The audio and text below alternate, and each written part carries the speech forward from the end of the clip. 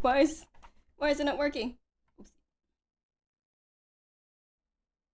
Okay, there we go. sorry. Hello, come on, Kokone. Come on, Kokone. Hello. Wait, okay. I decided to wait, why am I so small? I can make myself a little bigger. There we go. Hi. So, guess what we have here today? It's Arizona. And this one it wasn't provided by Weebs of the Shore. I actually got this legit, okay? But we also have signed CSR Arizona. Oh god, the immediate reflective light is kind of bad, but I also made my nails Arizona themed just for this occasion. As you can tell, well, it actually appears way darker on camera, but it's more akin to like this, you know. It has her gold, it has her swirly blues, swirly blues. Yeah, you can kind of see it. And gold edges. So yeah. So Coco cosplay of this when? No. Anyways. Thank you everyone for joining me. Thank you so much to Weebs of the Shore for kind of providing all of the stuff that will be opened on stream today. I also have this legit as well. When I went to Toronto, this I got my girl Sylvie because I used to play her slime deck for a while. But it's funny because, well, this one, the Arizona playmat Weeds of the Shore has provided as well. So, oops, just like a little, oh, there we go. There we go. Yeah, Astra Hype! So, Weaves did provide quite a few things. First of this being the beautiful Arizona playmat. I also got another. I have this legit already. Actually, I think my deck this is my personal deck. I think some of them do already have this as a backing somewhere somehow. Oh wait, no, maybe it's in my other deck box. Might be in my other deck box. I have another deck box. It's in here. No, I switched it out for Kongming. Oops. I'm sorry, Sylvie. You're there somewhere in my box of cards. Oh my god. Final Tommy, thank you so much for the Akasupa. Thank you. Coco Claus, just getting this out of the way now. Thank you. Oh yeah. So we have the Arsana themed nails. Yeah, so I have more Sylvie. Maybe it's time I bring back the Sylvie slime deck. Because I put it away for a while in favor of my Nico water deck, which unfortunately I can't really use legit anymore because IBS Icebound Slam is category 3. So for those who are, but anyways, before we get too ahead of ourselves, there anyone who is new to Grand Archive, it is a trading card game.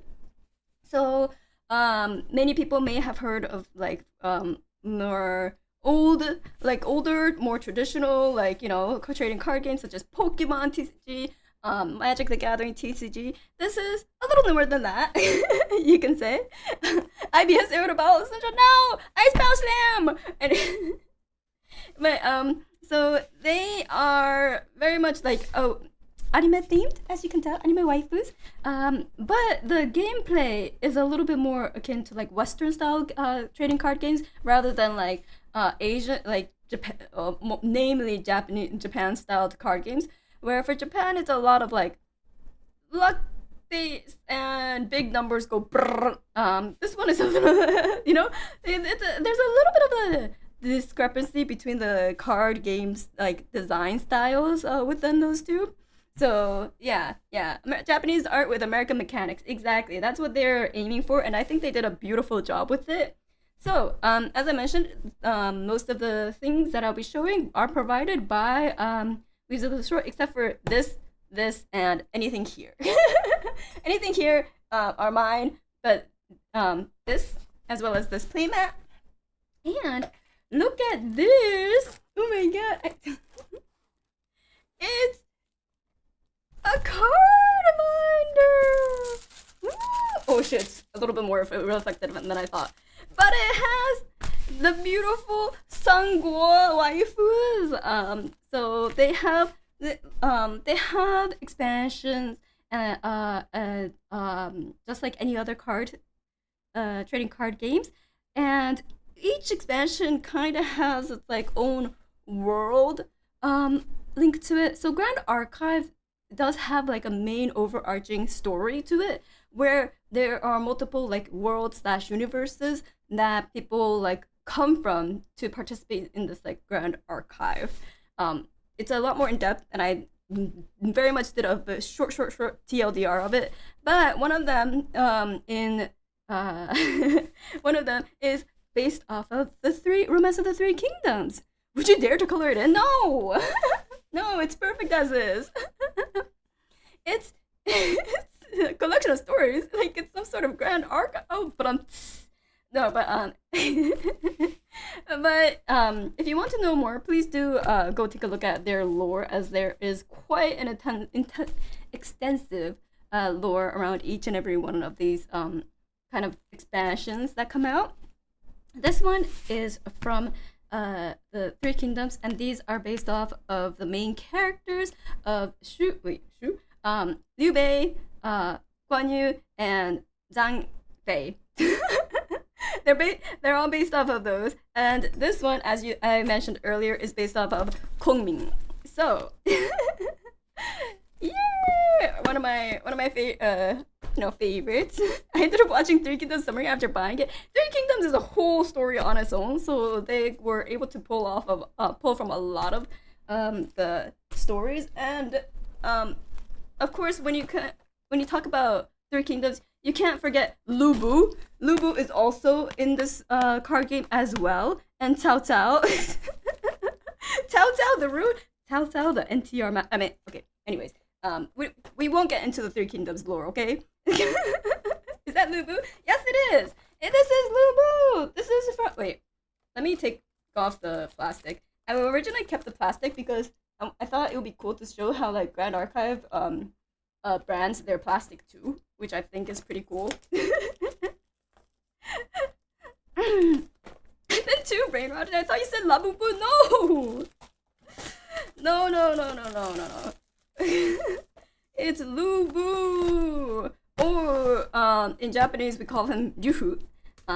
So she turned into she, and she's now a waifu. And she also has a waifu of Diao Chan. So Diao Chan is also in Grand Archive, and one of the champion cards. So as you can tell, she is a champion, Arisana, and Diao Chan, her waifu, is also a champion. Who said Labubu put them down? So the cool thing with these boxes is they pop up into like this for storefronts. Welcome to my store. Would you like a booster pack? No, I don't think I will. There we go. Make it all pretty. Ta-da! So obviously we have Abyssal Abyssal Heaven, or HVN, Heaven for short. Each pack can be kind of shortened to this, but when this came out in March 7th, I believe. So this is the newest expansion, which is Abyssal Heaven, an expansion set to Mortal Ambition. And Mortal Ambition is like the more overarching, like Sangguo based set. So an expansion to an expansion. Yeah, I love me some cardboard. Same. And so we also have two other boxes. Namely, wait, let me put Arisana here. There we go. Yeah, core and expansion is how they do sets. That's true. Okay, core. The core is Mortal Ambition. Thank you. I was like, I can't recall what they called it, so I keep saying expansion. But there's like core sets and then expansions to these core sets. Thank you. And As far as like my experience with Grand Archive is, I used to go to locals quite regularly to play. Get my ass absolutely kicked because this was my first TCG that I actually got into. Like I actively played it to an but of course because I was a new fresh TCG baby, there was a lot to learn. There was a lot to learn. And then work kind of got really busy, so I haven't been able to play it since Abyssal Heaven came out. Abyssal Heaven came out after I was like, I couldn't go to locals anymore because I got way too bogged down with work, real life work. So all of these cards are kind of new to me. All of these cards are actually kind of new to me. And there's actually a new core set that's coming out very soon, July 25th. So if these game mechanics sound nice, good to you, it might be a good time to get into it as once July 25 hits, so you could get introduced to the whole new core set. Yeah, you're ordering one of the DTRs. I'm pretty tempted because you know how I said that each core set has kind of like a universe associated with it? The universe that they're pulling from for DTR are distorted. Wait, let me make sure I get the name correct. It was distorted reflections, right? Hold on, let me double check. It's Alice in the Wonderland through the looking glass. I wrote it down.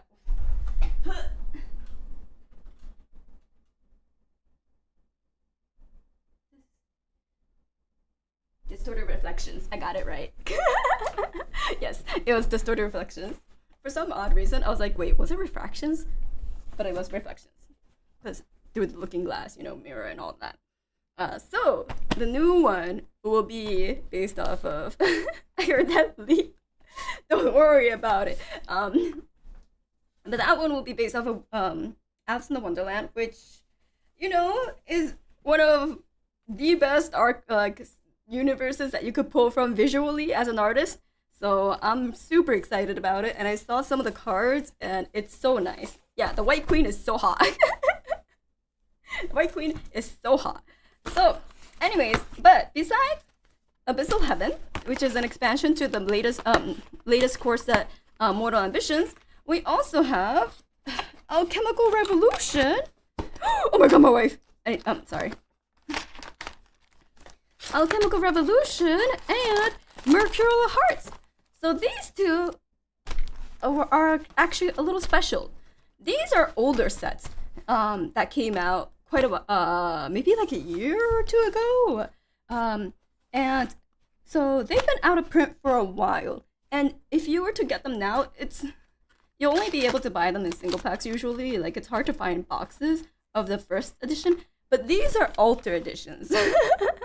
These are alters, which means it's a reprint. But with the reprints, they printed out a bunch of they obviously printed out the original set, but they also included some new cards, as well as you know how in Pokemon you have the money card of like a fully illustrated card, or like say in Vanguard you have the triple frame rare or the silver frame rare and stuff like that. There's something called CSRs, which is collector's super. Wait, I'm like, I don't want to botch up the name. Collector's super rare. Okay, yeah, I was correct. But there's a thing called collector's super rare CSR, as well as the collector's ultra rare. So there's only one of in each pack of these, like each set printout. But the ultra rare, I believe, is a newer thing, and the older sets only have well, I said only, but the CSR is the best one you can get, and there's 7 different types. So those are the chase cards, and the thing with alters is that instead of reprinting the CSRs the same, they actually got new art for the CSRs. So even if you got the CSR in the first set, it still stays valuable because in the new set, there are going to be a whole different artwork associated with it. It's not guaranteed per box, no. But there's you have like a very, very, very solid chance. I think it was like per case. It's like a per case that you could you potentially could get it. It's like, yeah, it's not, it's hard to guarantee it. But so that's what's in here. I believe this also goes up to CSR. Yeah, see, this one also goes up to CSR. There's ultra rare, super rare, rare, uncommon, and common. Generally, to me, Grand Archive does a really good job of where even like normal like common or uncommon cards are really good to have in your deck. So it really depends on like the card effects and like your synergy and like the win conditions you want to create. So you're not always chasing like the super rares or the rare cards, you know? But yeah, that's one thing I really liked about it. So now that we got all of the explaining, does any of the students have any questions? To your very unqualified teacher. to the very unqualified teacher, which is I. Can we see the emotes under the boxes? Oh yeah, the emotes on the. This is the only box that has an emote, but ta-da! Isn't it so cute? Look at it. They're, like the newer boxes, they have like little emotes hidden underneath the box. So yeah, anything you're chasing for, dungeon guide. Okay, I think I have enough, but you know, just in case. So for this one, I just want Lubu and Diao Chan together. I just want as many Lubu and Diao Chan as I can get. Is Kongming on there? No, Kongming isn't on here. I had the box for wait. Hold on.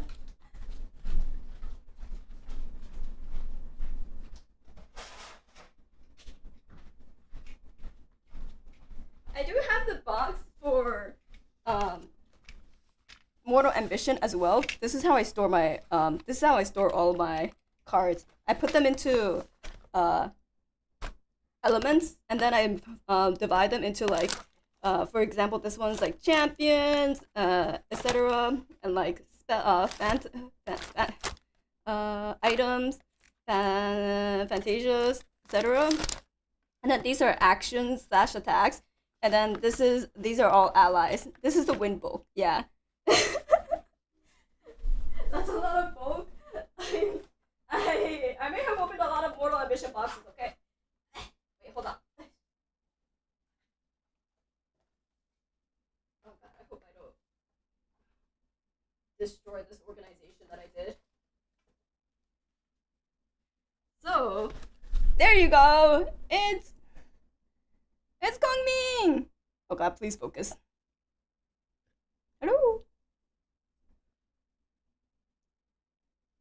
Almost.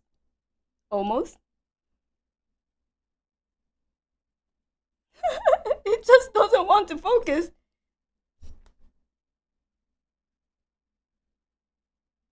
Okay, well, you get the idea. Yeah, she's doing a thumbs up, okay? She's doing a thumbs up. Yeah, she's a little shy. What if I do like a little like this? Oh, there we go! Pollock to the rescue. Yeah! Now let me put these back into this organization box.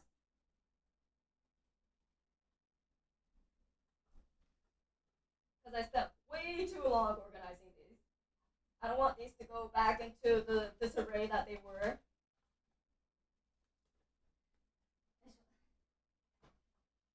Okay.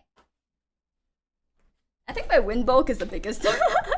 I think my win bulk is the biggest, so that was the worst case scenario.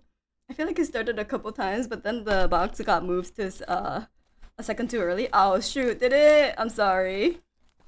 But yeah, these ones don't have any, so the altar boxes haven't been updated to have the emotes hidden underneath.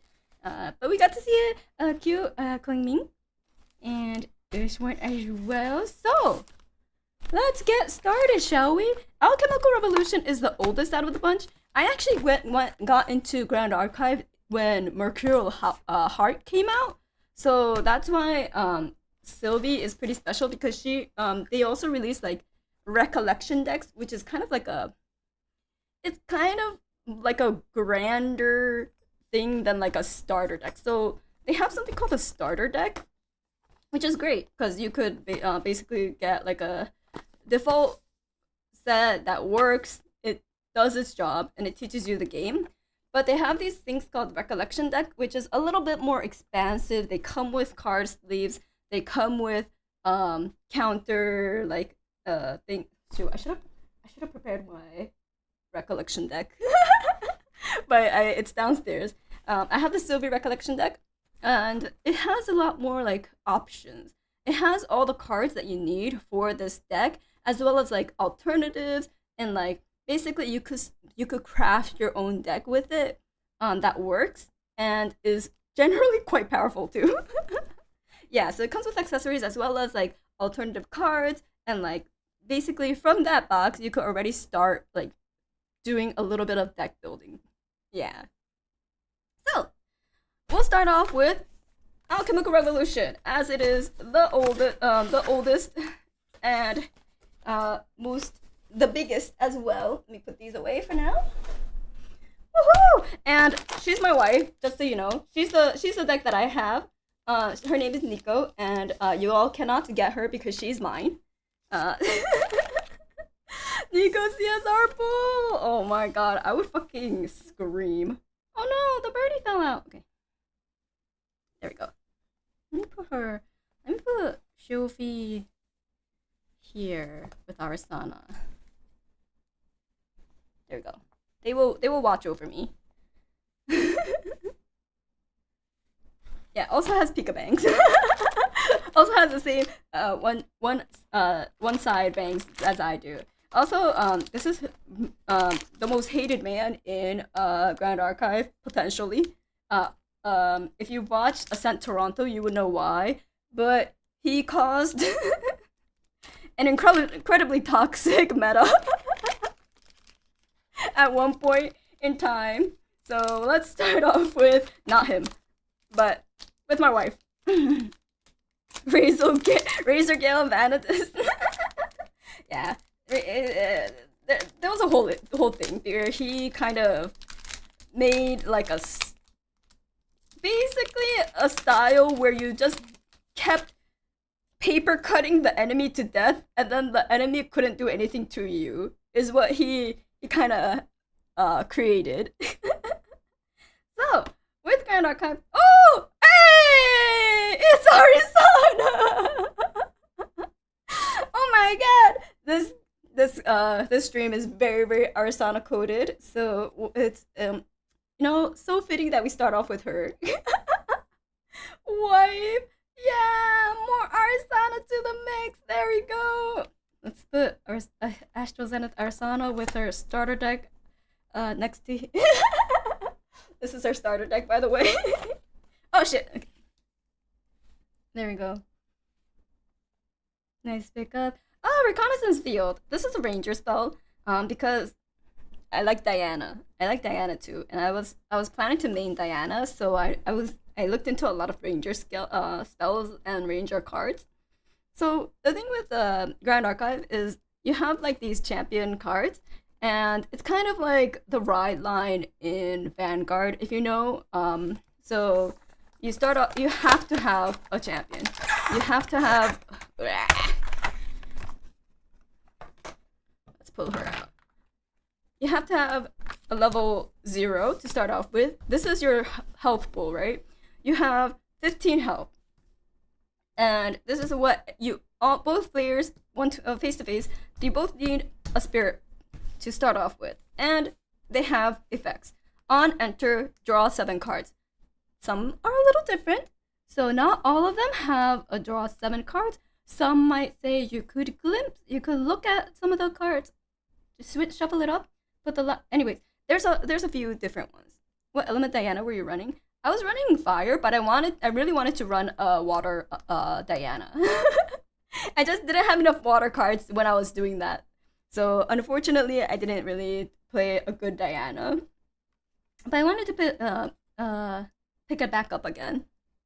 And then, so you start off with this. So that's how you get your starting hand. And then once you start playing, you could level them up eventually, right? So it's like, well, level 1, level 2, level 3. But they have classes. So this one's a Arizona is a cleric. And so some of these cards have like class bonus, which means if you are of the same class as what this spell says, you could trigger this effect. So for example, if I'm running Arizona, I can't trigger this part. I could just do on enter, look at target opponent hand and memory. I cannot target unit gains 1 range and 1 true set until end of turn, which is the bonus benefits. I love the class bonus design. Same, I really like it too, because like technically you can still use this card. It's just not as powerful. But certain cards, I know people use even if they don't care, even if they don't benefit from the class bonus, because the initial effect is what they're looking for. So even still, it's not like a limit that you can't put it into, like, say, this deck, which is nice. So, oops, we already kind of got spoiled, but escape the wreckage! Oh shoot, I was actually looking for another one of this. But this one, as you see, it's also a ranger skill. Let me bring it up a little bit more. It's also a ranger skill, but there's no class bonus to it. So return target ally you control into your memory. If you do, draw a card into your memory. So drawing cards is very, very important in your Grand Archive, because it builds up your influence or like your hand. So for example, this says cost 3. If you wanted to play this, and this, like, pretend these were your hands, right? I'm just you need to put down 3 in order to play this. So your hand size is basically how much you can do per turn. I already kind of spoiled all of my card pulls for this pack. Oopsies. So drawing effects is incredibly useful. Oh, Flame Blessed Trainee is a cleric, so Arizona could use her because she only has class bonus effects. Although she is an ally, which means she has power and defense to be able to do a direct attack or attack the other units on the field. So on attack, if Flame Blessed Trainee is attacking an ally, you may discard a fire element card. If you do, this attack gets plus 3 power. Apply this effect only if your champion's class matches the card's class. Ooh, wait, so she becomes a 4/2 with 2 cost? And as a fire element, you keep wanting to throw fire elements into your graveyard due to certain combos. Oh my gosh, she's like the flaming bowman. She's like the flaming bowman, kind of. Nice. That shock sure is creative. Shh. We don't talk about creative shock right at the moment. It hasn't come up yet, okay? Reconstructive surgery. Wait, I was like, should I separate them into elements? I'll do that later. To put a buff counter on a target automaton ally. Yeah, so each like expansion and core sets introduce new mechanics to the game. So for example, this one, it introduces a whole new like automaton type to like the game. Whoops. It introduces a whole new automaton type to this game, which is like it's kind of a lot if you come into the game at the new core set, but they usually write down, for example, on this, like, apply this effect only if your champion's class matches. So it explains the class bonus. So you generally don't need to like know immediately off the bat, and you could just read this to be able to tell exactly what it's doing, which is very helpful because a lot of card games don't do that. Card sorting on its own is part of the fun. True. How many cards do you own now? Too much. Too much. So yeah, this one's specifically if you're running an automaton deck. It'll be good. Turn automaton, yeah, because you won't if you don't have any automaton. This one's useless. Airship cruiser, ranger. So rangers are kind of like special, as in they can get range 2. So if they become a state of distant, they get +2 to their +2 power to their like attacks. So range 2 means they get +2 power if they become distant. That's about it. Cast bonus. Floating memory. Floating memory. I feel like I would need to describe the whole game to explain floating memory, but they're great. So while paying for, you know how I said, like, for example, this is 2 cost, and you'll need to have 2 cards in your hand to play this. If this card is in your graveyard, you could just banish this card to pay for it instead. So you only put down 1 card that you can't use for that round. So essentially frees up your the amount of things you can play in 1 turn, because this has already been exhausted and it's in the graveyard, but it comes back from the graveyard to go to banish to become a memory that you can use to pay for a card. Floating memory, that's just what I call my brain. Oh no. The rangers have range, I see. Yes. So yeah, floating memory is always great. Organize an alliance, target ally becomes fostered. It's generally listed on the ally if there's a foster effect. Otherwise, you can't, even if you foster this, it doesn't really do much. There's usually a foster effect written on the ally, so. But it's a floating man. Oh, bottled forge light. This one's for Arisana. She could brew potions. She could brew potions. So this one's part of Arisana. If you're running a fire Arisana, vanish from sight. Yes, activate this card only during an opponent's recollection phase, and your champion gets stealth until end of turn. Ooh, is this new art, or is this new? Explosive fractal. On enter, deal 2 damage to the target champion. Oh, okay. Interesting. Slash and burn. This card costs 1 less to activate if you're a cleric. So if you're Arisana, this costs 1 less to activate. So it becomes a 1 cost. Gather. Then you may banish up to 3 fire element cards from your graveyard. See, fire has a lot of like banish fire elements from your graveyard for an effect. For each card banished this way, gather. Ooh, she's cute. Condensed supernova. Brew 1 silver shine, 2 adjuvants, 2 catalysts. Sacrifice condensed supernova. Deal level damage to all non-Astra units. Glimpse 4. Huh. I've never built a brewing deck, or like a potion deck, or like an Arisana deck. So I actually don't know how this works, but I'm tempted to try, since you know this is all this is very Arisana coded. I want to try making an Arisana deck, but yeah, it's 7 cost, and there's no way to lower the cost of it. Huh. But it is a cleave, essentially. Or it's a board wipe. Because you basically deal level damage to all your non-Astra units. And by the time you're Astra, that's a guaranteed 3. But, so it's 3 to all units. Situational. Oh, herbs is an alternative cost with brew. You can brew it without paying reserve. Oh, interesting. I see.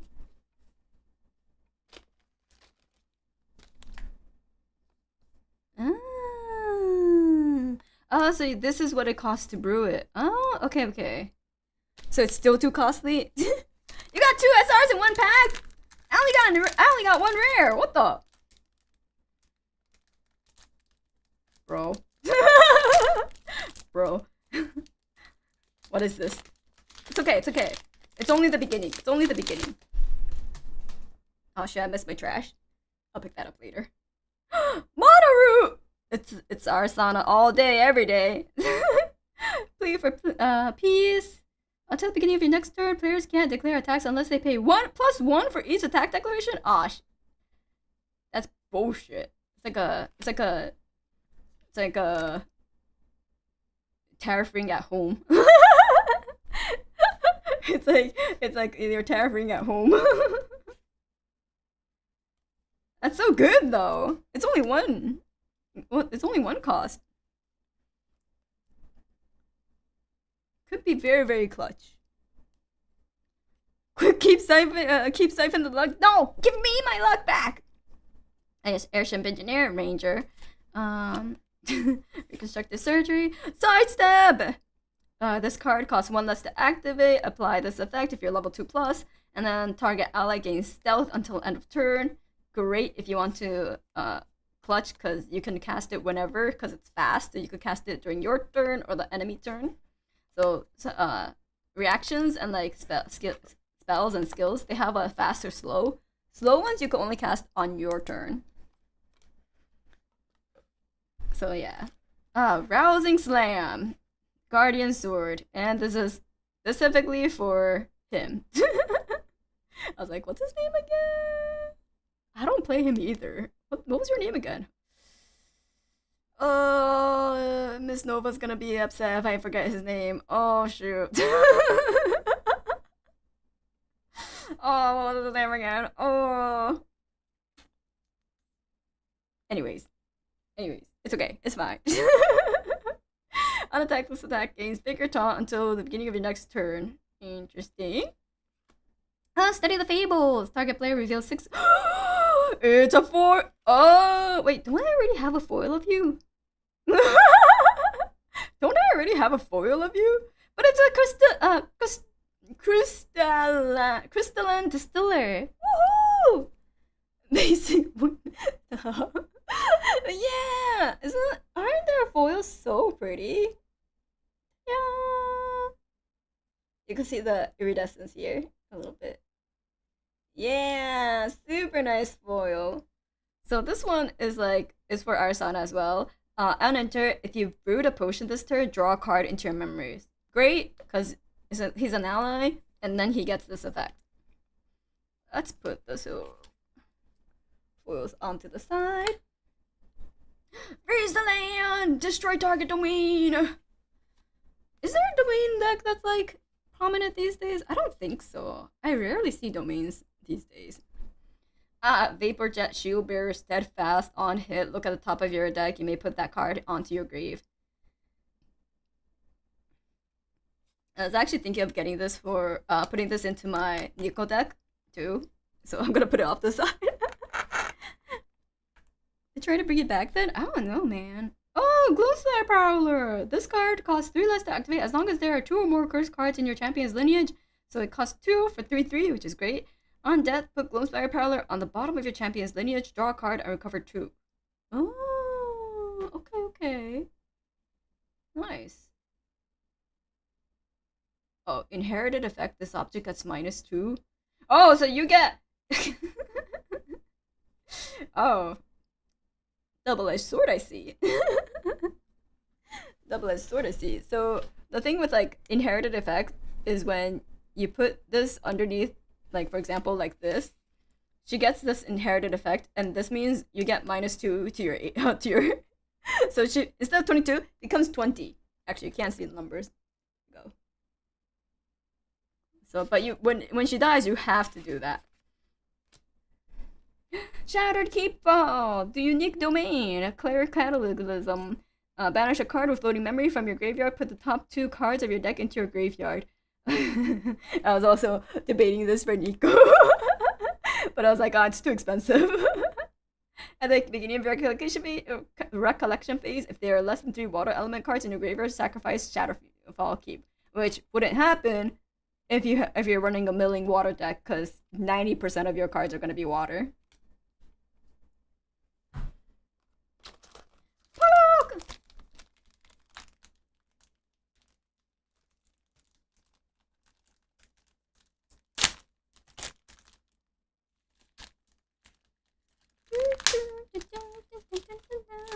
I think there's like a certain number of foils that come in a box, and then a box guarantees 1 ultra rare. I think that's what it was. Hey, Spirit of Water! More spirits. And then reconnaissance field. Scry the skies! This one's for Arstana. Glimpse level. Draw a card into your memory to glimpse. Look at that many cards from the top of your deck. Put those cards back onto the top or the bottom of your deck in any order. So basically, you get to do a bunch of shit with your deck. you get to put the deck in an order that you would like, depending on what level you are. Hey, it's more Flame Blast trainee. Subjugating Lash. Oh my gosh, she's so hot. As long as your champion has 12 or more damage counters on them, Subjugating Lash gets +2. I don't need this in my Nico deck though. Yeah, deck fixing. Exactly. Yes, exercise the curses. Choose up to 2 curse cards from a champion's lineage and discard them. So wait, does she count as a curse? Yeah, she counts as a curse. So if you don't want to be, minus -2 in debt of health, then you can use exorcism curses to exorcise her out of your lineage. So kind of goes with curse builds, as Diana does. Bottle Fortune Lies, Study the Fables, Tactical Retreat, which is great. Target unit becomes distant and has a floating memory. Rapid Reload. Wind Ranger. What that was? They don't have. There's not that many Wind Rangers skills, I thought. But anyways, efficiency. Materialize bullet card from a material deck. Fast, nice. Imperial Panzer! Foster. Oh, see? this is the Foster. So at the beginning of your recollection phase, if this ally hasn't been dealt damage since the end of your previous turn, it becomes fostered. As long as Imperial Panzer is fostered, if you're a Guardian, by the way, it gets +1 power and +2 defense and has vigor. So, Tonoris' wife! Oh, right, his name was Tonoris! Where is he? His name is Tonoris. Wait, are they canonically wives? Like, I mean, husband and wives? Husband and wife? That doesn't look like a Panzer. The turret isn't anywhere nor big enough. Hey, this is a fantasy we're talking about. Don't worry about it, okay? And then, Crimson Tear! As long as Crimson Tear is attacking or retaliating against the human, Crimson Tear gets +1 power. And then if you're level 2 or above, whenever you activate a reaction card that targets Crimson Tear, draw a card into your memory. That if it's not your turn, wake up Crimson. Ooh, dang. Kind of hard to control, but honestly, not bad. Not like she could, like, depending on the situation that you're in, that's crazy. That's crazy amount of stuff. But is it a deer or dare? This is a super rare. Yeah, we got one super rare. Woohoo!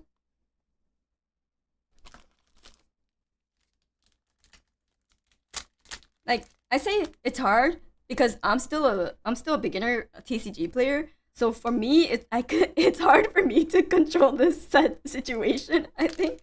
But if you're obviously smart and like have a reaction in hand to be able to do this combo, yeah, it's like a vigor, kinda. Hello, welcome. I'm not smart. Same. I'm not smart either. Hey, it's the automaton drone. So this one is a token ally.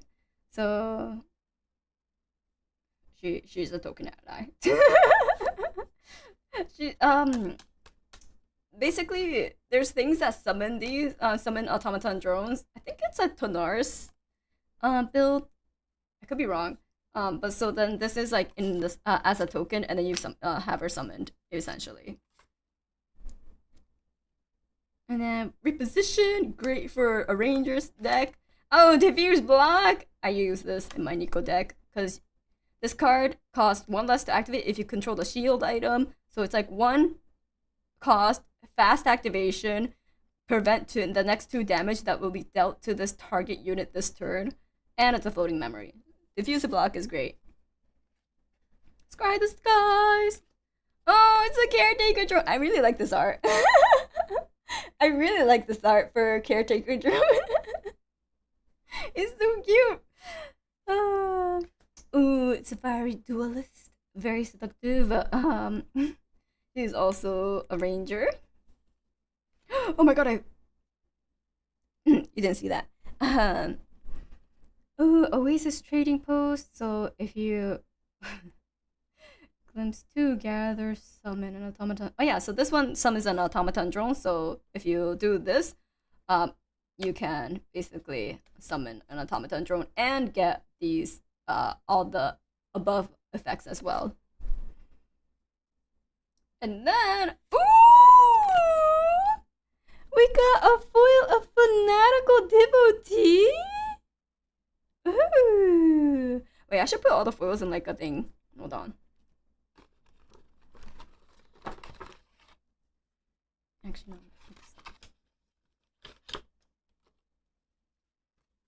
I should use the where did I put it?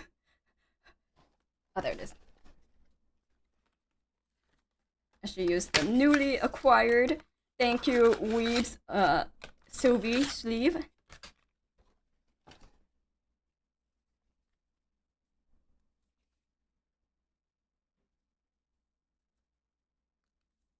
We got a fanatical devotee foil, beautiful, man. Her foil is so nice. Oh my god. Wait, she had heterochromia. I just noticed that. Her eye is like blue and like yellow. Not that you can see it, of course, because what is focusing, but take my word for it, okay?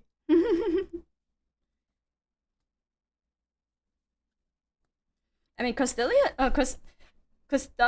I'm never gonna be able to pronounce this name. Crystalline Distiller also, the foil is really nice. Yeah, we'll take your word, thanks. Trust, okay? Trust. Okay, so we also have Frigid Bash. Cost 2 less to activate if you control a field item, and on hit, the hit unit doesn't wake up during its controller's next wake phase, and the I see. Huh. I don't know if I'll use it in my deck per se because I want to maximize the amount of floating memory in my deck, but it's not bad. Keeps an ally unit in ally deck in check. Umbra Sight for my Umbra Diana. Oh, it's Tenoris. It's a Neos Tenoris. Who's seen Neos Tenoris around? Anyone have his number? I haven't seen him in a while, but yes, free fabrication. You may sacrifice 2 tokens rather than pay this card's reserve cost. If your influence is 5 or less, draw 2 cards, so it helps you balance out your influence. Oh, Shade Cursed Hunter.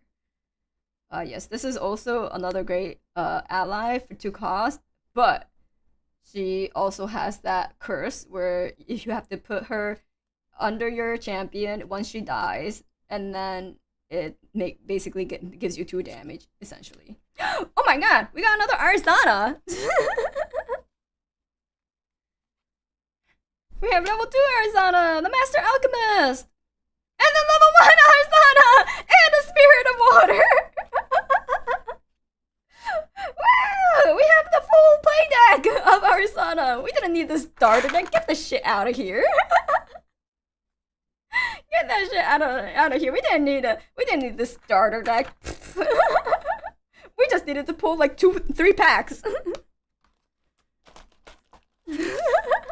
See, instead of like Vanguard where you may potentially get 1 in like a line, you could get all of this like champion line in like 3 packs. Isn't that great?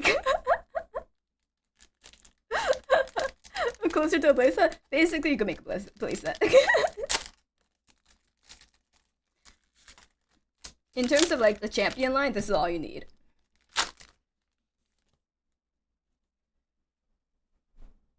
Oh my god! This is an Arizona box! We got even more Arizona! Wow! Ooh, take aim for Diana. Convalescent tonic. We should try to build a Arisana deck afterwards. Convalescent acid brew. Harvest herbs. Hello, Arisana again. Gather together. Floating memory. Okay. More Arisana cards. I'll just put all the Arisanas here. Oh, Windless Arbalist. Range 2 and she has vigor. She's pretty good. Airship cruiser. Organize the alliance. Bottle forge. Oh, vanishing shot. Load vanishing shot. On hit, you may return that hit ally to its owner's memory. So it's 2 power. But for example, if the player put down like a big beefy target that you can't like, that has like maybe intercept or like things to prevent you from killing the other champion, you can maybe use this to just like, okay, yeah, sure, that unit may have 7 HP, 7 defense, but like you just have to put that back into your memory now. You need harvest herbs. She's right here. Lava heated brew. Draw a card, then discard a card. If you didn't discard a potion item card, deal 3 damage to your champion. What? Oh my god. Floating memory. Okay. Imperial Panzer. Oh, Mind Break Bullet. Lero's favorite. Load Mind Break Bullet into your target unloaded gun, and then look at the opponent's memory and discard a card from it. Ooh, Mind Break indeed.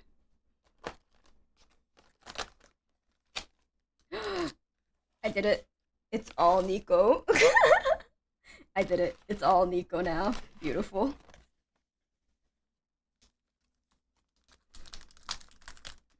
Break the mind with ballistics seems efficient. Yep. Is memory the zone name for the deck or the hand? So memory is like a third zone. Like there's actually a few zones for Grand Archive. So let me depict it. So there's things like your champion line, and like these items.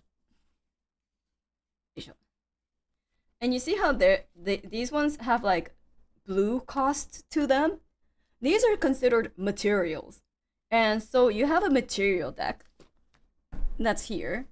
And then you have your draw deck that's here. And then you, for example, you have like your champion here, right? And then you have your hand. This is a way big of a hand than you should have. Let me let's say you have this as your hand, right? So this is your hand. 5, 6, 7. Now, when you're paying for cost, so for example, if I wanted to put airship cruiser onto the field, like around here, then I have to pay the 3 cost.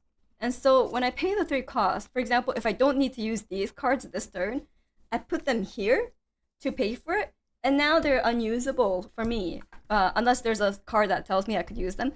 But this is called your memory. So now I only have these cards, so I could either play this and play another 2 cards, or this, play another 2 cards, or keep my hand past the turn after attacking with this ally and have a reaction to any sort of attacks or skills that the opponent may do to me. But this is called your memory. So whenever you draw a card into your memory from your draw card, for example, draw pile, for example, you put it here. But the next turn, when it's your turn, you get to pull all of these back up and into your hand. So now you have a bigger influence. You have a bigger playing hand to like start doing things with. Yeah, it's like your discard to play cards for cheaper. It's like your temporary discard, because once like this dies, for example, if my ally dies on the board, this one gets put into my discard pile.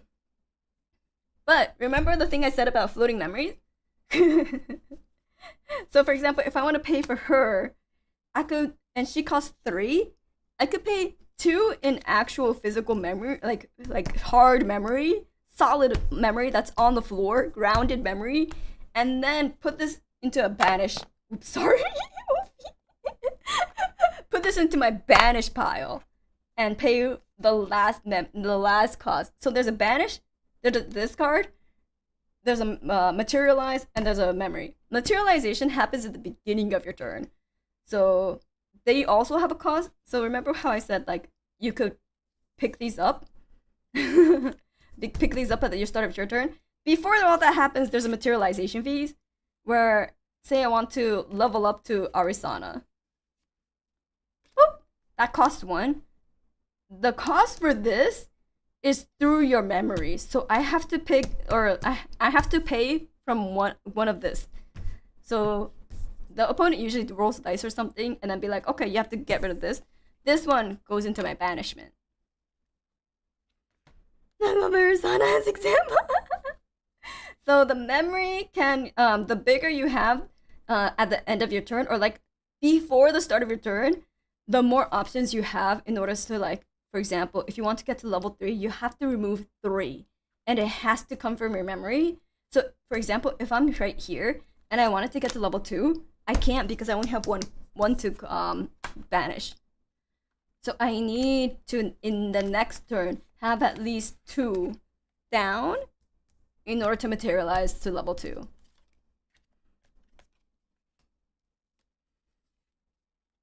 It's probably a lot, and it's probably pretty confusing until like I actually do like a game or like a solid play-by-play. But that's the basics of Grand Archive, of like you have your material deck that you materialize your like level up from, or have like a for example, an item that stays on board until something happens. So it's like draw a card, or like prevent the next damage, and so there's that materialization phase. There's your draw pops. Hold on, let me not mix these up. There's your draw pile. Let's say this is my draw pile. Wait, no, this is my draw pile. Yeah. There's your discard pile, and then there's your banish cards. Yeah. Yeah. The basics. There's like that's all there is to the basics, which it's still a lot, but it's not as convoluted as some other games, I think. And then once you play through it, it's pretty easy to lock down. All right, so I believe this was the pack that I opened, right? Yeah. Wait.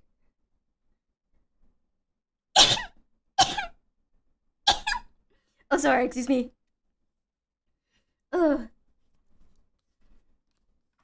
Oh wait, I'm missing my level 3 Arizona. Where'd she go? Wait, she's right here. And then my second level 2. There we go.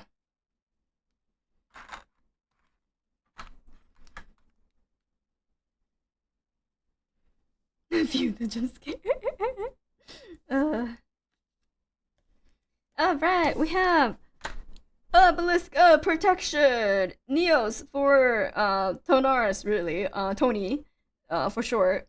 Prevent the next 2 damage that would be dealt to target unit this turn, but it costs 4. This ability costs 1 less to activate for each domain you control. So if you're playing Domain Tonaris, it's like you could potentially play it for free. Maybe, potentially. Imperial Alchemist, on enter gather. Okay, whenever you brew a potion, put a buff counter on Imperial. Ooh, I like working with buff counters, as I did with my slimes. Alchemy Attendant. Alchemy Attendant gets +1 if your memory +4 and class bonus. So 3, 2. Okay. Blazing Charge. Blazing Charge gets +2 if you're a guardian on attack until beginning of your next turn. If the damage will be dealt to your champion, they take that much damage +1 instead. Jesus. Take aim. Target unit attack gets +2 power. Oh, Shimmer Cloak Assassin. I hate her when when my opponent uses her. She's like a 3 cost, 2/2, but she has stealth, which means you need True Sight in order to kill her. So very annoying. My Tommy, thank you so much for the sneeze tags. Thank you. Thank you. Oh, it's Refresh Chamber. Materializes the bullet from your material deck. Then you may banish a card with filtering memory from your graveyard. If you do, put the Refresh Chamber into your memory. This is great. This kind of nice because like you pay for it to like use it, and usually with skills it goes into discard. But if you put like a floating memory that was in your graveyard, then you could put this in your memory and use it again the next turn. Strategic warfare. Allies you control get +1 until end of turn. Damn. Oh, the +2 is target unit gains true sight until the end of turn, which means stealth units get shat on. Windless Gatekeeper, just taunt for 2. On a turn you may pay 2 when you do put a buff counter on target guardian. Oh, interesting. Okay, conjure downpour until end of turn. Whenever a unit attacks, that unit gets -2, and it's a fast spell. Oh, nice. Draw card into your memory. Oh, wait. Conjure Downpour is kind of nice. Wait, is this new? This card costs 1 less to activate for each herb you control. Put 2 buff counters on a target ally. Okay. Oh! Conjure Downpour was so good back in the day. Good ally counter. Yeah, she's honestly pretty good. This Conjure Downpour is honestly pretty good. It's a good ally counter. Distilled Atrophy. Brew. 1 blight, 1 brew. On 1 herb. At the beginning of your recollection phase, put an age counter on Distilled Atrophy. Sacrifice Distilled Atrophy. Target champion gets -10 levels until end of -X level until the end of turn. If that champion is level 0 or lower, deal X damage to them. X is the amount of age counters on. Hit him with the age. Hit him with that age debuff. Sarah! Hello, Sarah! Thank you so much for the raid! Hello! Welcome! Snake Green! Welcome, Snakes! I hope you had a wonderful stream. We're streaming. Welcome though. Welcome. We're doing a Grand Archive pack unboxing today. Konban Kokone. I'm Yurikago Kokone from VTuber's First Wave Symphoria, and I'm a dream goddess. But right now, my dream is to get some nice cards. Specifically, I like nice waifu cards. You're playing Jazzpunk? Ooh, I never heard of Jazzpunk. Actually, what kind of game is it? Let me put this over here. There we go. Any sick pulls yet? Well, we did get these two, which are nice foils, and she's a hot one. She's a hot one. So she's called the Fanatical Devotee, and this guy is the Crystallian Distiller. But the foils are so nice in Grand Archive. Like, look at this. They're so well detailed. Yeah. It's a fun short spy game. Oh, that sounds fun. It's hard to explain. Calling the fire character hot. I know she's actually physically hot. Like, yeah, she's figuratively and literally hot. But anyways, this is a TCG called Grand Archive, and created by Weebs of the Shore, and they I'm very grateful as they provided the boxes for myself to open. So we have more boxes than this. This is one box from their Alchemical Revolution line, and then we also have a box from their Mercurial Heart line. All for Grand Archive, by the way. So it all plays together. And then we have another one from the Abyssal Heaven. Woohoo! So basically, Grand Archive is a game where it has, as you see, beautiful anime art, waifu artwork. If I could just get it to focus. Beautiful waifu. Oh my god, I can't get it to focus. There we go. Waifu anime art. But the gameplay mechanics are more akin to Western trading card games. So Magic the Gathering is a pretty good, solid reference for that. So if you like stuff that are more of a Western gameplay, but you know, as a VTuber watcher, you're like, I like my anime waifus.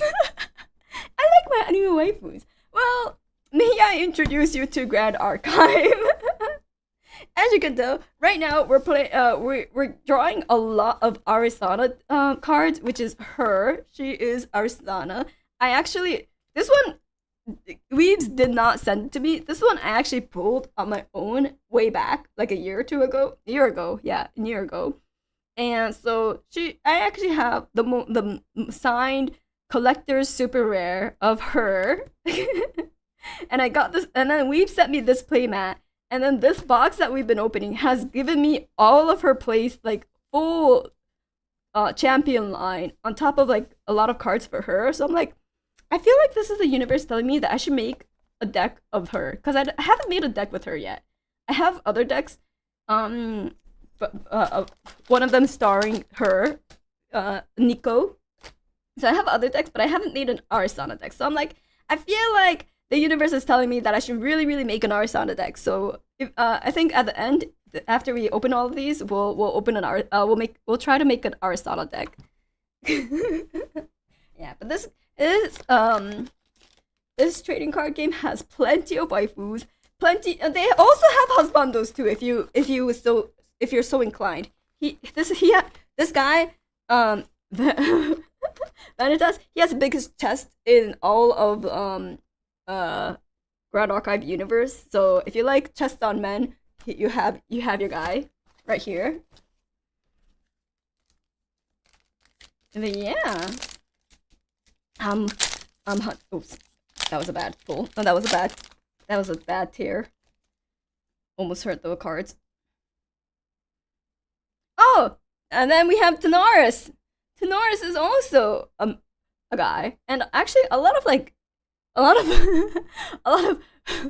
girls who like guys, and guys that I know who play this game really like Tony. They Oshi Tony for some reason. I don't know why. I don't know what specifically about Tony it is, but a lot of people I know that are either A, men, or B, girls who really like guys. Oshi Tony. That's Lone Gunslinger. Has some nice armor. True. It does have some nice armor. But, that's like...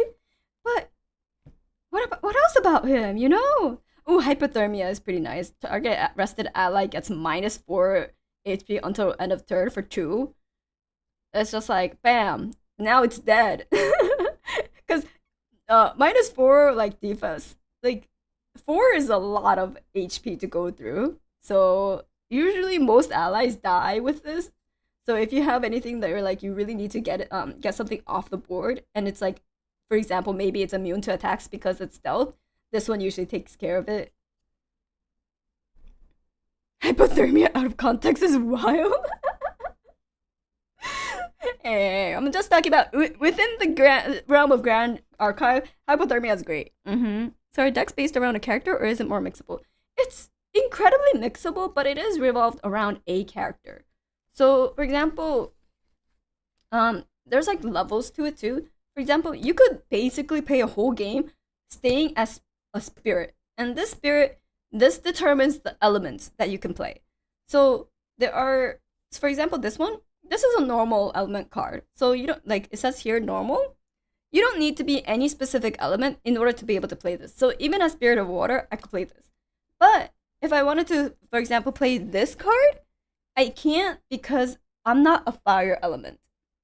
So that's the one downside. Right? Imagine one focus with 2 or 3 supports or way off. It's like champion with backup dancers. Yeah, a champion with backup dancers might be a good thing to say. Like so for example, now if I wanted to become like these champions, they don't give me any additional element. They're normal, right? So this determines the element of your deck. This determines which cards you should prioritize in your deck, because this champion determines your class, which is a cleric, for example. And then she has an effect of on enter, gather twice. So she has a whole brewing thing going with her, right? But aside from that, for example, hypothermia, it doesn't say like you have to be a cleric to play it.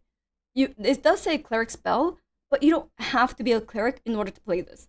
So as Tonoris, if you're using a Spirit of Water and you become Tonoris instead, you could still play hypothermia. But on the other hand,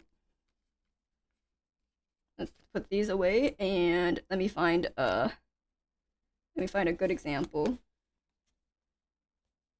Where's my class bonuses? Ah, okay, there we go. So disregard the element for a bit. But when it says class bonus on enter gather, this ally gains a benefit from you having a champion that's a cleric. That's not to say you can't use this with Tony. You just won't be able to use this part of the card. So you'll still have an ally that's 1 power, 3 defense on the board, but you just don't make use of this whole portion. That's a class bonus. So it's more synergetic. It's more synergized if you play with a cleric-based champion. But certain cards have class bonuses that are a little bit more negligible. For example, maybe I don't know. For example, if this still has an effect on top of a class bonus effect, you might still use this in a non-ranger deck. So it's more like, yeah, it'll be beneficial, but it doesn't lock you out of it. Yeah. Which I think is really nice, because it does let you become really creative depending on what kind of deck you build. And like I said, some people can make a deck that just revolves around the spirit of and still win.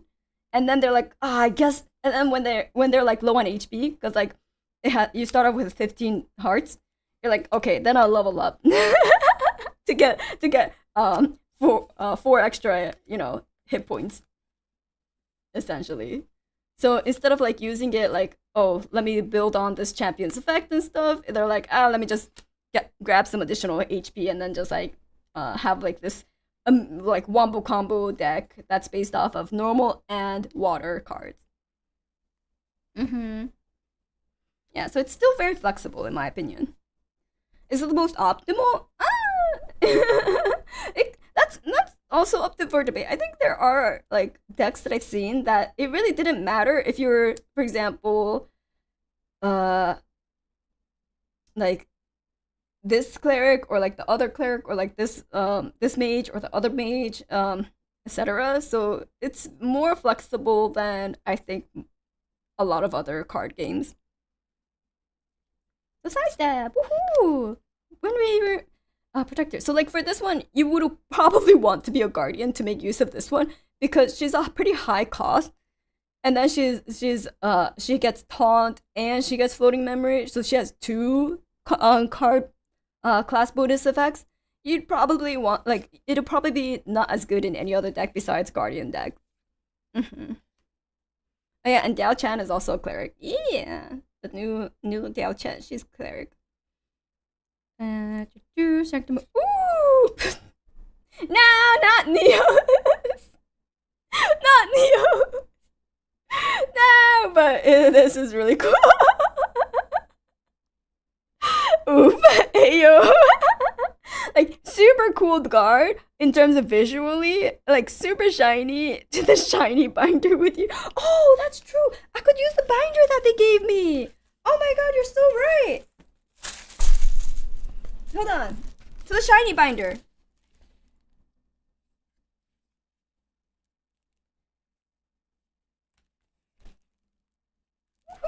Woo!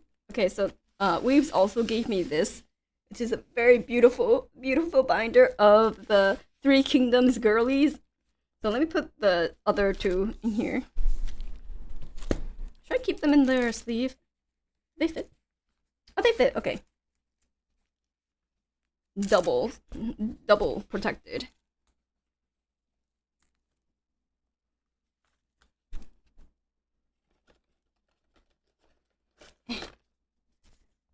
That fellow has a lot of keywords.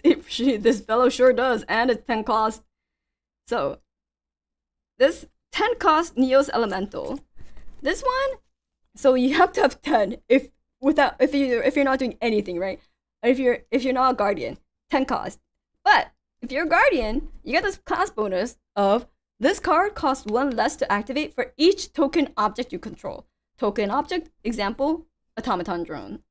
And then hindered, this target enters the field rested, so it comes in rested. It can't attack, but it has steadfast, taunt, true sight, and vigor.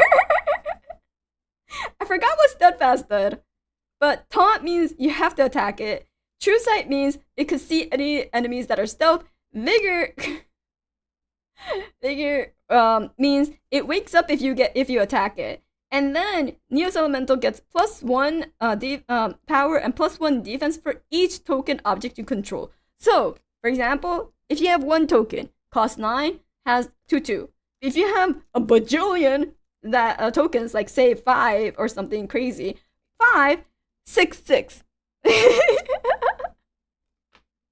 So you could, if you're just like, oh my god, I can't hold on to all these tokens. Oh bam, Neos Elemental. How are you gonna kill it? You can't. So if you're like loaded up on tokens, yeah, it's great. Maybe retaliate to an attack targeting it, even if rested, and won't need to become rested if you want to retaliate. Oh, thank you. Thank you for the refresher. Yes. So basically, even though this guy comes in rested, you if someone were to attack it because they're like, oh man, I gotta get that shit out of here, right? It can retaliate. So for example, just for the sake of argument, say it's 5/5 and they're trying to kill it. If it's steadfast, it can retaliate with that 5 power. So it will pretty much one-shot anything that's trying to kill it, like literally. Love wide decks with final boss, yeah. And if you attack it, it has vigor, so it becomes awake again. Which means if you attack it again, it's gonna attack back. So yeah. Basically, you'll probably only be able to kill it with like spells, shall we say.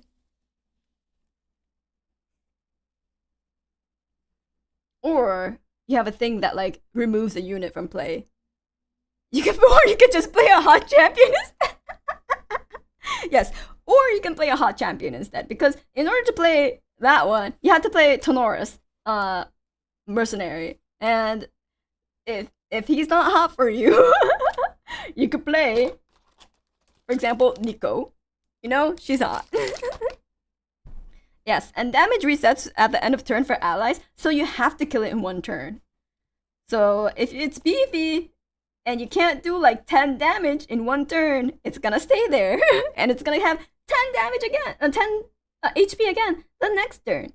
So you have to kill it all in 1 go. Yeah, see, it's the same as MTG. Allied War Priestess. Potion! Infusion! Frostbite! Rest target potion. If you do, it gains sacrifice rest target unit. The next time that unit should take damage from a water element source this turn to wait, hold on. This is a lot. It takes that much damage plus 4 instead. Wait. Rest target unit. The next time that unit would take damage from a water element source this turn, it takes that much damage plus 4 instead until... Oh, okay. So it's like hypothermia a little bit.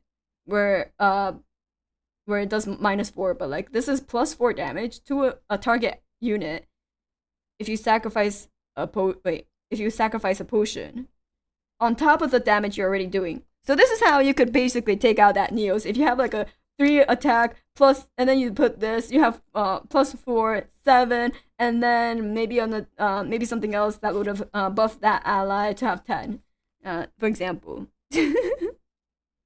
Unfortunately, potions suck at the moment. Yeah. Surging Undertow. This card costs 2 less to activate. If you're a ranger, put the top 3 cards of your deck into your graveyard. Then, if there are 3 or more water element cards in your graveyard, choose unit and it becomes consistent. Okay. Sadly, like decks that revolve around like elements in your graveyard does have a counter to them right now. Due to a certain thing that got introduced. Certain item, materialization item that got introduced, I believe, but it's still very powerful. I love sacrificing my own things for value. Aqueous armor, ally link. At the beginning of your recollection phase, put the top card of your deck into your graveyard. Allied, linked ally gets +2 defense. So, very suggestive art, but you know.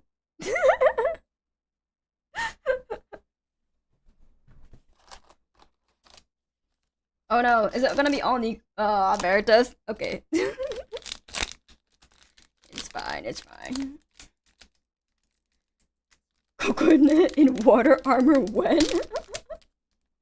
Summer will be the time, actually. Now will be the time. Oh, speaking of, I did finish the wallpaper. I just need to upload it. And make sure I didn't, like, forget anything. Ah! Blightroot! This is for brewing potions. More hypothermia. Hey! More potions! Subjugating Lash! Hello, Nico! Oh, Manic Zealot. On death, deal 2 damage to each champion. Ah, yes. Fire decks. Basically, you burn them, you also burn yourself. Palatial Concourse domain. For actually, it's a Mage Crossroads. At the beginning of the recollection phase, glimpse 1. Still for Tony. Domain Tony. Wave Rider Protector. Great unit for Guardians. And Enchaining Gale.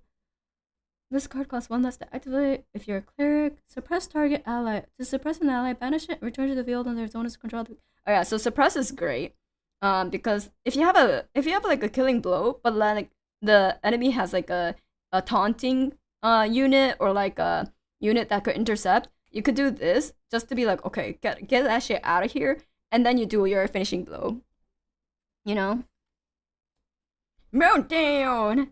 Level 2+, this card costs 1 less to activate, and then destroy target domain, item, or weapon. Wait, was this banned? Was this banned? No. But anyways, this is great. This was this was for like a counter to Jin, no? Because Jin relies on weapons and items. But anyways, let's see. Winds of Retribution. Lost to activate Guardian. 4 allies you control get +2 until end of turn. Okay, great for ally decks. Really expensive still though. I think Gloomspire had Hunter or Innocuous Disposer are closest that can check. Oh, yeah. Gloomspire. I don't think I have her here on me. Focusing round. Ooh. On enter, draw a card. Ooh. Okay. Load focusing round onto your target. Onto target. You know. Ah. Okay. This is nice because you get such a get draw for a bullet, which is nice. It's Rose! Eternal Paragon! Intercept and True Sight! Fast activation if you're a Guardian or Warrior, because she's both. And then on enter, if you're level 2+, you may change the target of an attack to Rose. If you do, Rose gets +1 defense until end of turn. And so she's a 4 cost, 2/3, but could be 4, and she's cute. Most important point, she's cute. Yeah, OG Rose. Rose is a good pull for window automatons. Yeah, Rose is a good one. Actually, she's Rose too. Now that I look at it. Yeah, into the fray. Stars Rose. Yeah, fact activation, which is great, cause then, for example, if the person's attacking you and you're just like, oh shit, that's gonna really like fuck me up, or like that's an ally I really don't want to die. You could be like, okay, bam, while on my turn, while on your turn, I'll put this down and pay the cost, and now I could change the target to her, and that target may have just done like 3 damage to kill this phantom make-believe ally. But if now I change that target to Rose, Rose gets +1 until end of her turn, so she has 4, which means she won't die from it. And now I just saved 2 allies. Yeah, fact activation is amazing. Should I put her in a different pile? Probably. I think. Yeah, she's super rare too.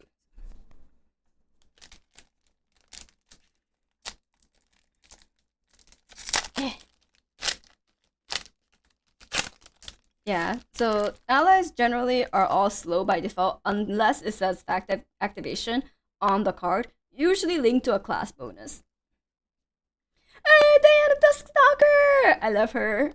So Diana is the one that uses this Umbra element, and she's like the hot ranger. I love Diana. Same. Diana, my OG wife. And then I saw Nico, and then I may have switched over. But don't worry about it. Also, I need to drink some water. Hold on. Oh shoot! I put my water too far. Sorry, I think I. There we go.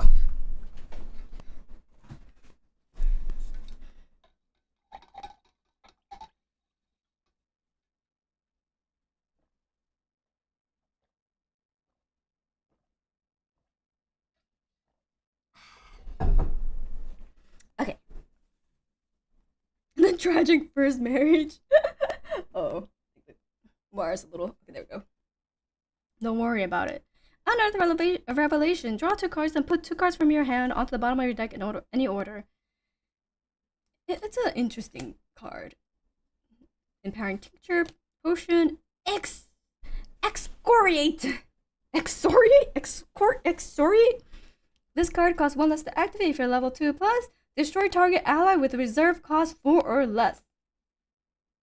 So, I guess, like, if you have, like, and the enemy has, like, a stealth, and you really don't have true sight, you really don't have anything that you could kill it, but it's, like, preventing you from killing them.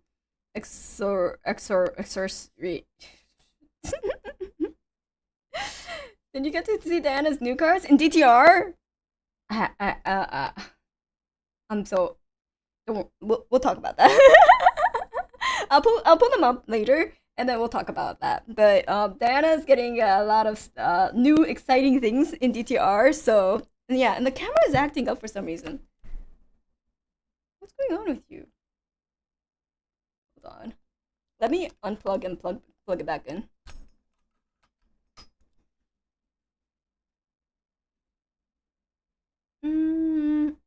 And then it broke.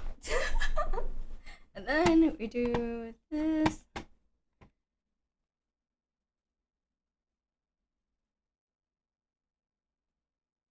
Oh, okay, hold on.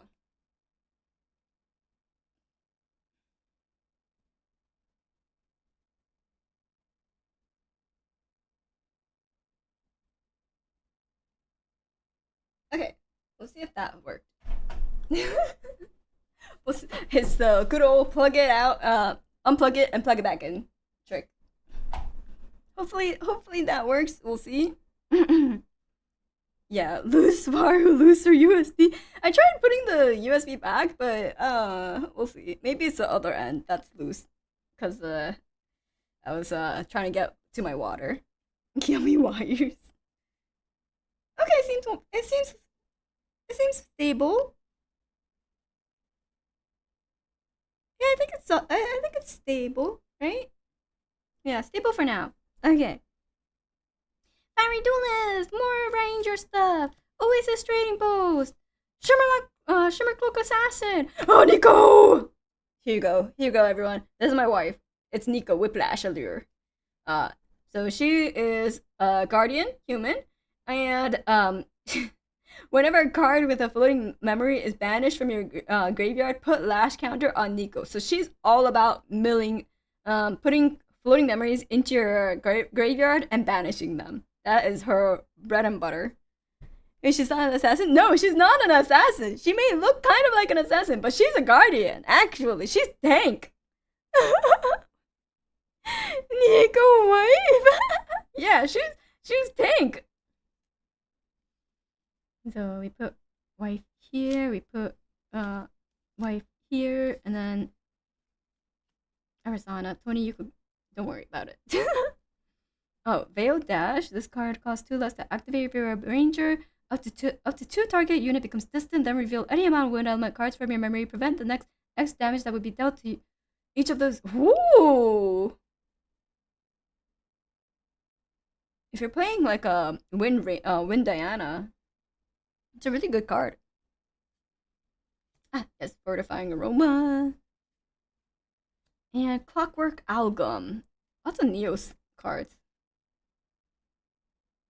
Any copy of any ally or weapon on the field except it has at the beginning of your recollection phase, you may return this object to your. Huh? Well, okay. I was like, huh. I was like, if you have the other guy that's like, plus power plus defense per token, and you make a copy, and you can basically make a copy of it for 3, 3 cost. But then I was like, once you have one out, you probably already ended the game by then. But anyways, you could have 2. Just a thought. No. We must win harder. True. We must completely and utterly obliterate the enemy and overkill.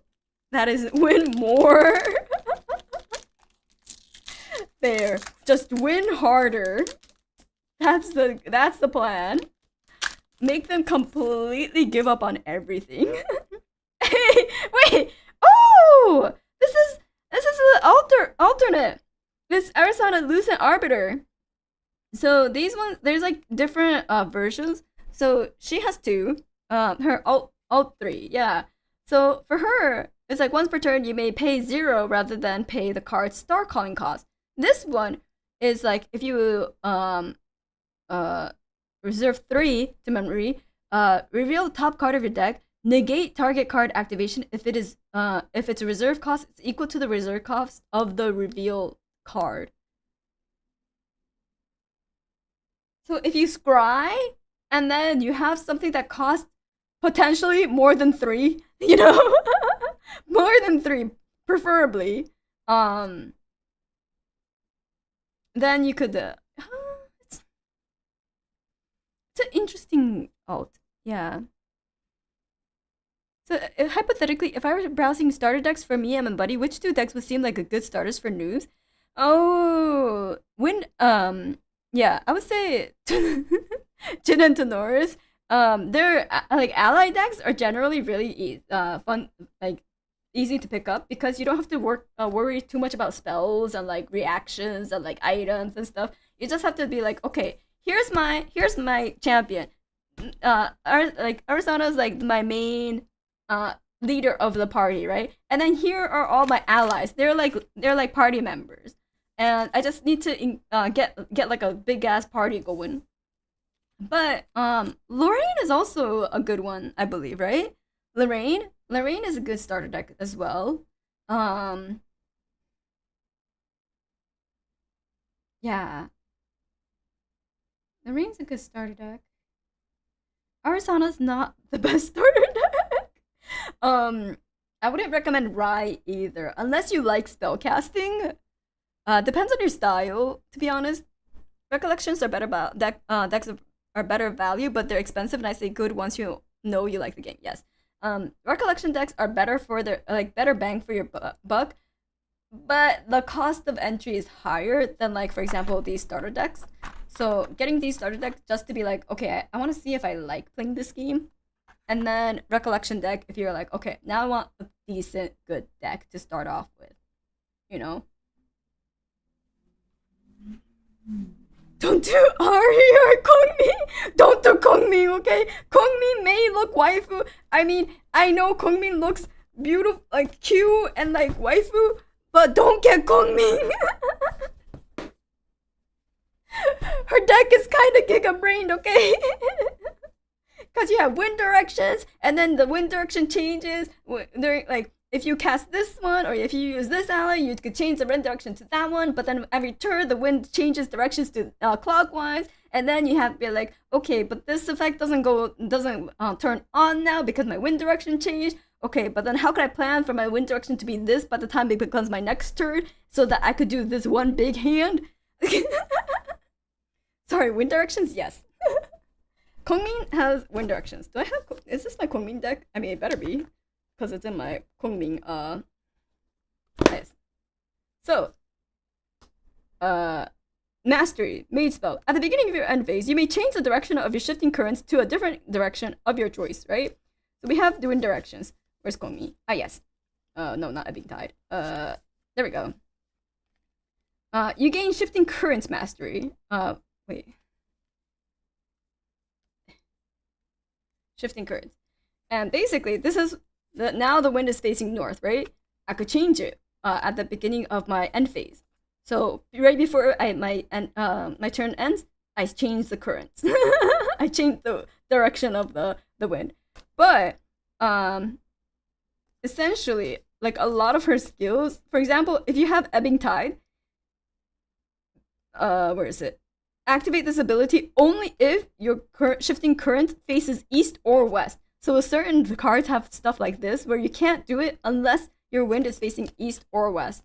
And then there's a bunch of other cards. So my, like, whenever your shifting currents change from facing south to east while Taiji of Crystal Stratagem is awake, you may rest it. When you do, as a spell, deal 3 damage to target champion you don't control. So, for example, you might have this out on the board, right? And then you're like, okay, my right before my turn ends, if she's facing south, I might change it to east. And now Stratagem does 3 damage to the enemy champion. My brain is there. Don't worry.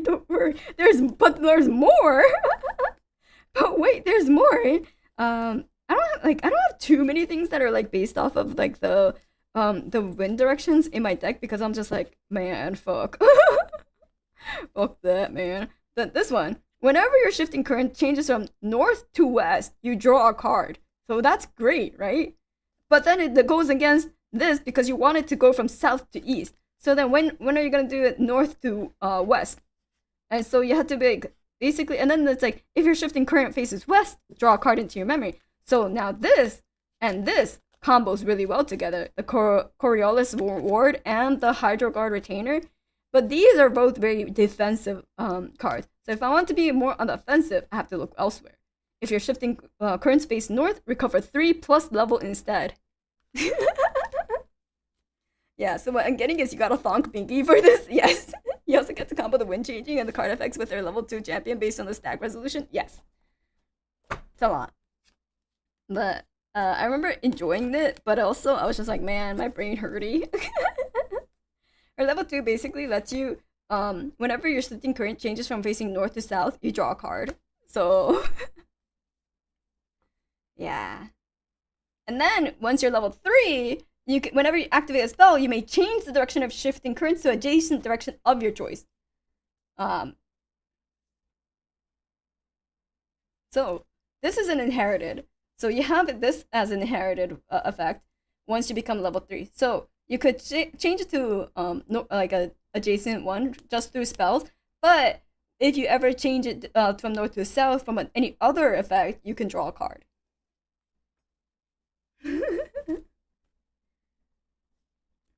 So fun times, but lots of thinking times.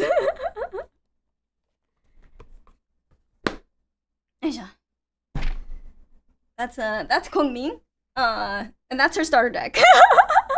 That's her starter deck, by the way. So I would not recommend starting off with Kongmin.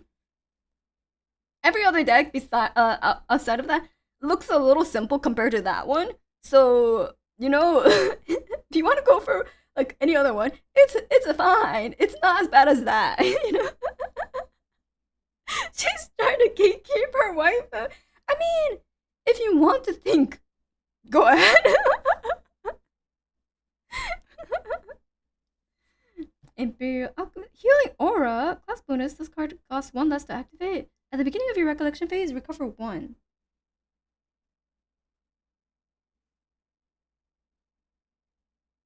Huh. Oh, it's a Fantasia. So wait, is this what? Interesting. If not recommended. Yeah, it's a Fantasia, so it stays on the board. So then it's just like it's like a regen.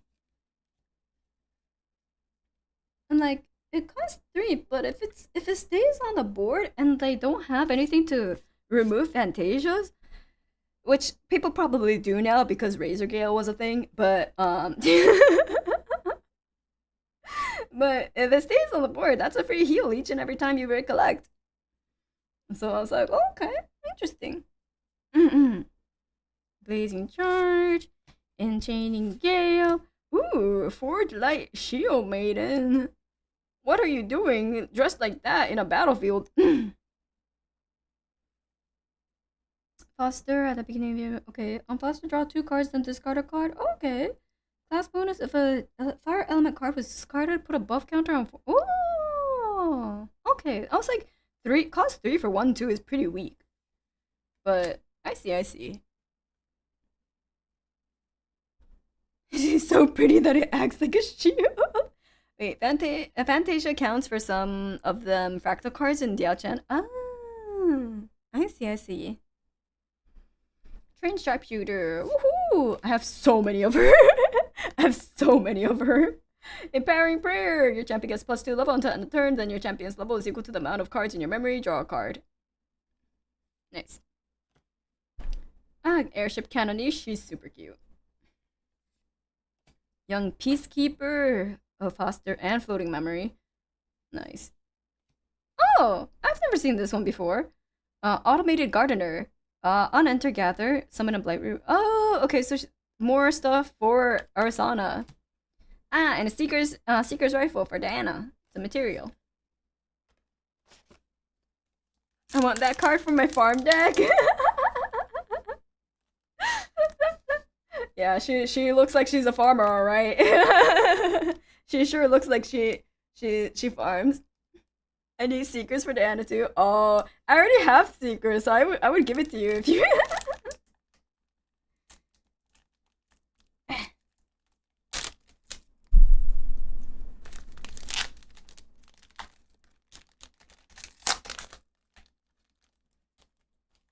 She's cute though. Yeah, she's cute.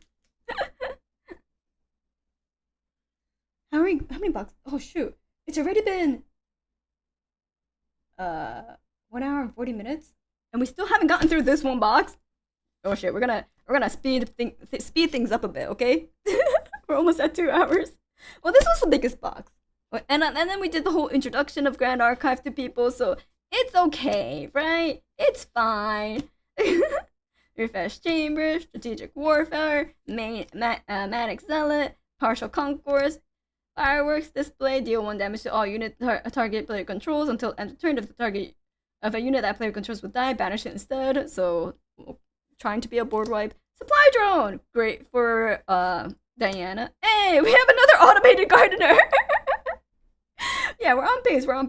Enhance potency. This card is rest target potion. If you do, next time you activate an ability that that potion this turn, copy that ability. You may choose new targets for the copy. Oh, okay. More Arisana stuff. Honestly, that board wipe seems good if it's cheap. It is. It's not super cheap, but if the enemy has a lot of like 1 stuff or like you know, if you do another thing and then there's like a bunch of units at like 1 HP.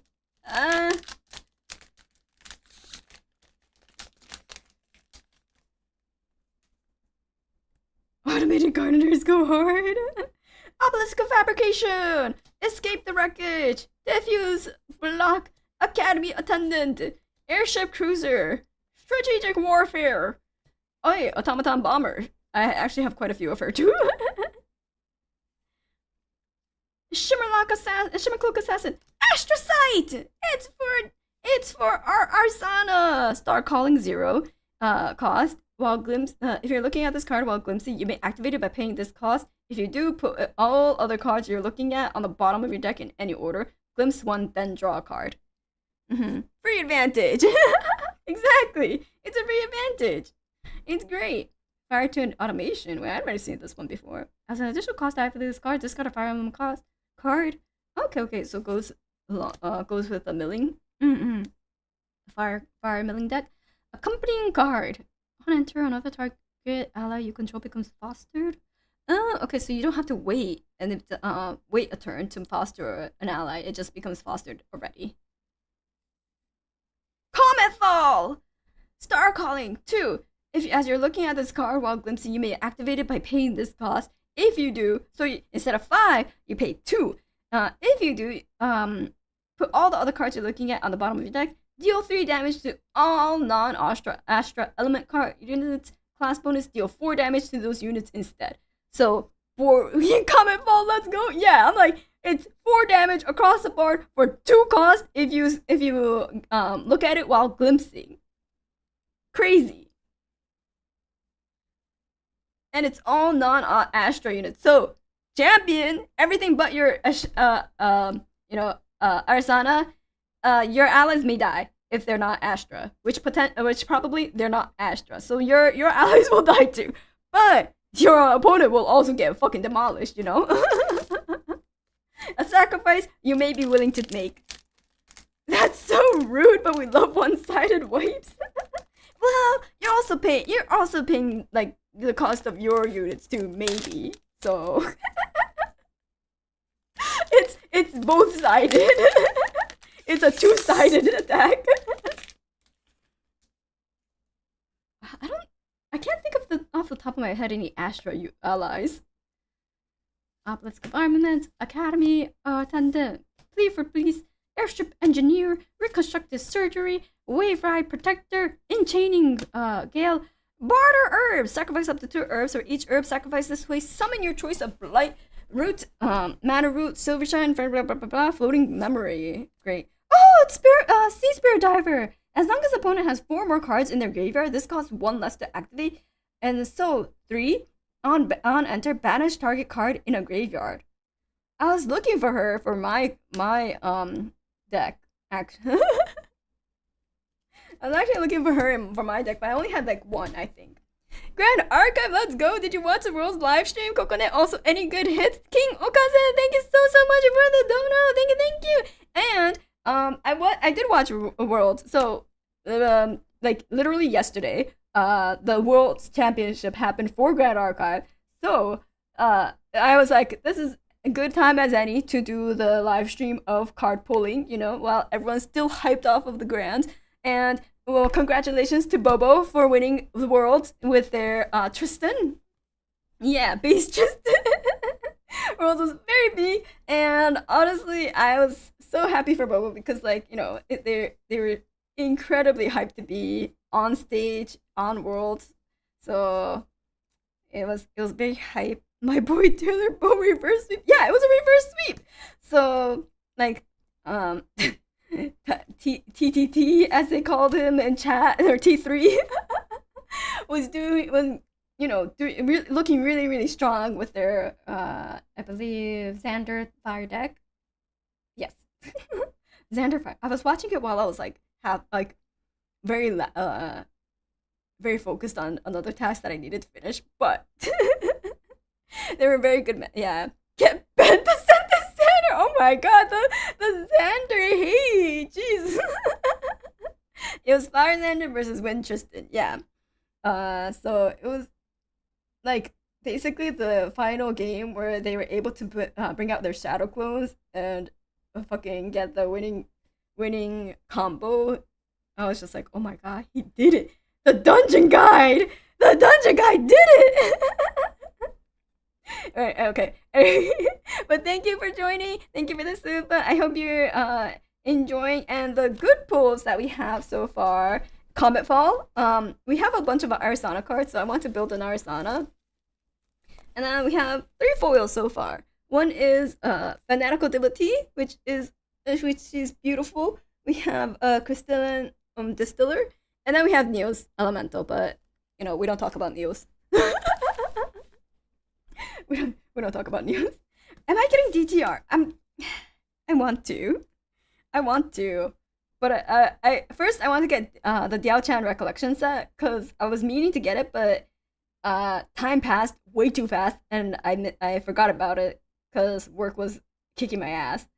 And then DTR, because Diana is getting a lot of support. DTR is super pretty, so I really do want to get it, but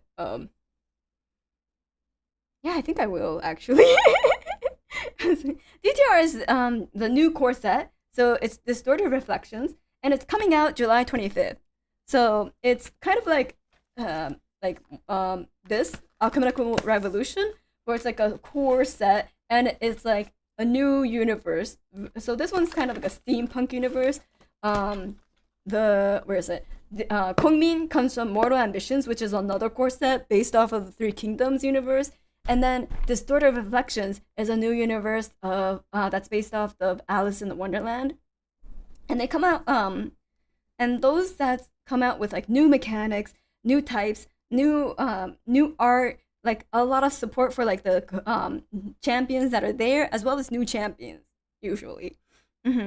Seal and Astro Diana looks so. Oh my god, Astro Diana looks so good. Astro Diana looks so good. Okay, wait, but we are running low. Late a bit because it's been 2 hours and I haven't finished one box. I have 2 other boxes, so we're gonna keep going. Fuck you, Vanitas. I mean, okay, we got Vanitas. Dominus Rex, by the way. We found his map. Woohoo! Lol, Vanitas. Fucking guy. Fucking guy. Alright, Spring Leaf! More stuff for Arizona. Plea for Peace. Airships Engineer. Reconstructive Surgery. Organized Alliance. Partial Conquest. Oh, Awakened Deacon! As long as you control 2 or more Fantasias, Awakened Deacon has Intercept. She's floating memory. 2 cost. 1/3. Awakened Deacon. But she's a cleric for a floating memory. So, anyways. Deacon's so good, right? I was like, Awakened Deacon's good. Yeah, Caretaker Drone. I was like, ooh, I kind of want her for I was trying to do Water Kongmin, but maybe Water Arsana, or if I get the Chan, who knows? It hasn't gotten bonked yet. Yeah, she hasn't gotten bonked yet. Dormant Sacrificial Altar. On it to draw a card into your memory. Sacrifice an automaton ally and a human ally. Put 2 cards of your deck onto your graveyard. So, milling your deck. Aha! More Vanitas! We got the Vanitas lineage. We just need level 1. Wait, I think I have level 1 somewhere. Whenever you activate a spell card, Vanitas gets attack plus without a weapon. This turn gets +1. It's bullshit. Anyways, we got more Vanitas. Ooh, Dawn's Reversal. As long as a card activation has been negated this turn, this card costs 4. It's free. Glimpse level. Oh, and deal level damage to target unit. Ooh, this is such a good negate card.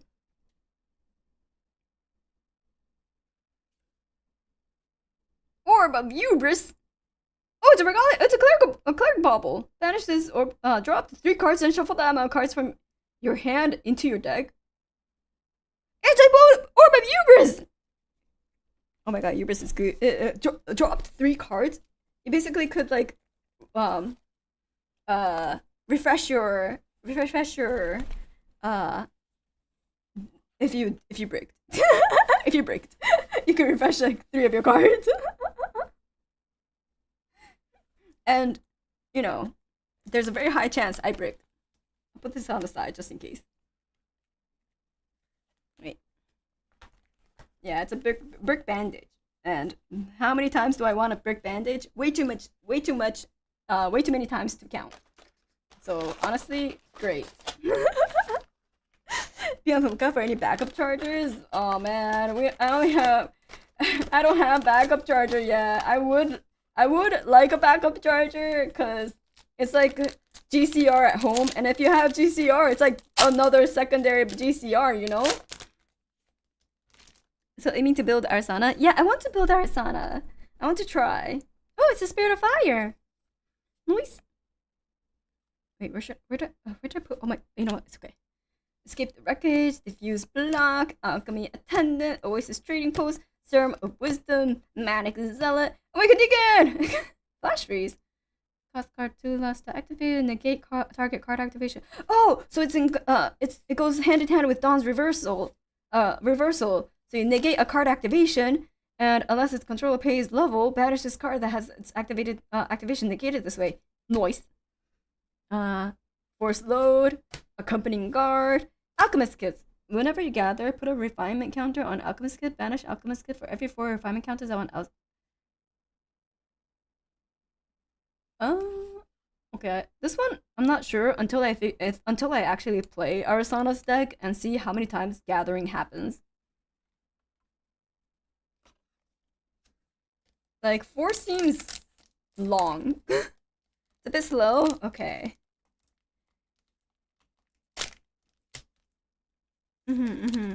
Yeah, you can always play. Oh, actually, during the keynotes for Worlds, you know what they announced? They announced that they're working on a digital platform. So, even if you may not have anyone locally near you that's into Grand Archive, there's gonna be an official sim, and you could play with anyone online. So, yeah, Grand Archive Sandbox is coming to your local your PC right on your desk. I was like, near you? No, it's just right on your desk. So even if your local community isn't too into it, you could go on to their official Discord, hook up with some new players that are looking to make friends and practice. You can play with them. Near you still applies, yeah. Perfect for that lonely TCG player, yeah. Springleaf, Flame Blessed Trainee, Subject Getting Lashed, Lone Gunslinger Hypothermia, Shimmerlock Assassin, Organize the Alliance, Patient Palatial. Oh, fuck, Crystallian Archer! So, I use Crystallian. I like Crystallian Archer because if you're a Ranger and a Water, it's range +3, so could become 4/2. On attack, you may banish a card with floating memory from your graveyard. If you do, draw a card and Crystallian Archer becomes distant. Now we can have membership fights. Yeah! Water Ranger, perfect for DTR Diana. Maybe? Fiery Warcry, draw a card, then discard a card. You may banish a fire element card from your graveyard. If you do, the target ally loses taunt and intercept until. Oh, interesting. Not bad. Anything that removes taunt and intercept is notable, in my opinion. Bombastic Sprint! Let's go, Pollock! Your champion becomes distant. Polhawk. Alright, not Pollock. Polhawk. Paul. Polk. So, how do you pronounce his name? Cause there's a K between the L and the H. So Polk Hawk. You know? It's not Polhawk, it's Polcock. I pronounce it as Polcock whenever I see it. But, you know, the actual is Polk Hawk. His name is Polcock. Anyways, Polcock bonus. Alright, so this is one of the rare times where it says, like, specifically Polcock bonus, like a certain champion's bonus. The next ranger action, a card you activate this turn can be activated as though it had fast activation. Not be high! Wait, how would you pronounce this name? Not be. It's POLKHAWK. I feel like I keep coming into your streams at the wrong time recently. Hi.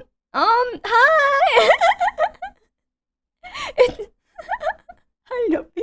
But how would you pronounce it? I feel like Pocock is pretty, you know, it's a pretty reasonable pronunciation. It's okay, Nopi. It's okay. That's nothing. Don't worry about it. Pocock is just, running away, sprinting away. Yeah, maybe the problem is like the timing. I'm not always talking about this stuff. I'm good at pronouncing things as they are spelled. Kokone. What? Pocock? I think that's it. I'm pronouncing it just as it's spelled. When the next time damage will be dealt to your champion, let's do the damage. Wait, Nuppy, are you interested in tabletop? Not tabletop. Trading card games? TCG. Have you ever played?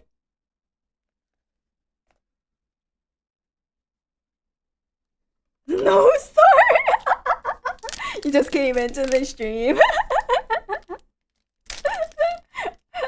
Would you want to try? Would you want to try? Yeah, I just wanted to hear your voice. Nappy! Aw, cute. We'll play more Minecraft together, okay? Cosmic Ball! Yeah! So Cosmic Ball is you need 20? What the fuck? Star Calling 2. You're looking at this card while glimpsing. It only costs 2, but deal 4 damage to target unit plus additional 2 for each card named Cosmic Bolt in your graveyard and banishment.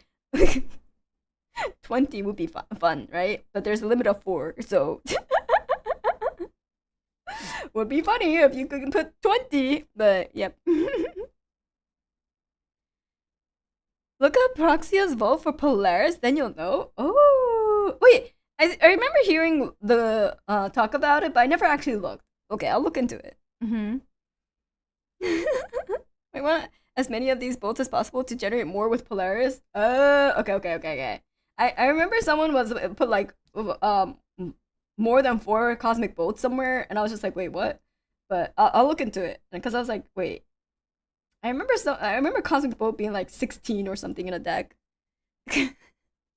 But I'll look into Polaris, because I never looked into Polaris. Into the Fray, Imperial Alchemist, Healing Aura, Blazing Charge, Awakened Deacon! Oh my god, we almost have a full playset of Awakened Deacon. Caretaker Drone, Enhanced Hearing.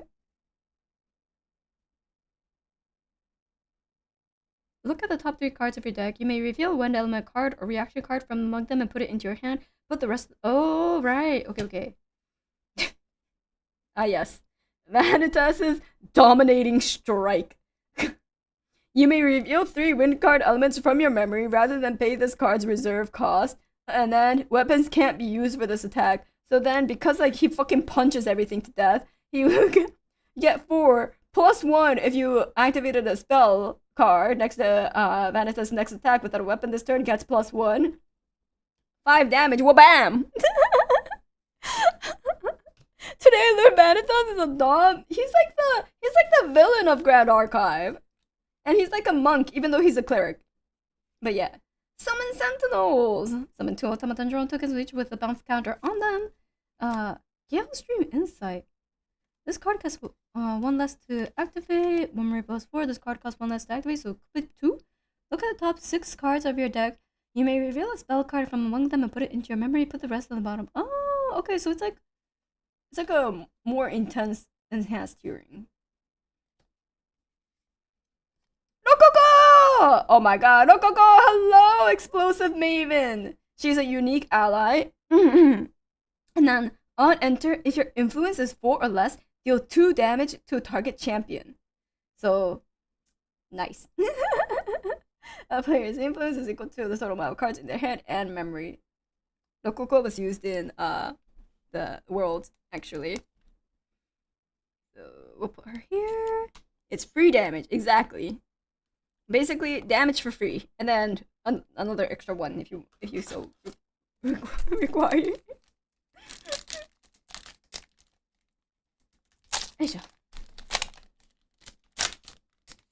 Especially since it's not an attack, so you can't really like negate it in a sense with, well, it's not really like what am I trying to say? Never mind, don't worry about it. Oh, we have another cut. Oh, we have the other one. We have the old Diana 3. Banish all curse cards from Diana's lineage. Materialize 2 bullet cards from your material deck, and until end of turn, Diana gets on attack. Wake up Diana. Oh, activate this ability only if there are 4 or more curse cards on deck.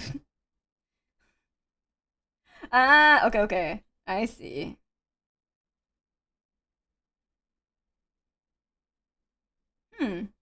That's interesting. It's. I feel like this is more usable. This one's.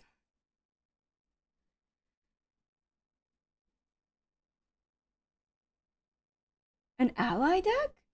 Diana! Huh.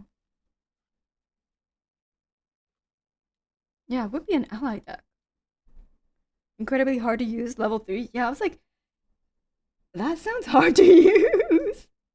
You need to set up quite a bit, I think. Into the Fray, Airship Engineer, Unearth Revelation, Stream of Consciousness. Class bonus memory 4+4, glimpse 3, draw a card into your memory. Nice. Barter herbs. Hey, more bartering. Automaton Bomber, Sanctum of Esoteric. Written Soul Bishop. On enter, you may banish a card with floating memory from your graveyard. If you do, draw a card, and she's a floating memory for cleric. She's so pretty. She's super pretty. Rhyme Soul Bishop. Hey, it's Pokong! Bombastic Shot, range blue, 2 ranger activation reaction cards. You activate, cost 1 less to activate. So we could play as Polcock now.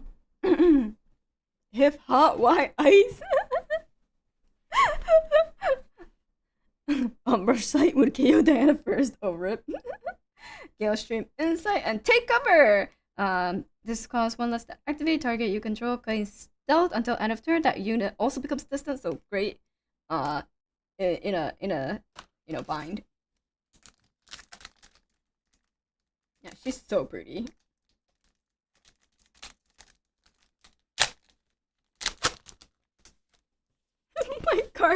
My garbage is kind of exploding. My garbage rail is exploding. Also, let me put myself a little. There we go. Okay, that's fine. More Frasier! I'm pretty sure I have all of these here. The tokens. Potion of Healing, Windbliss Arbalist, Plea for Peace, Trained Sharpshooter, Crystallic Distiller. I'm just gonna give up pronouncing this one. Empowering Prayer, Enhanced Hearing, Repelling Palm Blast. Hello, Vanitas. Return all allies with 2 power or less to their owner's memory. Floating memory. Oh my god. Be gone! You're bored? Be gone! Neo Sight, draw a card. If you control 8 or more objects, draw a card into your memory. 2 draws for free, essentially, if you have enough tokens. Frozen Dismissal. Oh, this card costs 1 less to activate as a cleric. Negate target ally activation unless controller pays 4. Banish the card that. Oh, it's the other one. So wait, hold on. So it's a better flash freeze. Oh wait, no, this one has the pays level instead of pays 4. And this one costs 2. They both cost 2. Anyways, great. Now you have 2 negates. Oh, it's ally card activation. Okay, so this one's more specific to allies. Okay, got it. Flash freeze is any card, yeah. Gloomspire Lands! It's for Diana! On hit, deal X unpreventable damage to the hit unit, then recover X, where X is the amount of curse cards in attacker's lineage plus 1. I remember using this. It was fucking dope. It was great. Also, the art. Oh, it's an ultra rare, actually. Yeah! Gloomspire Lands. Wait, I have this though. I'm pretty sure I have this because I remember using it. But you know, I can always use more to just make a Ita bag out of it. I can make a Ita bag out of it. Gloomspire Lands Ita bag. It's our guaranteed ultra rare from our box. My mailbox is now. I'm gonna make the Ita bag.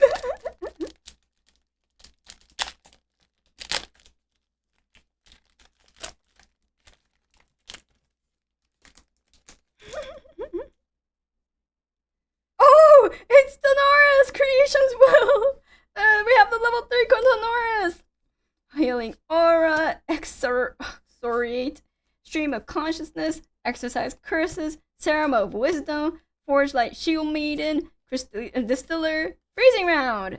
So this one is just like that. What was it? That player banishes a card at random from their memory, return that card to their memory at the beginning of their next end phase. Memory, floating memory, kind of a dick move. Serum of wisdom is wait. Did I not read Serum of wisdom? Brew 3 herbs. You may sacrifice the listed object rather than paint this.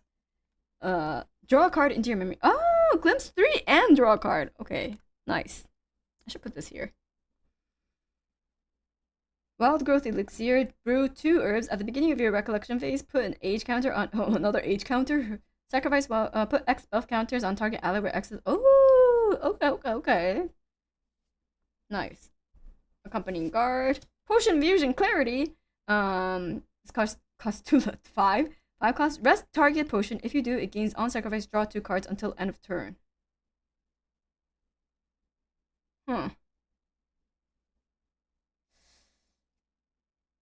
Is that worth it though? Oh, 5 for 2 draws. Yeah. So you played Diana before this then? Fusion sucks overall because potions suck. Oh, rip. And yeah, I started the Grand Archive by playing Diana, and then I got Slime Sylvie, and then I made a Nico. I played Kongming starter deck, and then I made a Nico milling deck. So that was my jumping from deck to deck.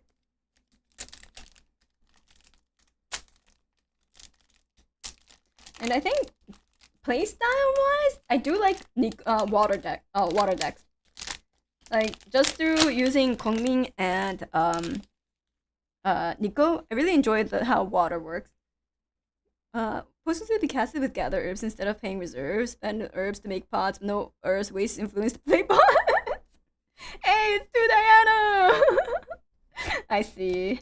Armored Valkyrie, steadfast. This ally can retaliate while rested and doesn't rest to do so. As long as Armored Valkyrie is retaliating, gets +2, so 4/2.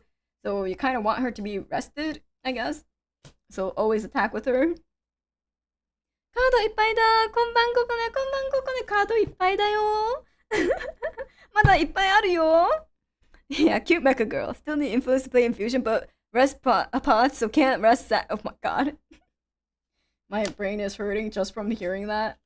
Rousing Slam. Barter herbs! More barter herbs. Refresh chamber. Swooping Talon! Oh, I like this. Choose one. Deal 2 damage to target ally or level 2+. Destroy target item with memory cost 0 or reserve cost 4 or less. Fanatical Devotee. Beautiful. Slash and burn. Oh, what's this? Demonic's Aim. Put Demon's Aim. Demon's Aim onto the bottom of your champion's lineage. Then your champion's attack this turn gain True Sight. This attack can't be redirected by your intercept. And choose the targets for this attack as though units didn't have taunt. Oh. Oh. Oh, I see. Yeah, that's a good Umbra card. Yeah. Grand Archive 知らない TCG だ。グランドアーカイブって、確か最近、すごく最近、日本に、日本語バージョンあるはず。Wait, I may be wrong, but like, didn't Grand Archive have like a Japanese like localization very recently? Yeah, it's been getting some Japanese printing, right? 最近だけど、少しだけ日本に日本語でカード全部販売しているはず。そう。日本だけ。アメリカと日本。They even have some altered for VTuber promos? VTuber のプロもあるって。そうなの知らなかった。そう。だからまあ Magic the Gathering みたいなもうちょっとアメリカンなゲームスタイルが好きだったらグランドアーカイブおすすめするよ。うん。なんか日本のカードゲームってなんだろう数字が大きければいい感じヴァンガードとか、そういうので、ワンピースもそういう感じらしいんだけど、まあ、これだとそこまで大きくならないし、まあ、算数はまだいるけど、あの、うん、なんだろ運ゲそこまで運ゲーじゃない。日本のカードゲームより。マチック・ザ・ギャルザリングは知ってる？海外系の TCG なんか。そうそう。海外系の TCG で、だけど、絵とか、そういうのはアニメ系。シーマの秋葉原グランドアーカイブ戦争だよ。alright! 秋葉原で、グランドアーカイブの、トーナメント、アセントって言うんだけど、それ、秋葉原でやるんだけど、もう、あの、チケット全部売り切れ。yeah, they have, 星川セラさんとのコラボがあるはず。yeah, 星川セラ、collab happened. I remember now. I forgot. So yeah, definitely Japan specific collabs happen for Grand Archive. Yeah. 日本でも盛り上がってるんだ。そう。日本でも盛り上がってるし、有名な VTuber さんたちとのコラボもあるし、そう。盛り上がってるよ。People in the neighborhood play her fast cures. What? No, I want it. I want it too. Shit, I should look into it. Oh, we have level 1 Diana. I already have like so many sets of this, but take aim, convalescent tonic. Sacrifice. Put 2 cards from your hand onto the bottom of your deck. Draw that many cards. Recover 3. Brick band-aid. Harvest herbs. More harvest herbs. We had one here, right? Somewhere. Harvest herbs. 今後チェックしてみるよ。オッケー。気に入ったら教えてね。Windblast Arbalest, Alternation, Bomber, Sanctum of Esoteric Truth, Trained Sharp, Fertile Ground. At the beginning of your recollection phase, summon a token copy of an herb item you control.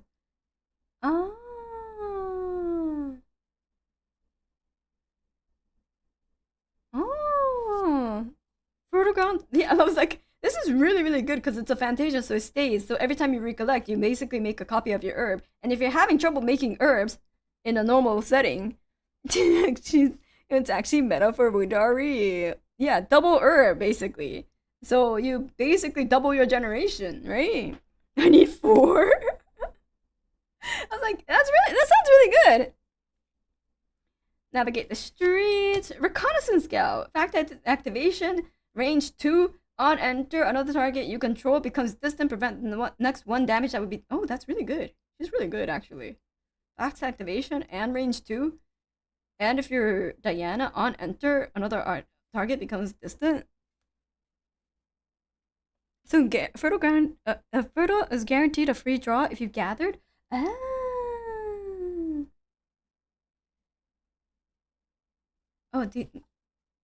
Clips 1 plus X amount. Oh yeah, if she's Astro Diana, Navigate the Streets might be really good because of glimpsing. Spell Shield Astra! Bonus, this card costs 2 less to activate. The next time damage will be dealt to your champion this turn, prevent that damage. Glimpse X, where X is the amount of damage prevented this way. Ooh, okay. Spell Shield Astra, let's go. We're getting so many Astra cards! In preparation for DTR, I guess!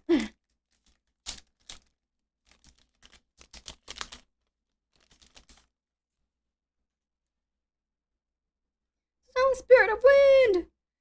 Unearth Revelations, Empowering Tincture, Exorcism, Distiller.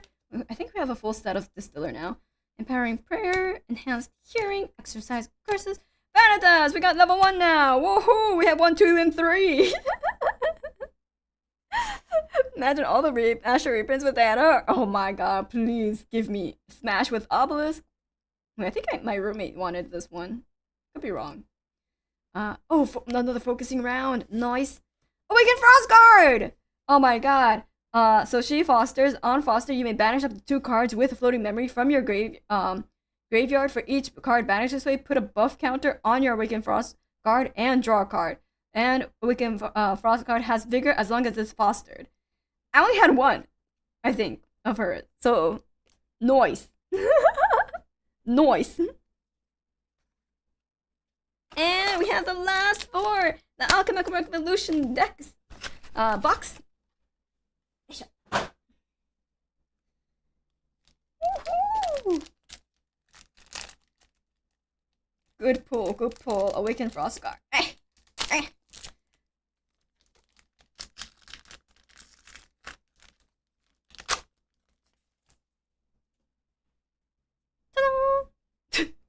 Hey, look who it is. It's Tony.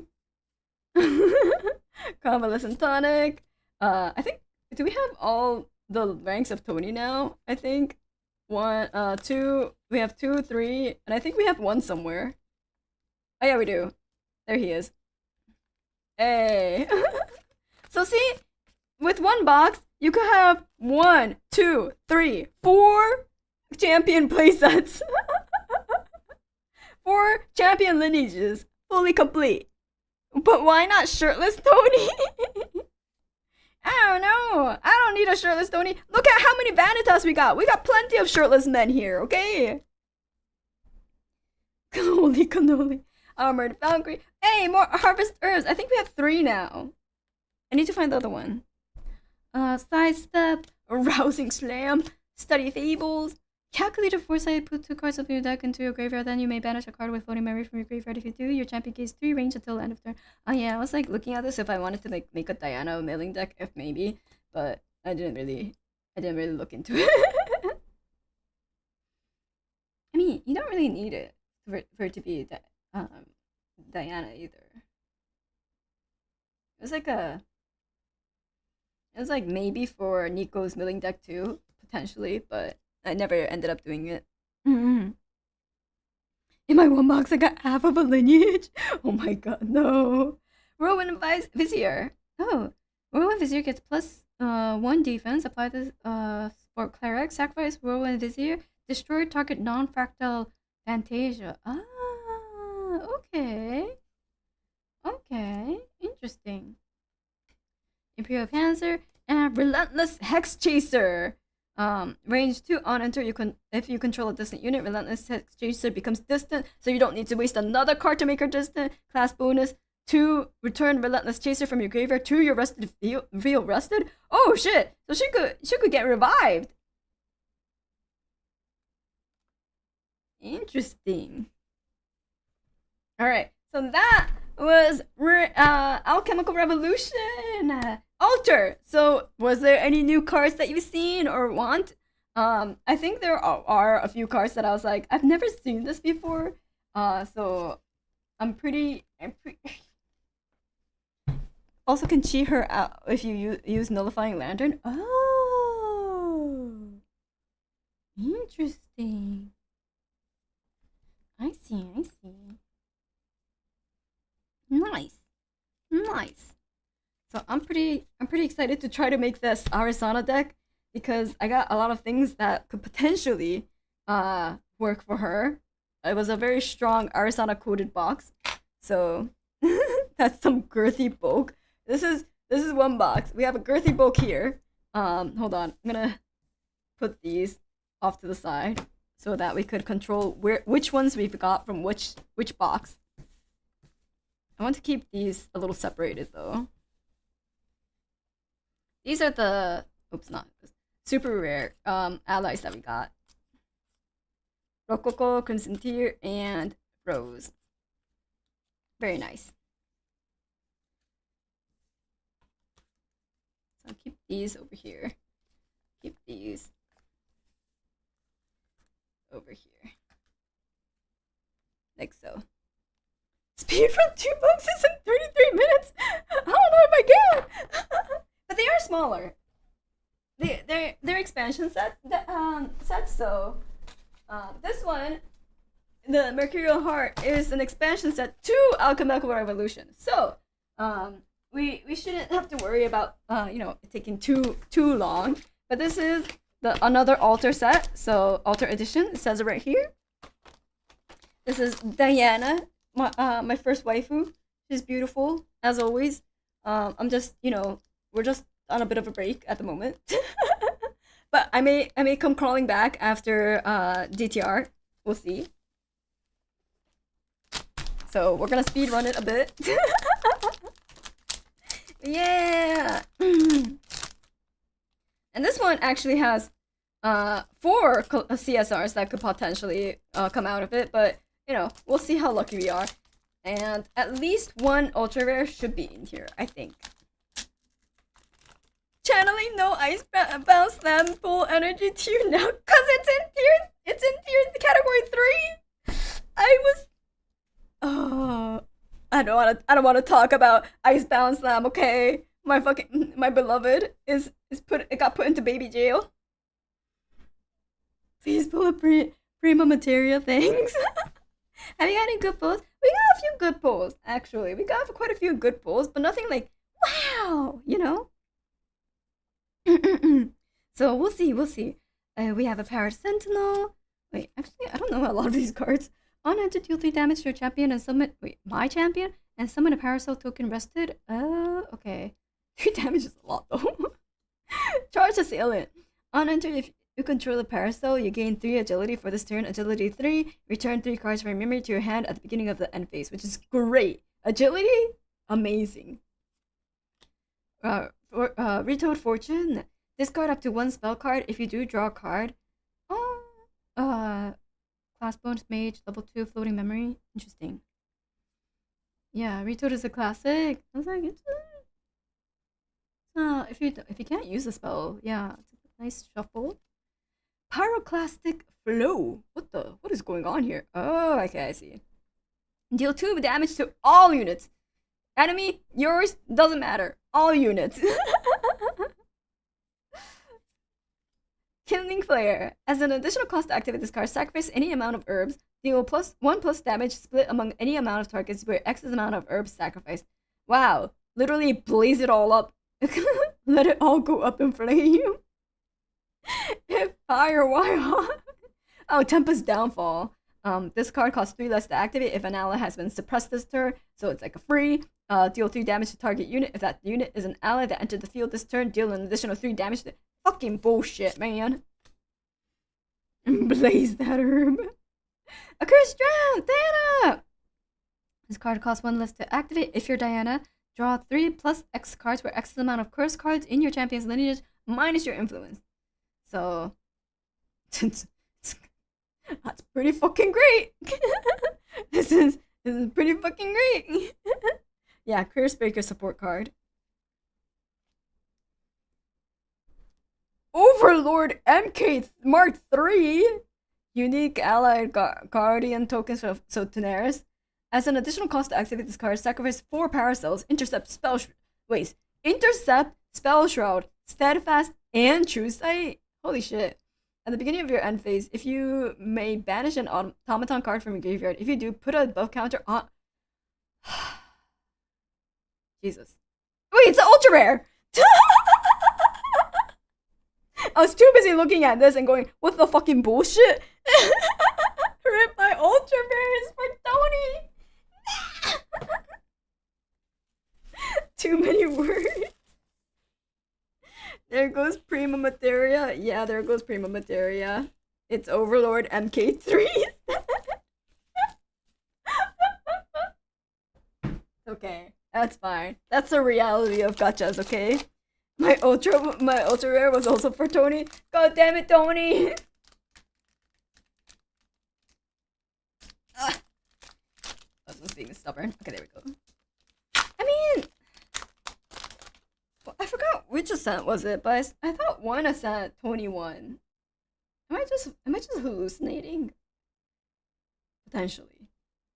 Reprogram. Up to 1 target ally gets a -1 power until end of turn. If that ally is an automaton, get 2 debuff counters on it instead. Floating memory. Ooh, Desperate Dive. I like is a card I was thinking about for Diana. Prevent the next X damage that would be dealt to target unit you control, where X is the amount of water element cards in your graveyard. That unit becomes distant. Honestly, also I was like, okay, maybe I would include it for Nico water deck because like that's a lot of damage negation. Regardless. Because, you know, with Nico, I'm milling my deck as well as the enemy deck, so then it's just like I have a bajillion water cards in my graveyard at all times. Self-forging. Choose one. Put 2 ability counters on target weapon. Summon a Paracel token. Paracels! Gear Shift Block. This card costs 1 less to activate if you're Guardian. Next time, a damage will be dealt to target ally you control this turn to prevent that damage. Honestly, I wasn't gonna use this because I didn't want to dilute the waters in my Nico deck, but it is a Guardian skill reaction. Close Fire Sniper. Range 4 True Sight. On kill, generate a Creeping Torment card and put it on the bottom of target champion's lineage. Yeah. Put more curses. Ooh, Eternal Dreamer? On attack, glimpse X, where X is Eternal Dreamer's power. So 2. And I guess with a buff with like Paracels and Automaton, it might go up. Yeah, she's good. Cursed and perfect for your pet. Excuse me. Excuse me. How dare you? Guardian Factory. This card costs 2 less to activate for each of up to 3 domains you control. Summon an automaton drone token with buff on it. Nice. Primordial Ritual. As an additional call to activate this card, sacrifice an ally. The target player puts the top 2 cards of their deck into their graveyard. So, I would use Primordial Ritual in order to negate like a banish, and then put it into floating memory.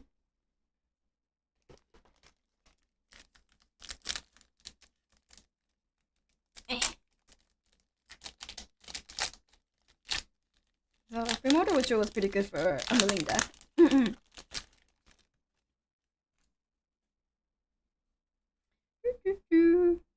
Wait, like, yeah, sacrifice. So whenever an ally was about to be killed, I would just do this. Mana Root! Arsenal Keeper. On enter, you may have an Arsenal Keeper deal 2 damage to your champion. If you do, put a durability counter on a weapon you control. Jin? Maybe. Enthralling Visage. I never use this for Nico.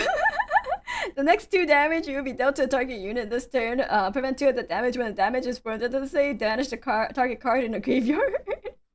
Wait, no, do I? Wait, I do. Never mind. Just kidding. Foretold Fortune. Another one. Spirited Falconer. Oh, Tamer.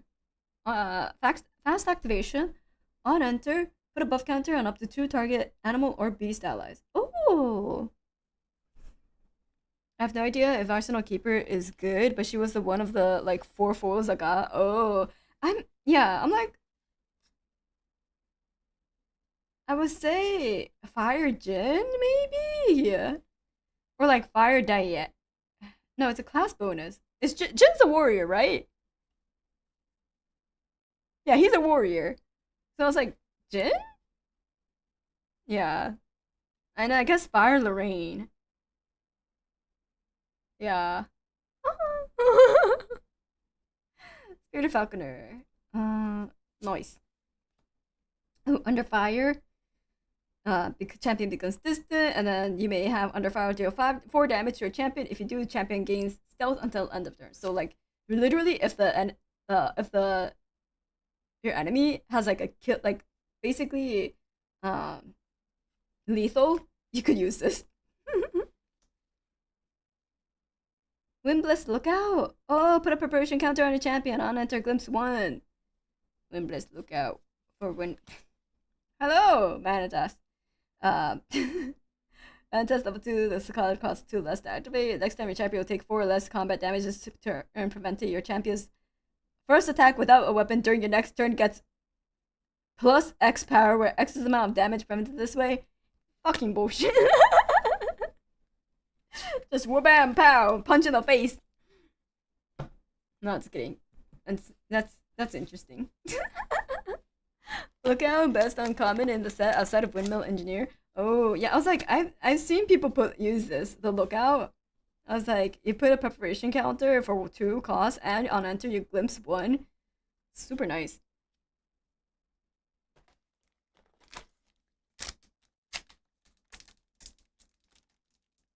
Yeah, she did work in Worlds. That's where I was like, oh, I remember people being like, oh my god, Windbless, look out. And Windmill Engineer is just so good. So good. Nurture crops, freezing steel. I also use this. Next time one or more items will enter the field this turn. These items enter the field rested instead. Automaton drone, more tokens. Oh, she's so cute. Cinder Bloom Tinder. Whenever you gather, deal 1 damage to each champion. Ah, yes. Refracted Twilight. It's a potion. Brew. You could brew it and banish Refracted Twilight. The next time you would activate an ability of target potion this turn, copy that ability twice. You may choose new targets for these copies. Wait, you may choose new targets for these. Oh, interesting. Mechanical hair. That card is funny. Sounds interesting. Yeah. Sounds interesting. Bunny, this art is so cute. This bunny art. Look at this. There you go. It's so cute. Bunny. Charge directive. Command automaton. An automaton ally you control performs this attack. On attack, summon a power cell token rested, then each token banishes X cards from their graveyard by X amount of power cells you control. Automaton deck card. Worn Diary. Put a page counter on Worn Diary for each card in your memory. Banish Worn Diary. Draw a card. Activate this ability only if there are 10 or more pages. Oh, okay.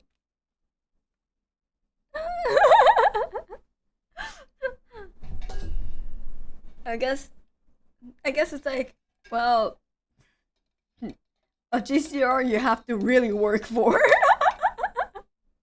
A GCR that you have to really work for.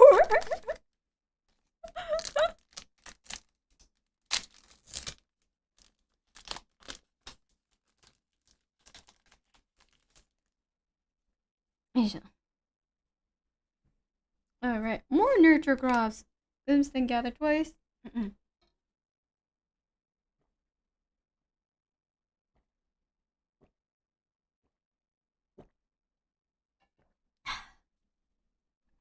Yep, I'm still opening. I opened the second box. I'm opening the second box, and then there's still a third box. So we're still here for a bit. Purify shot. Oh, charge mannequin. As long as you control a power cell, charge mannequin gets +1. So if you do backup charger, get a power cell, and then you have charge mannequin. For 2, you get 2/3. Great. Made it block away from home before it started pouring. Oh shit. Welcome back. It's a foil. Wait, this foil is really pretty though. It's a unique domain, Guardian Castle. When ally cards you activate have imbued 2. When allies you control have on enter. If this ally is imbued, it gets plus. Oh. But the upkeep. What is the upkeep? At the beginning of your recollection phase, you may pay 1. If you don't, oh, okay. That's not as bad as I thought. Huh.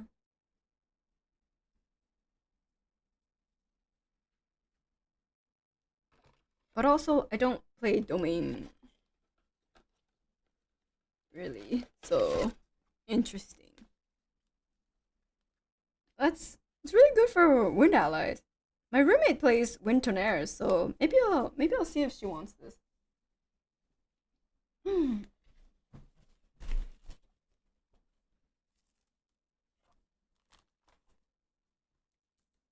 know, and maybe the two like Neostonia cards that I got. One being a foil and the other being a fucking ultra rare. Maybe you'll get some use, you know, instead of collecting dust in my book. Anyways, Charge Hunter range on enter. If you control another automaton ally or passive, Charge Hunter becomes distant, which is great because then it becomes 4/2. Ooh, wait, this card is so pretty. Reflect the skies. Card bonus. This card costs 1 less than 2. Put the bottom 4 cards of your deck on top of your deck in a random order. Glimpse 2. Oh, okay. So it goes with the other ones. if you get a card but you still really wanted the other 2 cards, and then you do this and then you get it back. Yeah, I could play with Rumi. Discharge directive. Blade of Creation. Cleave. Costs 1 less to activate for each token you control, and it's cleave, and it's 4. No, we're getting so many Neos, Tony. Karima! Yeah, eggs! Karima! Yeah, if you glimpse like for to the card to the bottom for later, and then you bring it back once you're Alstra. Yeah.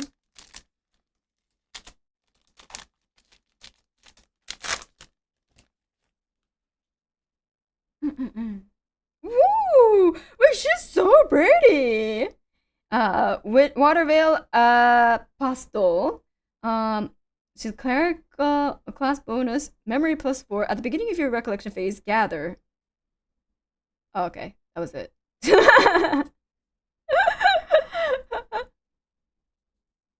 Very pretty though. Sasuke Hanchu.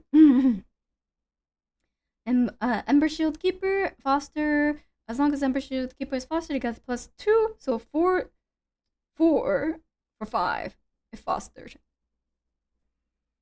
That's the card I got signed by the artist at Alpkai? Nice. Nice.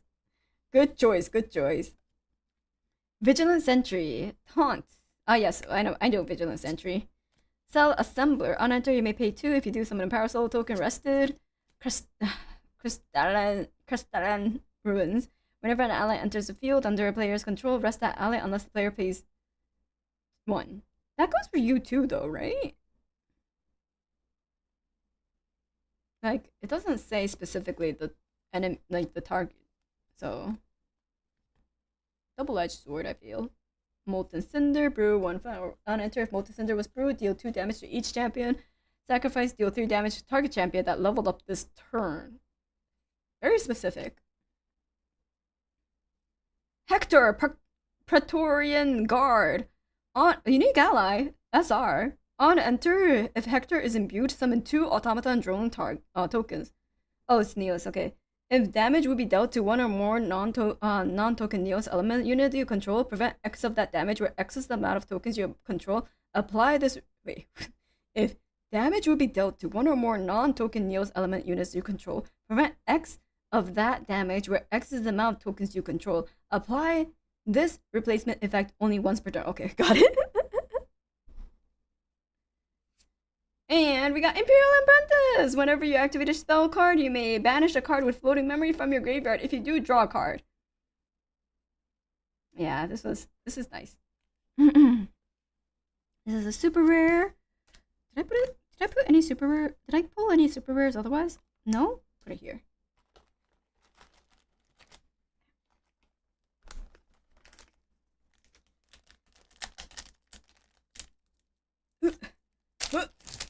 There you go.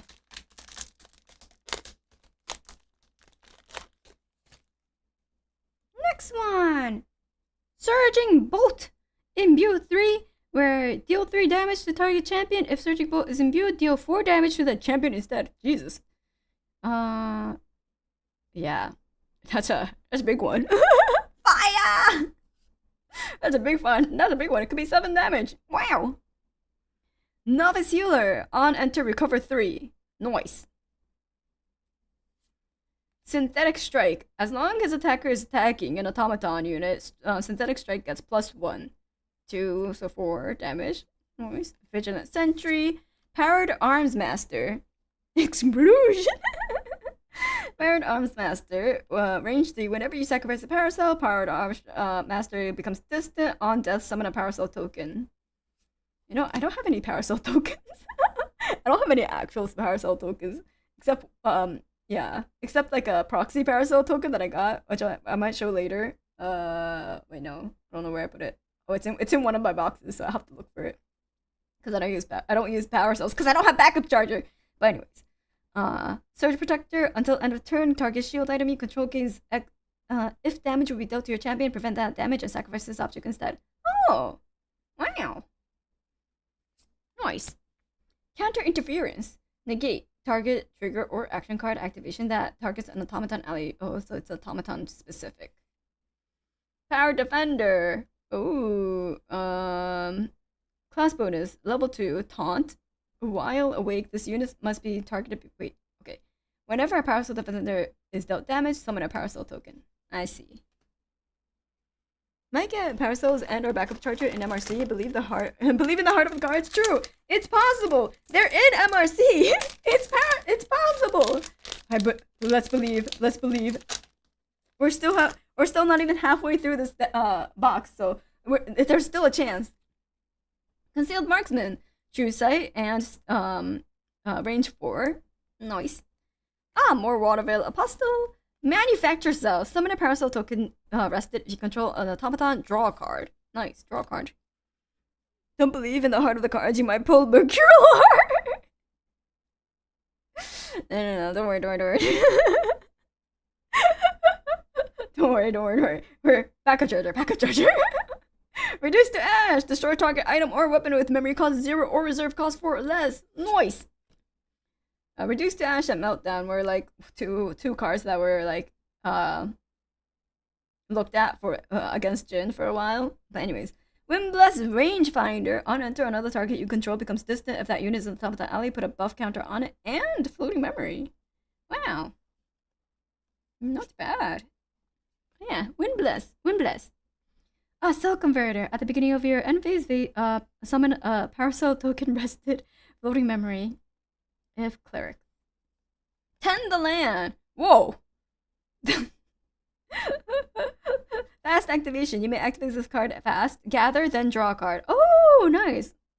Sorry. The reason why I was like, whoa, was because this area is very yeah, I was like, this has to be new. That's a new support for Ari. Nice. Yeah, draw a card. Nice. And then gather. Fast activation. Yeah. It was very prominent, shall I say. Orchestrated seizure. Yes, the NTR. Activate this card only during opponent's end phase. During your next materialization phase, you may banish cards with floating memory from your opponent's graveyard to pay for memory cost. Absolute NTR master draw. Oh, good mine card. Yeah. Yoink. Those floating memories, mine. Oh right, I think I explained floating memories incorrectly. You can't. Floating memories are for materialization memory cost. I may have accidentally said it for like normal card activation. Potentially, I think I did. Sorry. I should play that in Wind Ari. Use it to pay for my Ari level 3. You should. You know, yoink. Those are my floating memories. Go to Ari at level 3. Thanks. Cellbound Guard. Supplement Parcel. Floating Memory. Novice Healer. Hidden Enclave. Woohoo! So this one I put into my deck as well. At the beginning of each player's recollection phase, that player puts the top card of their deck into their graveyard. So you get a card in your graveyard. I get a card in my graveyard. Imperial Spy. Stealth. On kill, put a preparation counter on your champion. Noise. Siphoning Fractal. Whenever an ally dies, deal 1 damage to target champion you don't control and recover 1. Reservable. Wait. This is great.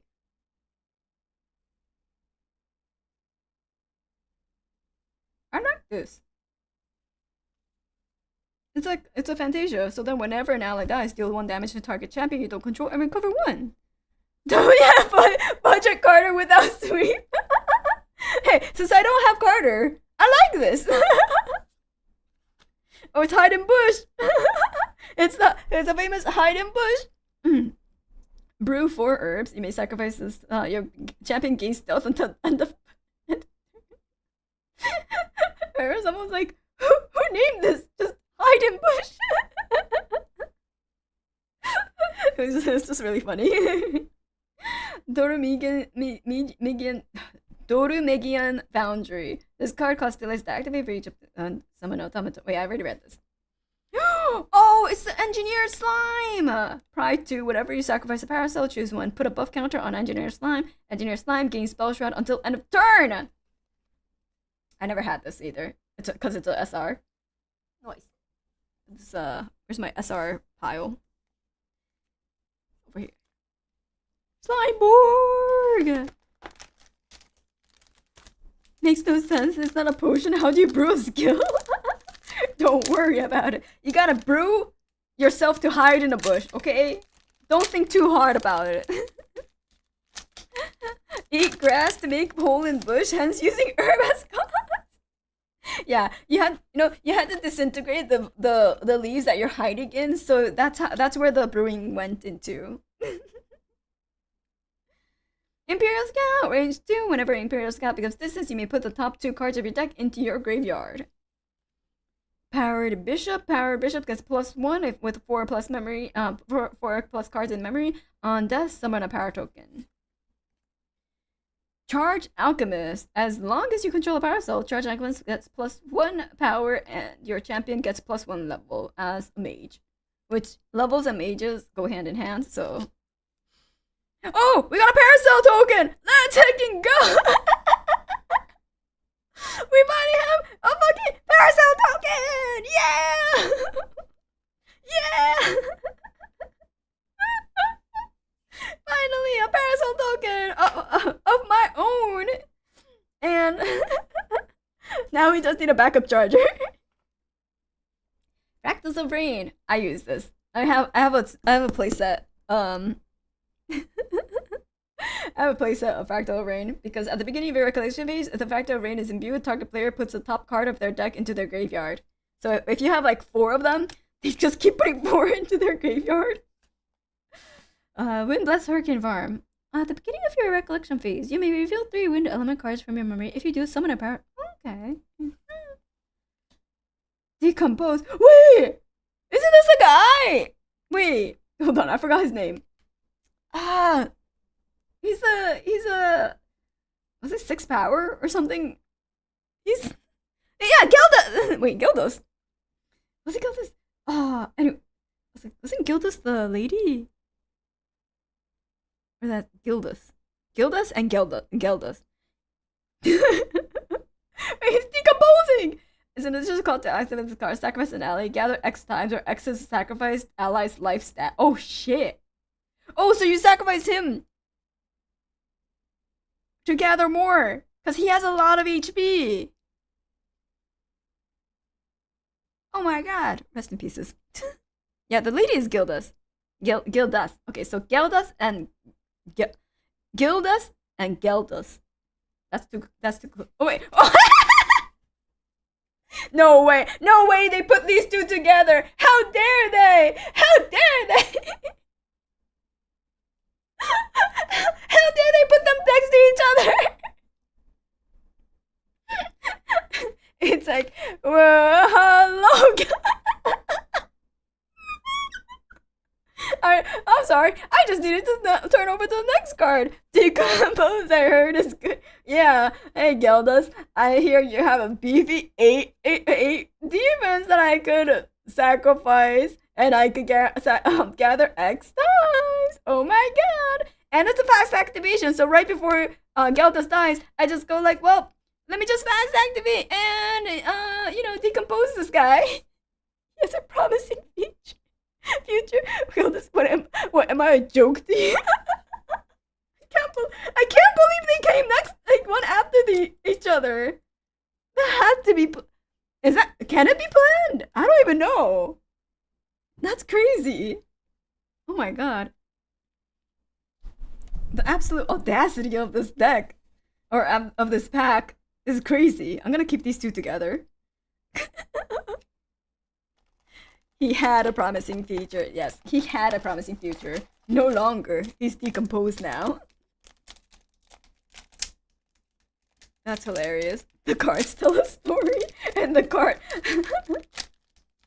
and the story is a tragedy.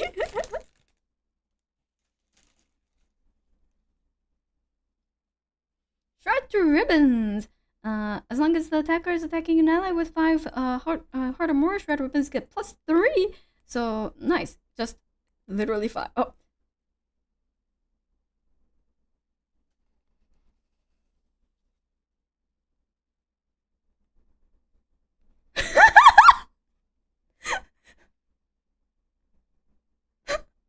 There's no way. There's no way. Wait a minute. Gilda's catching spirit. Gilda's is just is going through it to stretch his. So if the enemy does stretch ribbons to my Geldas, and then I'm like, oh no, Geldas is about to die. You know, when another ally is about to hit Geldas because they only have 5 HP, 3 HP left. I'll be like, whoop, decompose. They said here's Geldas shred up the ribbons as he decomposes. That's crazy. Oh my god, I gotta put these three next to each other. The cards sure tell a story. Holy shit. It seems like it wants you to do something. Yeah, I feel like the cards are telling me something. Like, I feel like they're telling me to do something. I can't quite put my finger on it, but you know. Time to make a deck of Geldas getting fucking shredded to pieces. Oh my god. I can't believe these 3 came back to back to back. That's crazy. Paraswordsman on death, summon a Parasol token. Power infusion growth. Rest target potion. If you do, put level 8 counters on it. Oh, okay. So for the other age ones. Manufacture cell. Scorching trap. If it's not your turn, you may remove a preparation counter from your champion to activate this card from your memory without paying its reserve. Deal 2 damage to target attacking unit. Trap. I lay down my trap card. Automaton Beastkeeper. On enter, you may return a beast ally card from your graveyard to your memory. So we could do this twice. We could do this twice to the Geldas. Wow, that's crazy. Will it be the deck building stream or deck showing stream? I should. Wait. Hold on. Baby Silver Slime. Baby Slime. As long as you control another slime ally, Baby Slime has taunt. On death, you may reveal a slime card from your hand. It's new art! Yeah! Baby Silver Slime!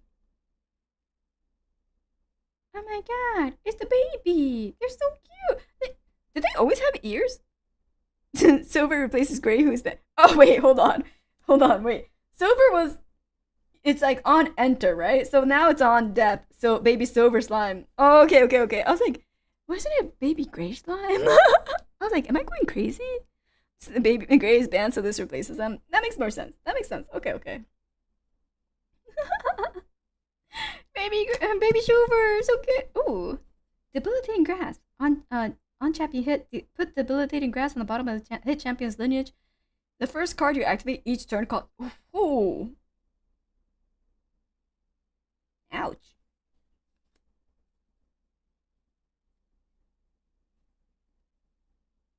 But it's assassin. Okay, got it.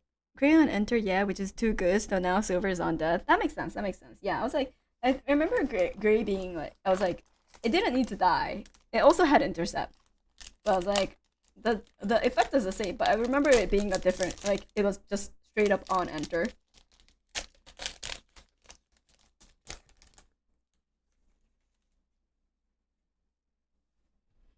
Powered Bishop, Razorvine, more Assembler.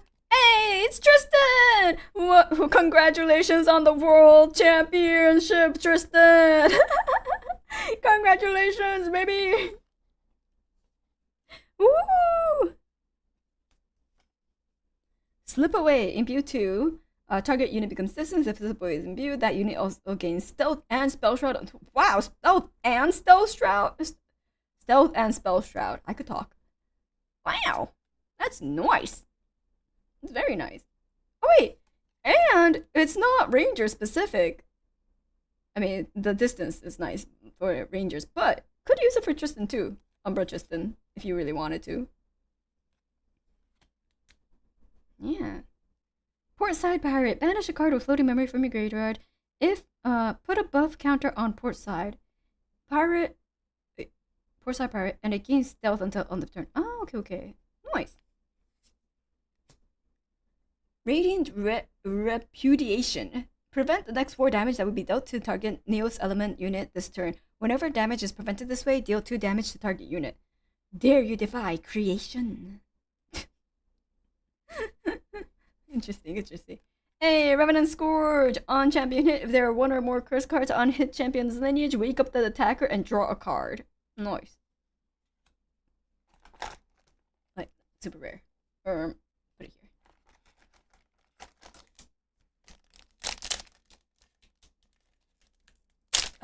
Oh, shoot.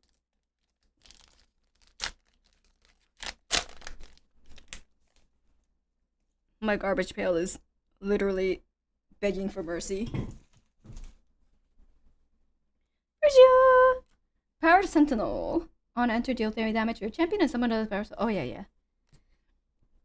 I was like, 3 is a lot. Cinderbloom Thunder. Whenever you gather, deal 1 damage to each champion. Turbocharger! As an additional cost to activate this card, sacrifice a power cell and then draw 2 cards. Goes hand in hand with backup charger. You get a power cell. You put this in. You put 1 in your deck. Pray that if you get it, great. You have 1 power cell to discard. You get 2 draws. So that's I remember turbocharge being like just a one off in a deck a lot of the time if you have backup charger.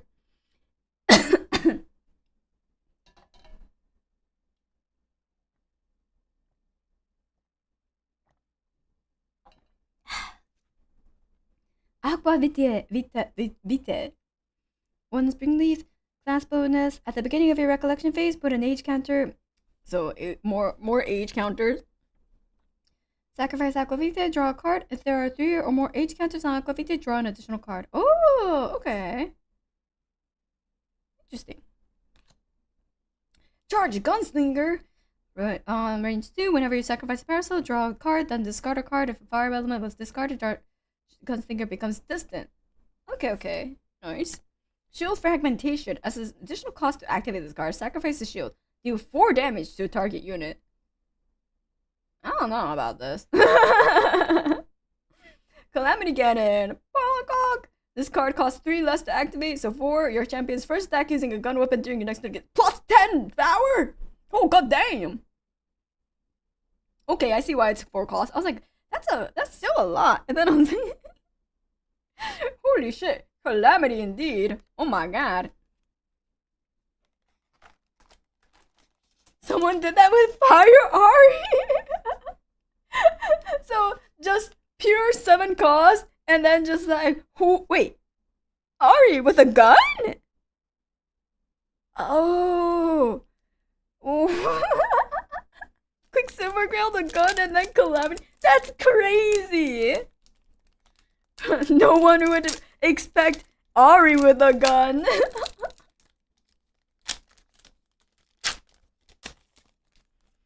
Yeah, I would never expect that either. I would just be like, what? Why does Ari have a gun? I'm a healer, but loads gun. You know, usually I just brew potions, but sometimes gotta Calamity Cannon. Ember Shield Keeper, Cell Vanguard, Cell Forging. Choose 1, put 2 durability counters on target weapon, or summon a power cell token. Oh, Purification.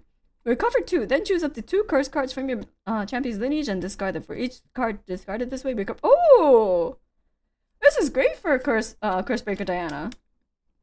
Tonic with members, brew 1 catalyst, 1. Is this new? Or I just never had it? Could be either. Hey, we got Windmill Engineer! The go! Imbue 2, and then if your Windmill Engineer is imbued, draw a card into your memory. Amazing! Armed and dangerous. Pokemon! Draw a card for each of up to 2 gun weapons you control. Whoa, okay, so if you have 2 guns, 2 draws for 3, it's just normal. A sail handler. On enter, up to one target animal or beast ally you control loses pride and gets -1 until end of turn. If that ally is on top of town, summon a power cell token instead. I didn't pull any windmill engineers. Real. No.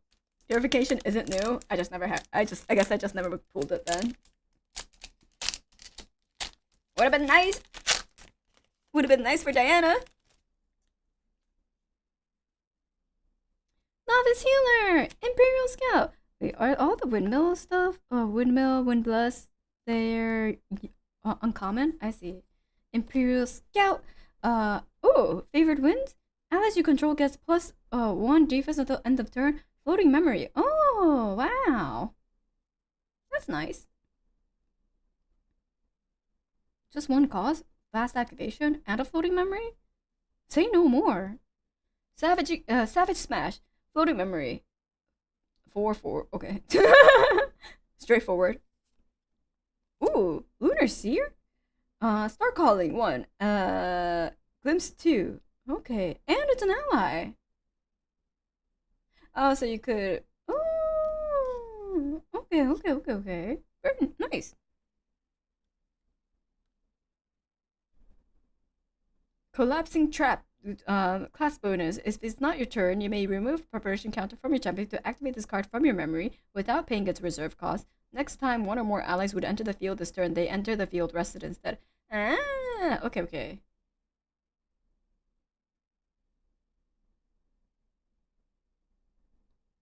But the reserve cost is 0.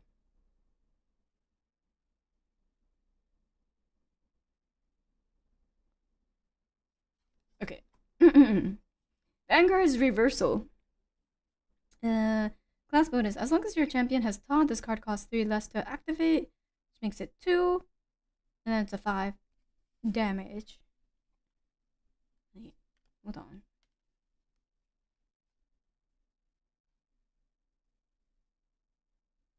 Oh, from my memory. Okay, got it. Sorry. I missed the from memory part. I was confused. I was like, wait, what?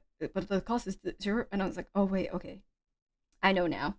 Blessed Clergy. Imbue 2. You may on enter. If Blessed Clergy is imbued, the target player can't play more than 2 cards during the next. Oh, that's awful. Yeah. Either use from hand or surprise trap. Yeah. And like, if you use it from your memory, then it's like you basically used it for another card too. So it's kind of like, you know. But preparation counters, I feel like, are very important too for like getting lethal, especially like with Tristan. So I don't know if people would want to use preparation for that. Anyways, on enter, if you control a power cell, you gain 3 agility. Again, agility is great. Nurture crops. Hub of Innovation. Draw a card into your memory on enter. And that's it. So no upkeep. Just a good domain to have, I guess. Scout the lands. Look at the top 4 cards of your deck and put them back in any order, and then draw a card. Nice. So basically, look at the top 4, put them back in order. Put the one you want in your next in your hand, and then draw it. Stargazer's Portent. This card costs 1 less to activate. The next time you star call a card this turn, copy that activate.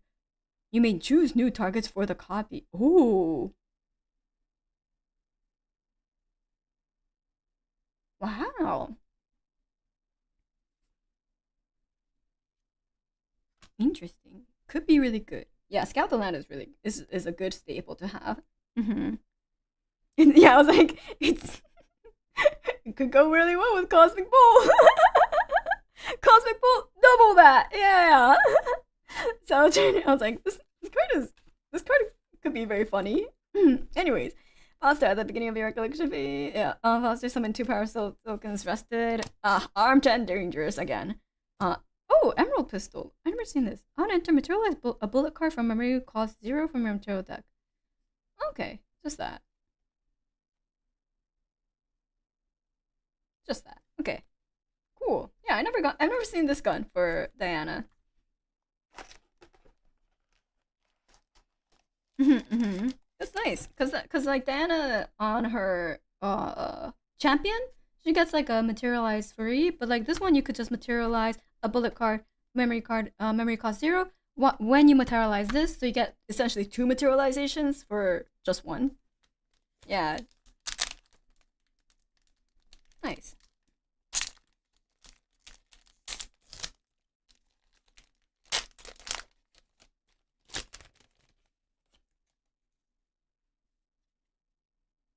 Purify shot. We have Tristan underhanded. Whoa, fuck. Well, now that it's here, we got another foiled Neos card. The next time target Neos element unit would take non-combat damage this turn, prevent 2 of that damage whenever another Neos element you control is targeted of that attack. You may change the target. Well, another shield, another foil for my roommate. Tony Neos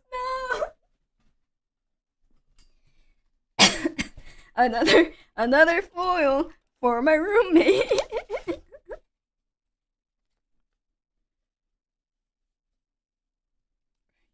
There you go. I'm just gonna show my roommate this binder and be like, look at how many Neos cards there are. Boy, I wonder who plays Neos Tony. Actually, I don't think my roommate really plays Neos Tony either. But I wonder who wants to play Neos Tony. Sure ain't me.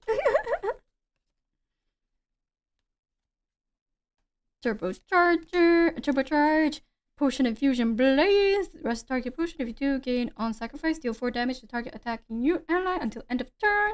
Liquid Amnesia. At the beginning of a recollection phase, put an age counter to Liquid Amnesia. For every 3 age counters on Liquid Amnesia, banish a card at random from target player's memory. Oh shit. I see. Throne Sentinel. Hindered Taunt. On enter, token allies you control get +1 until end of turn. If you control 3 or more tokens, wake up Throne Sentinel. Your champion gains Spell Shroud until end of turn. God damn. That's not bad. It is a Neos though. It's an advanced element. Yeah, this is a Neos box. Another Neos.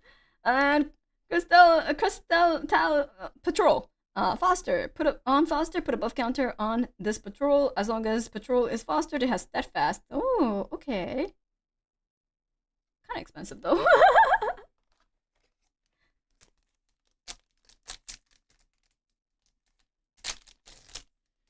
I'm really bad with like high cost cards. Like I'm really bad at using high cost cards, so if it's like more than 4, I'm just like, oh, kind of pricey. Surging Bolt Fire! We have Cultivate. Oh wait, I didn't read this. Imbue 1. For every 3 herbs items you control, for every 3 herb items you control, gather. If Cultivate is imbued, gather an additional time. Okay. Favorable wins! Your allies you control get +1 defense until end of turn. Yeah, favorable wins. Fucking amazing. Say no more. 1 cost, fast activation, floating memory. All your allies get +1 health, you know? Bandage wounds. Oh, here. Is this Tony? I was like, I think this is Tony, right? Yeah. Here you go, chat. There's your shirtless Tony that you've been asking for. Even my camera doesn't want to I recognize those specs anywhere. Yay! Oh, there you go. Is that Rye? Is this Rye? Did Rye have long hair? I thought Rye had short hair. Anyways.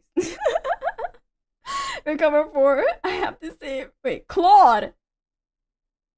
Yeah, he lost Rose because Vanitas stole Rose from this Claude guy. Yeah. Can you just sign the packs? I didn't draw. I'm not gonna sign those. Yeah, I remember. It's one of the reconstructive surgery. I think stars this guy. You know, Hailstorm Guard, Priest of the Flame. On enter, you may have Priest of. Wait, I didn't read this. This card costs 2 less to activate. Next time damage will be dealt to your champion this turn. To prevent the damage, put an amount of cards from the top of your deck into your graveyard equal to the amount. Oh, right.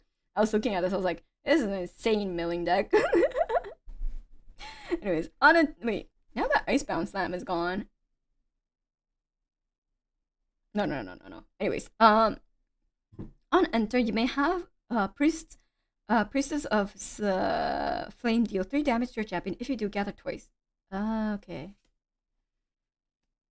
Eternal Directive. Command Automaton. On attack, put a buff counter on the attacker. Well. It's another Neos card, but at least with slime, I could use. I could still use it. You know. Prior 3. At the beginning of your recollection phase, summon a copy of Convoking Slime Rested.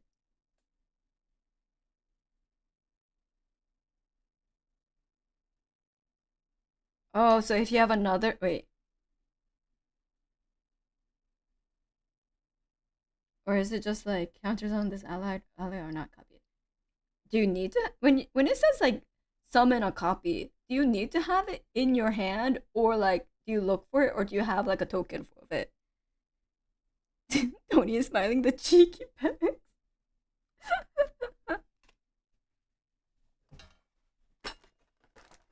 That's definitely a new card, I think.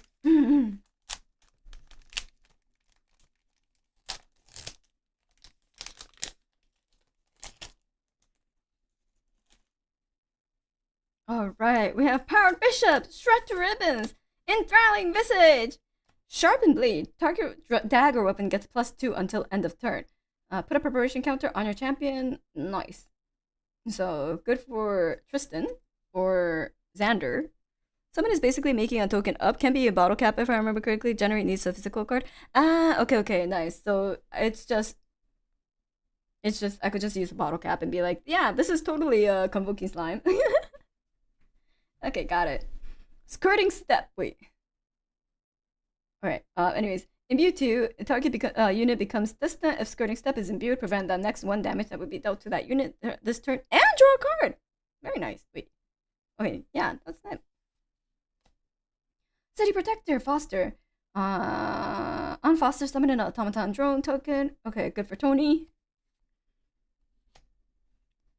Scathing Seminary. Balance. On enter, as a spell, if the amount of cards in your hand and memory are equal, deal 2 unpreventable damage to target unit. Okay, so free to spell. Not as good as Gildas, because like it's not like a permanent, like if you constantly balance, Gildas does like a 4 damage each time. It's just on enter, but you know, still 4 damage for 2 if you balance it. Wait! I got it! I got the backup charger! I got the backup charger! Let's take it go! I got my second GCR session! We in it! We're winning! Let's take it go! I got my fucking backup charger, baby! We got the backup charger and the fucking parasol and the... I think I put it in because I was like, I don't know if I'm gonna get the backup charger. We have the... Yeah, anyways. We're doing it! We're doing it! We made all our money back. Yeah, let's fucking go. I finally have my very own backup charger. Woohoo! Oh yeah, that's a good hit. Here you go, Sylvia. You could hold on to these.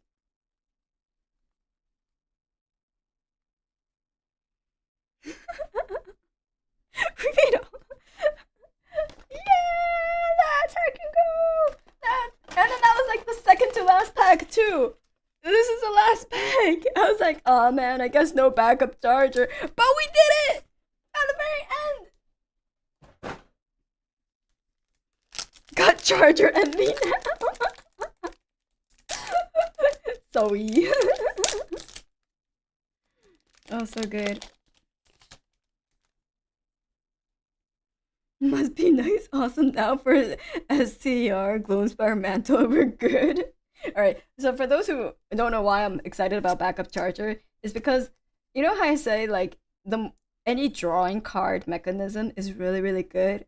And basically, there's a card called GCR, which is Grand Crusade. Wait, I think I have it. Let me check. I think I have it in this deck.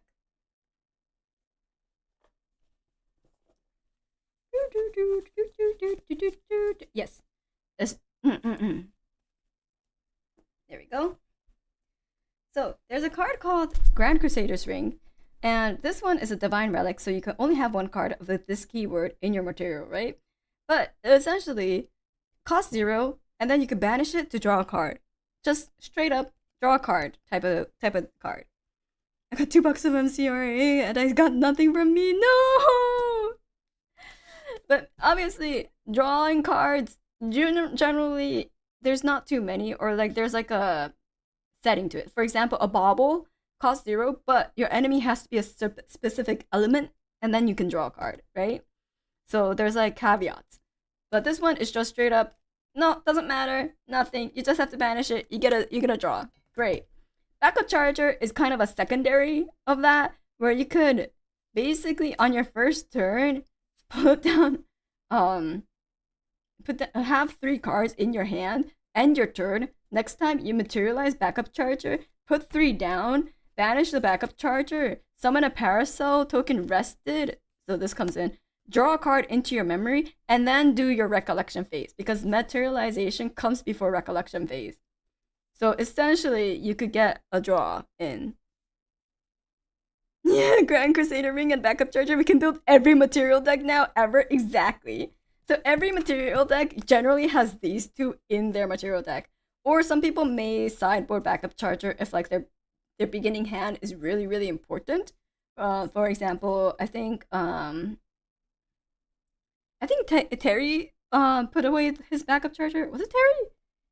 Yeah, I think Terry put away their backup charger because it was like kind of hard, especially with they have like Arthur in their first hand, etc. So, anyways, but yeah, was it? Hey, was it? But yeah, so, sometimes this gets put away, but it's nice to have two draws, right? Water, a Paracel token is also teched for water. Ah, you can factorize it to get a free fractal. True, you can factorize this to get a free fractal. And fractals are things that you could reserve to pay for a cost of like cards. Anyways, nice. Nice.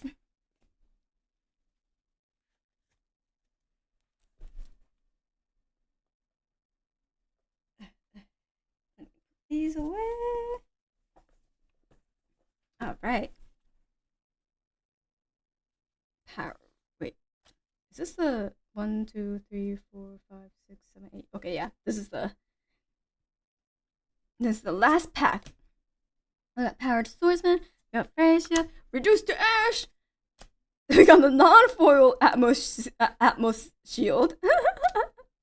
And then we have Potion Infusion Seal. Rest target potion. If you do, gaze on sacrifice, negate card target card activation until its controls pay. Okay, so this is an additional one, including the freeze stuff. Sinister Mind Reaver. Fast activation. Oh, she's Tristan. Okay. Ambush. Okay. On champion hit, look at the opponent's memory. You may discard up to 2 cards from it. If you do, they draw that many cards into the memory. Oh, okay. Oh, okay. You could really fuck up someone's turn with this, even if it's not like removing it from the removing their influence. You could still fuck up their plans a lot. It's good against Yao Chan. If you live that long, what the fuck? Damn. Radiant Repudiation and ooh, Cordelia Oros Kaiser. On enter, summon 2 automaton drone tokens. Of course it's Neos. Of course. Token objects you control have reservable. Oh, wow. Nice. Well. Another card to show to my roommate. Put this in the binder.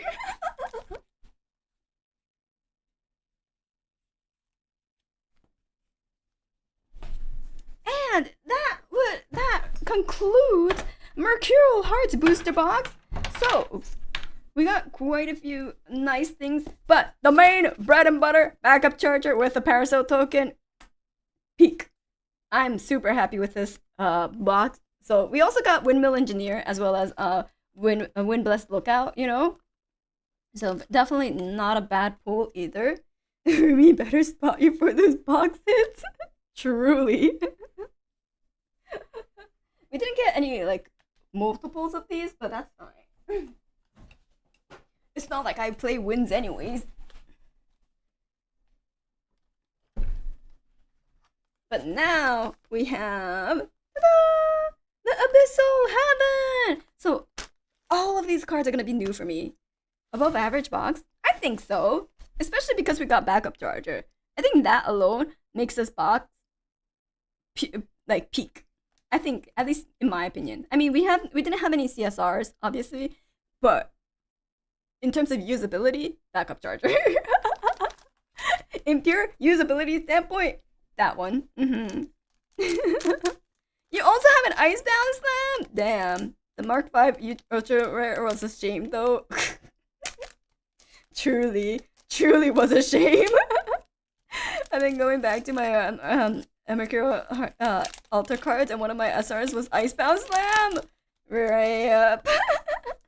Rip in category 3 pieces. Oh wait, I should put these away. So the reason why people are upset about Icebound Slam is because it's a really good card, but it was too good. It was too good. So now it's banned from tournaments.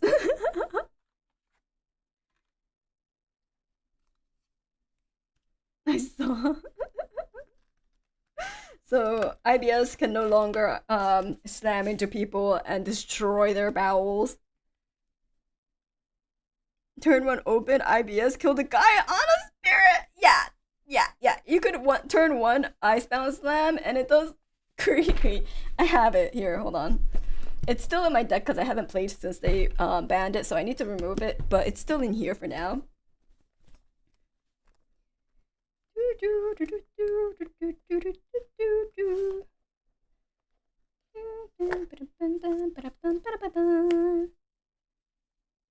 Oh, there you are. Essentially, this card costs 2 less to activate, but like, you know, it's 7 cost, so 5 if you're a guardian. But on attack, and if you're going turn, so cost 7, right? You would think that you can't do this on first turn, but if you're the second player, you get to have 8 cards in your hand because you draw 7 and then you draw for turn. So 8 cards in hand, right? One of them is Icebound Slam.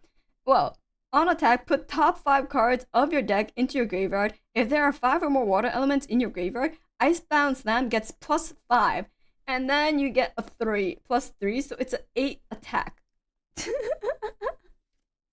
8 damage early really screws up the opponent's game. Yeah, 8 damage early really fucks up your game plan, especially considering that, you know, a spirit, for example. Wait, where is it? A spirit, for example, is only 50. That's half your HP. That's half your HP. Imagine if they had another Icebound Slam in their second hand. Basically, they're the fucking GGs. That's 16 damage in 2 turns. They better level up like immediately. So yeah, that's what Icebound Slam does. And when you're running a water deck where generally all of your cards are water cards, it's almost a guarantee. Even on the first turn, and you can make sure it's a guarantee if you remove any normal cards. So pretty good gamble, or just straight up guaranteed 8 damage. So now let's look into Abyssal Heaven, which is an expansion set to Mortal Ambition, which I do have. So, Aphotic Ruin. Oh, it's Diao-chan. Put 4 wither counters on target non-champion object at the beginning of a player's main phase. If they control 1 or more objects with wither counters on them, For each of those objects, they sacrifice it unless they pay 1 for each. Oh. Ooh, ouch. Oh, that's a pain in the ass. So if like the other person has like a non-champion object, obviously, it could be an object, could be I'm guessing it could be a unit too. You put 4 wither counters on it, unless they pay 4 cards, it gets sacrificed. That's crazy. Yeah, wither is money. I mean, it does cost 6. It does, wait, but it does have efficiency. Efficiency was when you could lower the cost with your levels, right? Board clearer makes them cry. Friend rage quitted the game because of this. Wait, really? No! Poor friend! It's Guoja! Bless Scion. She's so cute. On enter, you may put 2 quest counters on Guoja. If you don't draw a card, negate target activation or trigger that targets a face stone or fate bound object you control. I don't know anything about face stone or fate bound because that's new for me, so I'll keep that in mind. Yeah, minus level. Somehow Shi and Genbu didn't make the grand final. Yeah, Shi and Genbu were really popular though, like, and Genbu was in like the top 8 for sure. With Min, I believe. But yeah, they were up against Bobo, so Bobo Bobo shot them out. Silent Firebrand, Kindle 2. You may banish up to 2 fire elements from your graveyard as you activate this card. Each one pays for 1 of its cost. Oh, okay. So it doesn't even need to be like floating memory or anything. It's just like nice. Kindle 2. Kindle's a cool effect now. I was watching some GA vids and your live stream popped up. Do you play the game often?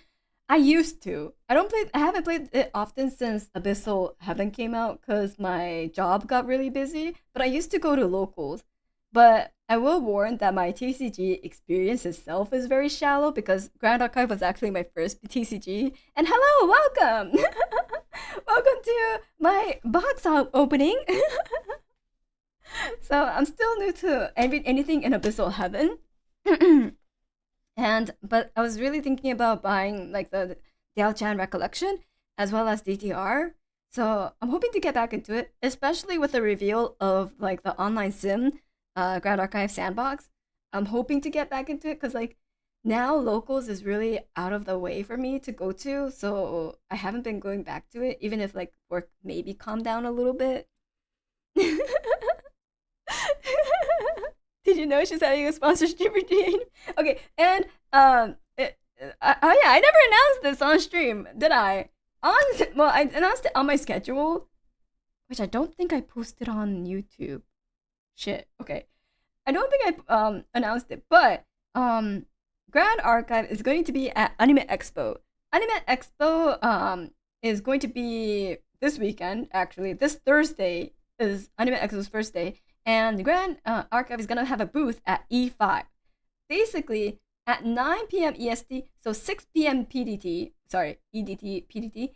So 6 p.m. PDT at the Grand Archive booth, I'll be doing a streamed drawing session related to Grand Archive. I won't reveal what, but... And then, on the very last day, on Sunday, I'll actually be having a meet and greet at... Let me double check the time. I was like, hold up. What time again? Here. 2. So 2 p.m. EDT, which will be 11 a.m. Yes, PDT. You bought your 4-day pass today. Let's go! I missed some meet and greet. I should have skipped that time. No, don't worry. And don't worry, this is a lot of news, so but yeah, we'll have a meet and greet, we'll have a live drawing session, so hopefully things will be fun, and the meet and greet will also feature Abyssal Heaven opening as well. So I have another box for it, but we'll be doing a pack opening together, I believe. We'll be doing a pack opening together if you join the meet and greet. Pack battles, yeah. I love buying my AX ticket last minute. Let's fucking go. So yeah, that's but you get a little sneak peek at what my pools may be like.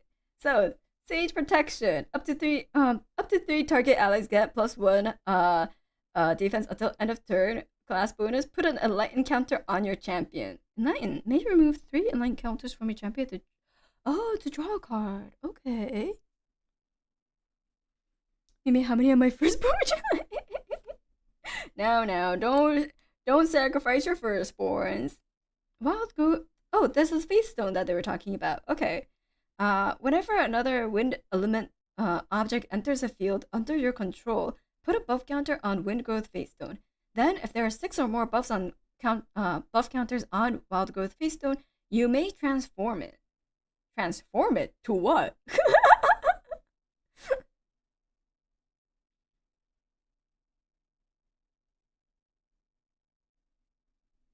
Oh, negate target activation to trigger a target that trick. Oh, so if this gets targeted, you could just lineage release this to protect it. I see. Flip the card. Oh! Oh shit! That surprised me! Oh my god! Wow! Okay. It's a monkey! Elder Mandrill. Beast Tamer Fate-bound monkey. Mandrills live in groups with the strongest male as their leader. These experienced alphas help protect and guide the rest of their troop. It's a 1/1. Oh, great. Oh, she makes face stones into allies. Okay. I'm guessing the more you have, the better. I'm guessing that's the only reason I refuse to play Goja. I refuse to take cards out of their sleeves. Yeah, I was like, you gotta take the card out of your sleeve though for this. You gotta be like, okay, that's where you double sleeve, right? And then you triple sleeve, I guess. You could do a triple sleeve like this with like another clear sleeve, and then just wait, no, you need an opaque triple sleeve, but then the double sleeve will be transparent, so then you don't have to actually touch this card, you know.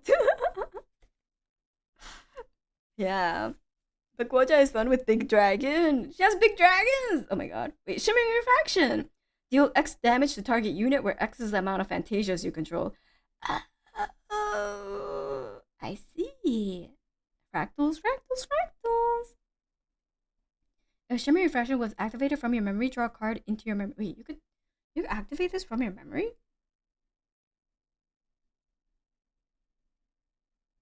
I guess she has another thing for that. Yeah, it has to be Diao Chan's skill, right? Yeah, it's like, it has to be a Diao Chan skill.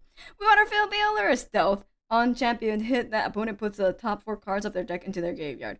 Oh my god. She's, I know her because I use another card featuring her. And it's pretty fucking dope in a milling deck. Diao ability, she can spend counters to activate reaction cards from memory. Oh, I see. Byaku's command. Put a buff counter on target beast ally. If that ally is a Shenju, wake it up. Oh, okay. So you could attack, then put a buff counter on that beast, wake it up, and attack again. It's Byaku! Byaku wait.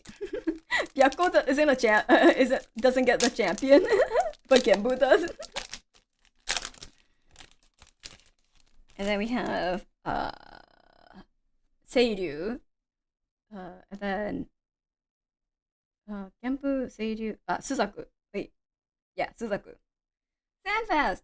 Activate this card only during your end phase. Wake up a target ally you control. It gains taunt and gets +1 defense until only during your end phase. Wake up target ally you control. It gains taunt and gets +1 until the okay. Cool. I realized I don't really have a system for separating these. So I was like, where should I put this? Oh, Baihua. So, white flower. At the beginning of your recollection phase, each opponent recovers 1. each opponent, though. Interesting. Yeah, I'm learning these cards on the fly. Ameliorating mantra. Remove 2 wither counters from each of up to 2 target objects. Floating okay, so this is against this fucking bullshit. You need this for that fucking bullshit. Smoke out. Deal 1 damage to target unit. If that unit has stealth, deal 4 damage to it. Oh, an assassin killer! God damn! I know exactly where you're hiding, but it's an assassin skill. Oh, might need to reboot camera. Popping has returned.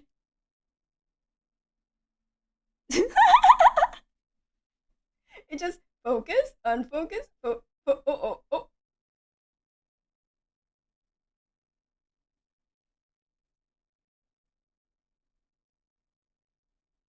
Is it okay now? This camera is having a time. Maybe I need to get switch it out for my other camera. You good, camera? You good? Was this too intense for you? Oh yeah, if it's trying to. Okay, this distance is good. This distance is good. This distance isn't good. Okay, got it. I just have to be here or here. Okay. Time Stone Seeker on Enter Glimpse 3. This is new art though. Cool. Just gotta avoid the zone, yeah. Squall Bind Pounds. Imbue 2. Up to 1 target ranger unit becomes distant. And then if Squall Bind Pounds is imbued, to suppress up to 1 target. Oh! That's pretty nice. It's a ranger reaction skill.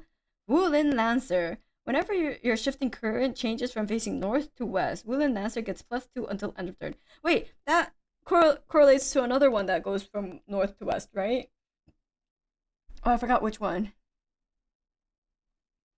I see. More for Kongming. Nice. Carp Songs Coda, not Soda. Coda. Harmonize. If you've activated a melody card this turn, put the top 4 cards of your deck into your graveyard. Deal an amount of damage to the target unit equal to the highest life stat among the water element, animal, and beast ally cards in your graveyard. That sounds.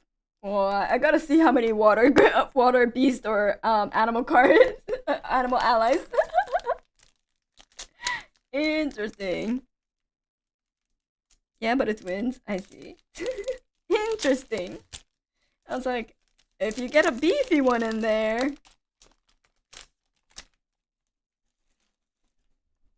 Oh god, all the pack the empty packs are spilling out of my garbage. Get it there. Okay. Self-mill for resource. Water loves to mill self. Yeah, exactly. Oh, we got Diao-chan! Look at her! Look at her! She's beauty! She's so pretty! She's so cute! Look, she has pink eyes and purple hair, just like me! Just like me! Yeah, we need the playset. Okay. On enter, put glimmer counters on Diao-chan. Inherent effect. Activate a reaction spell card from your memory. Pay its reserve cost only by removing that many glimmer counters from Diao-chan. Activate this ability only during an opponent's turn. I see. And then it's inherited, so you could keep doing it either level 2 or level 3. And it's only on the enemy's turn. Gotcha. Yeah! Kokone's Diao-chan? Well. Yeah, basically, she's like, you activated my trap card. Auspicious feast. Oh, it's Xiaohodun, it's Cao Cao, and Sure, I don't know who she is. I don't actually know who she's supposed to represent. Each player recovers 4. Oh, each player. Damn. I just know the other card that she's in. Who are you? They waifu-ized my conqueror? Yeah, they did.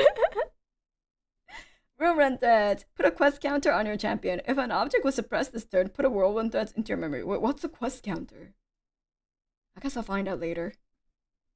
The windier, the better. Whoa!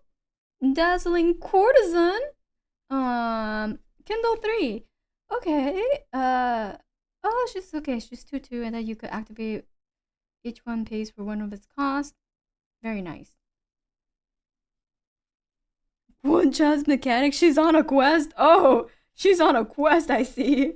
I guess it's in the. Oh wait, you put 2 quest counters on Gacha. You don't if you don't draw a card. Okay. I see. Yeah, she's on a quest. Oh, it's our first foil. It's Disenchant. Shiny. Oh, this looks like the foil. In like the support box 2. Each every like expansion set or like course set, they change around the settings for like the foil, and this one looks similar to that of support box 2, you know. Destroy target Fantasia. Eat shit, Diao Chen. It's a slow one though.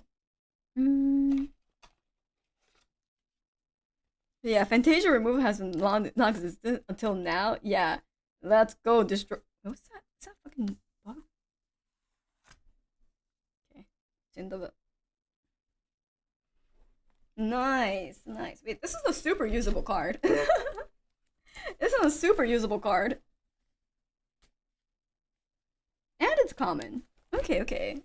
So we could hope to get more of those. Nice. Glaring Conflagration. Kindle 3. Deal X1 plus X amount of damage to target champion where X is the amount of Fantasia you control. Oh. Okay. Cool. Coronation ceremony! Yeah, who the fuck are you? I'm trying to remember any of Romance of the Three Kingdoms. I'm like, man, I read that way too long ago. I don't remember. I read that like 10 years ago or something. I forgot. This card costs 2 less to activate if it targets a unique ally. Target gains Spell Shroud until end of turn. Ooh, very nice. J Light Protector. As long as your shifting current faces south, allies you control have Steadfast and Retort 1. And south is a generally common a direction to have for Kunming.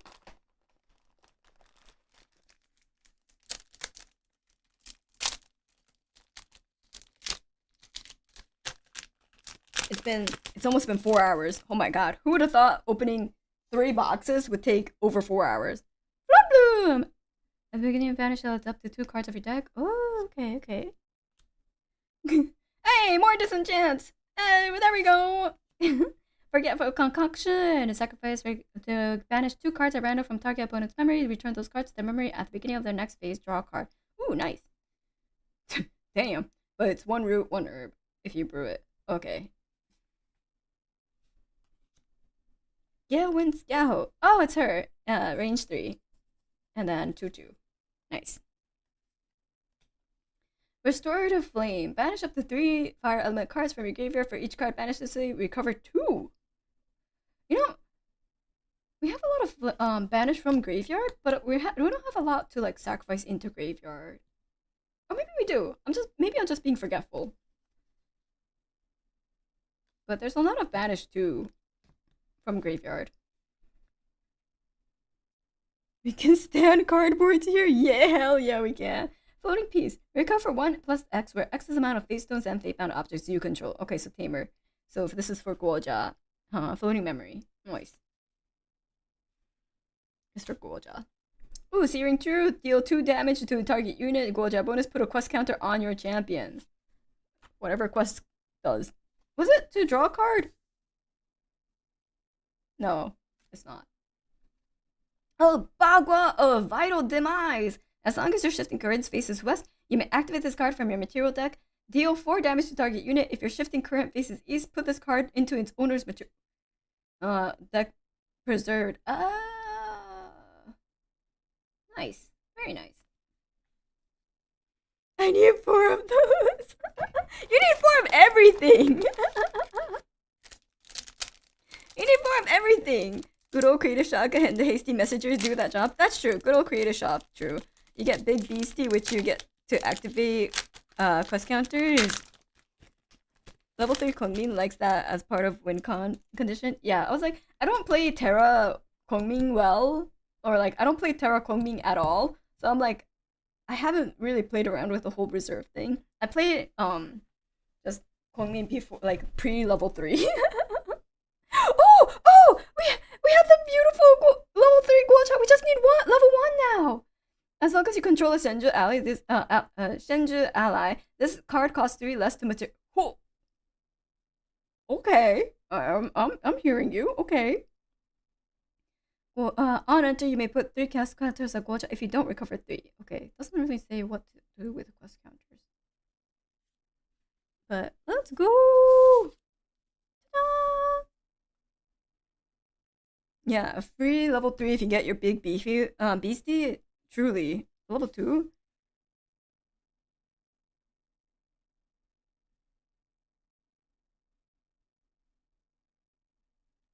No, it doesn't say what to do. It just says you may put 2 quest counters on Guocha if you don't draw a card. But like, that's not related to the quest counter, right? Oh, it's on the face stone. Okay, got it. Oh wait, yeah, wait. I have a face stone. Hold on. Okay, this is one of the face stone that doesn't say it. Never mind. Rescue the air. Okay, as long as you control a unique ally, this a card costs 1 less to activate. Return target ally you control to its owner's memory. Cool. Oh, Outrider of Waves. As long as this unit attacks play. Okay, 2, so 3, 4 for 3. Okay. No, it's the big face stones. Oh, it's for the Shenju face stones, which we haven't gotten. So gotta wait for it. Genbu or Seiryu, I see. Imbue 3, you may reserve all cards reveal as you activate this card. If okay, on kill, if Razor Blade Execution is imbued, put a preparation counter on your champion. I see. Wow, look at them getting whooshed. Sintergeister. As long as an opponent has 4 or more cards in their memory, this card costs 2 less to activate. Deal 4 damage to target unit. Nice. Oh, it's an opponent. It's not even yours. Maiden of Glimmer Dusk. This card costs 1 less to activate for each of up to 2 Fantasias you control. And a cleric. Okay. Diao Chan. Hey, it's Ceasing Edict. Get the fire. As long as you're shifting current face south, this card costs 2 less to activate, so free if a unit is attacking and the combat phase. Ooh! Oh! Wow! Nice. Whoa! Look at this art! God damn! Each opponent sacrifices all flower buds. For each flower bud sacrificed this way, their controller summons your choice of an Aserbika or Washuru token. Aserbika or Washuru token? Discard this card from your hand and power 2, draw 2. Discard this card from your hand! Power 2, draw 2. Oh! Interesting. Put that with all the Jiao Chans. Flower buds. Okay. Great, there we go. Modal effect seems like, yeah. Huh.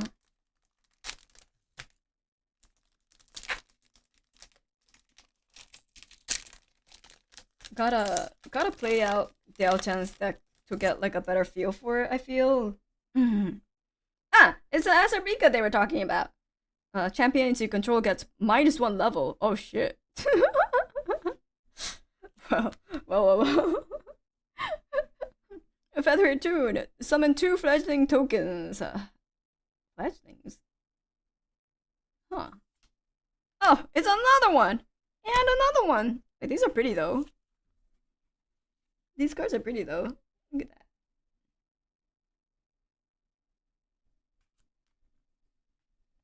Lively Chorl. Target animal or beast ally you control gets +3 defense until end of turn. Tamer bonus. Floating memory. Nice. Invigorating concoction. Brew. Sacrifice. Put 2 buff counters on up to 1 target ally and then draw a card. Cool. Ravenous Pyre. On enter, draw a card and discard a card. Whenever a champion you don't control levels up, deal 2 damage to it. Oh, it's like the Scepter. Kind of. You know what I'm talking about? The ice. God, I haven't used that in so long. I forgot the name. Basically, it does damage whenever the enemy the opponent champion levels up. Free damage, essentially. Innocuous Disposer attacks can't be retaliated by human allies. Oh shit. On ally hit, if the hit ally is a human, you may remove a preparation counter from your champion. If you do, destroy the hit ally. Oh shit. Okay. Yeah. Crazy. Solar Providence. Draw a card, then discard a card. You may change the direction of your shifting currents to a different direction of your choice. When you change it from facing south to north this way, deal 3 damage to target champion. Cool. More options? More options for Kongmin?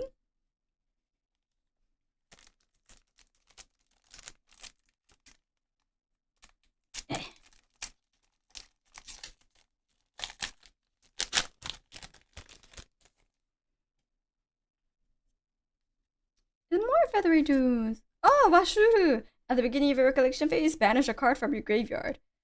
These huh. Are these considered flower boots?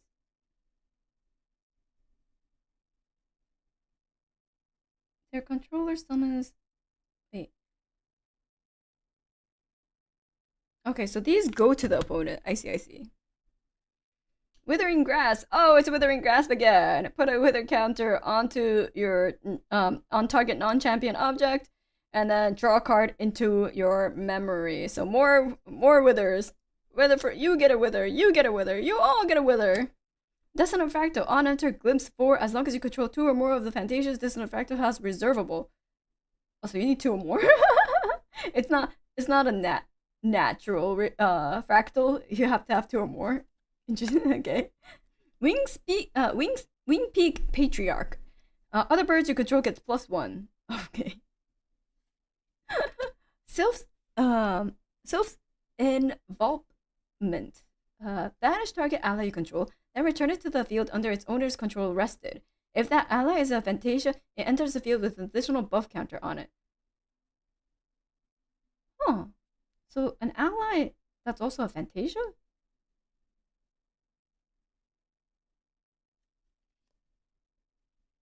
I'm like, do I have one on me that I could look at?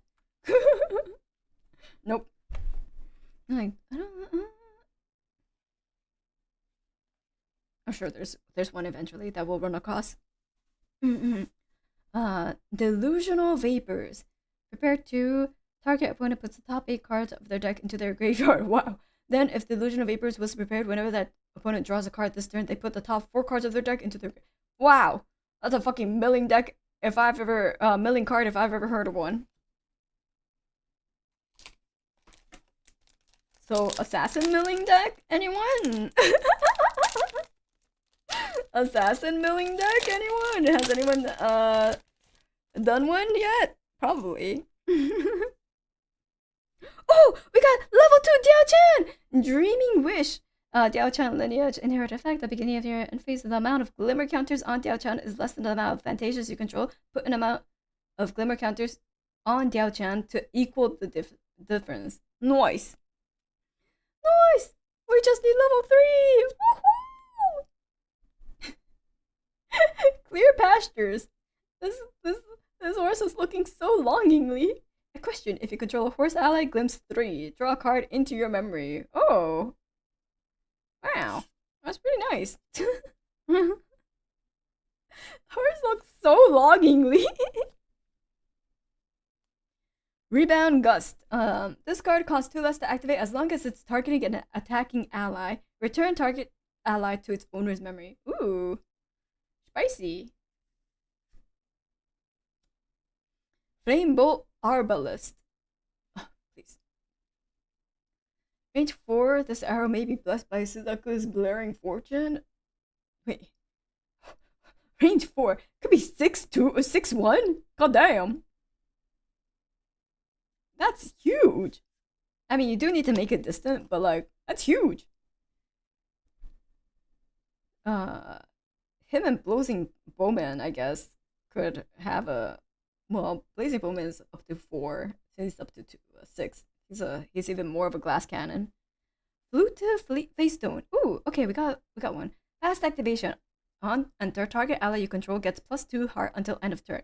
Gold bonus 4. Put the top 2 cards of your deck into your graveyard. Transform Fuva Faystone into. Wha-bam! Maki Otter.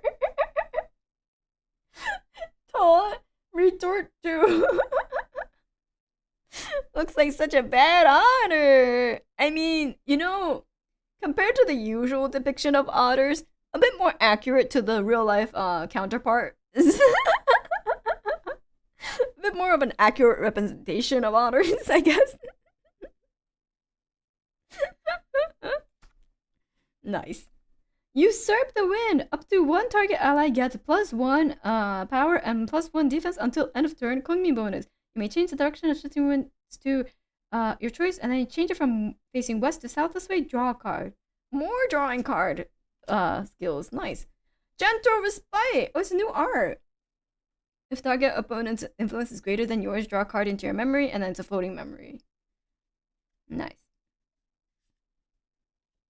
Crystallized Destiny.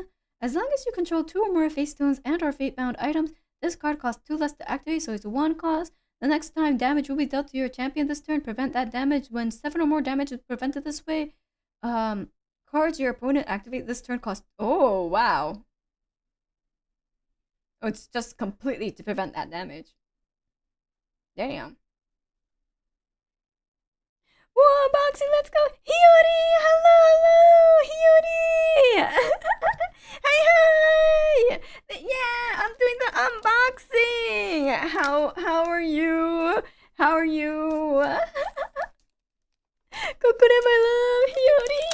How are you doing? You're also... Aren't you also into Grand Archive? A little bit. I'm fearing Grand Archive. I don't know what I'm doing. Aren't you also interested in Grand Archive? Did you play already, or do you want did you do like a learning stream? Do you want to do a learning stream? I could teach you vaguely. I could maybe potentially teach you. Wait, yeah? Yeah! Wait, okay. Would you want to? Of course! Do you have like a deck? This limited. Okay. Do you have a starter deck? Or like, I can make, You have a deck? Okay. If so, we could do, oh, Lorraine starter. Okay. I'll have to brush up on Lorraine, but she's a pretty straightforward warrior starter deck to use. So we could plan this out. Yeah. Oh my god. Don't worry.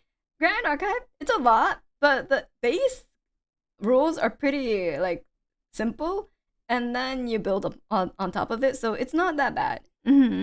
Okay, I'm in your DMs after your stream. Okay. I'll talk to you then. But for now, you can look at my amazing CSR that I did not get on this unboxing. This was from a previous, but you know, woohoo! Beautiful Arisana, baby. She's gorgeous. She is. She's gorgeous. So I'm gonna try to make a deck out of her for her eventually. All right.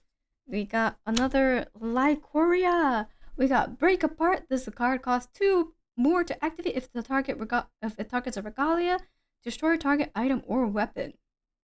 Damn. Okay. But if you can target a regalia, it's like 5. But like it could destroy regalia, which is crazy.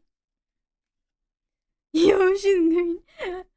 Flashing Spear Guard. So for Hiyori, I'm on my last box, but we look at this bulk. It's crazy. There's like more where that came from. There's this. There's so much. And I have to organize all of these eventually. Fuck. But yeah, so all the bulk to sort. Yeah, I have to sort all of these, plus more. You know, all of this that we're gonna be opening, which is gonna be equivalent to this tower. Slashing Spear Guard. Imbue 3. Okay, if Slashing Spear Guard is imbued, target player puts the top 2 cards of the deck into the graveyard. So more milling, as water does. Wild Heart him. Until end of turn, whenever an animal enters the field under your control, put a buff counter on it. For allies get okay. Okay. So during the turn, when you're gonna be like rapid firing animals or beasts, just animals. You put this up on, and then everyone gets a buff counter. Future Kokone problem? Yeah, it's future me problem.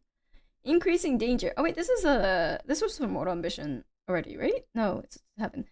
Draw a card. Each player draws a card into their memory. Nice. Wait, no, increasing danger. There was this one had a really old art where it's like 2 guys, you know, looking at each other, and then this is just a Mortal Ambition Abyssal Heaven artwork for it. Yeah, it's an OG card. New art though, very pretty. And then steady sharpshooter. On attack, put an aim counter on steady sharpshooter. Aim counter.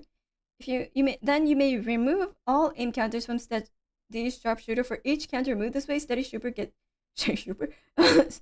sharpshooter gains 2. Oh, wow. So as long as you keep her protected and she survives like maybe like 2-3 rounds, that adds up really quickly. Like even with 2 rounds, on the 3rd she could attack for 5. If you keep her alive for 3, that's optimistic, but could potentially be beefy damage. Potentially. Generals at Arms. Pole arm attack card. Pole arm attack cards you activate. Enter the intent with +2 power. So this is a Jin card. I see. Resonating Fugu. This card costs 2 less to activate if you're a tamer. Switch the power and life stats of a target animal or beast ally you control until end of turn. Oh shit! Oh shit! That sure is an interesting card. Also, I forgot where I put all my super rare. Okay. That sure is an interesting card. Imagine if you use it on Gelder. Where is he? Yes, Geldas. Our tragic hero. Could have 8 attack, 5 HP for 1 turn. 8 attack is crazy. But anyways.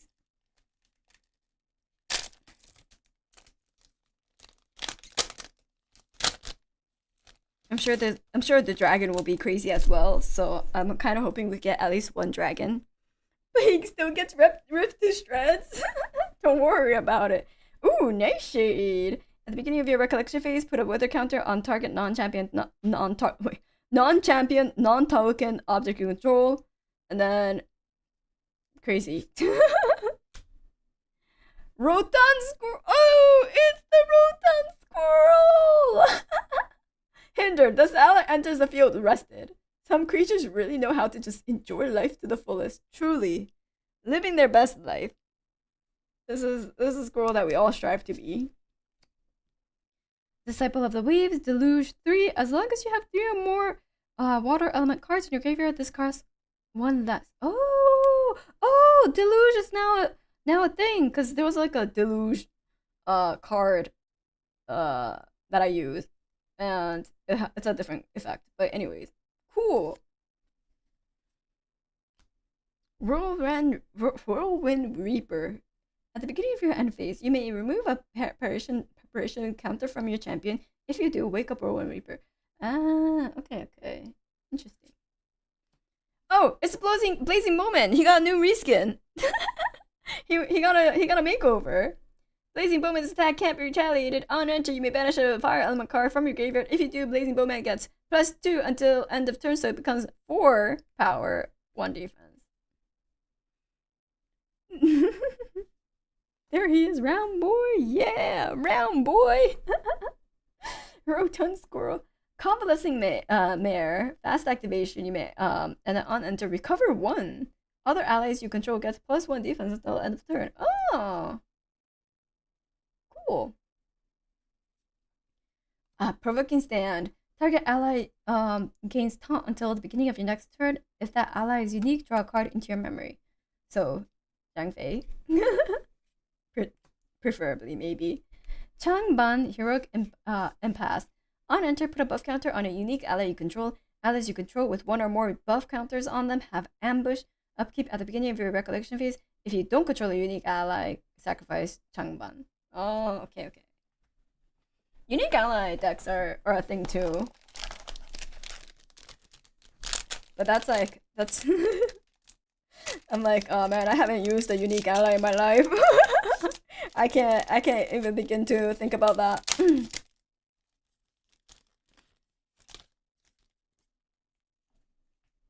I rarely use unique allies. Oh, we have the Guaja line! If you don't control a Face Stone Regalia, reveal all cards in your material deck, then put a Regalia Stone, Face Stone Regalia card with the lowest memory cost from among them onto the field. We did it! Guaja! Let's go! Now we have the Guaja lineage.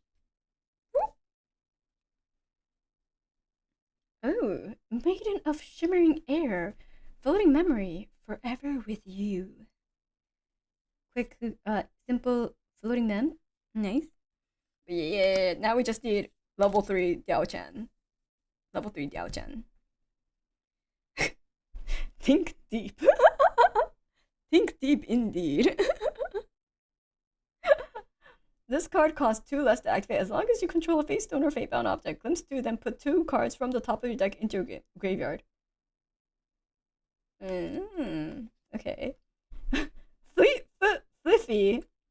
Fleetfoot Fliffy. Say that 3 times. Whenever a player suppresses an object, put a buff counter on Fleetfoot Fliffy. Allies get +1 and plus... Okay, wait. A free spirited horse invigorated by the winds through its mane as it races across open plains. Beautiful. Fleetfoot Fliffy. Nope. Explosive Concoction. Brew 1, brew, don't hinder.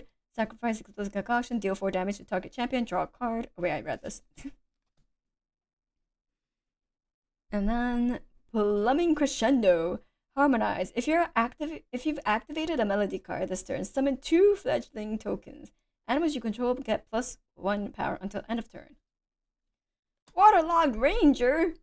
Range 2, Deluge 3. On enter, if you have 3 or more water cards, the Waterlogged Ranger becomes distant. Oh, okay. So Deluge is just essentially if you have 3 or more water element cards in your graveyard, and then the effect that it becomes is different. So it's like imbue and stuff. Got it. Oh! Annihilation! Oh! Let's fucking go! Let's go! Oh my god, it's Lubu! Oh. Hell yes. full art Lubu annihilation looking fine. Let's see. Yeah. Okay, so this is a warrior skill and deal up to 7 damage with to your champion. Destroy all non-champion objects with a reserve cost equal to the amount of damage dealt to your champion this way. Damn, it's a board wipe. And then for Jin, you kind of want your HP to like be low. Yeah. Lubu has some extra objects I did not know he had. Lubu just got a little bit of a makeover, okay? Wasn't that the one of the things that you said you wanted at the start? It was. I was like, I just want Lubu and Diao Chen. From this box, I just want Lubu and Diao Chen. So I'm very happy that I got Lubu full art. Ah! Put this in here. Yeah, full art is always on point. Let's go.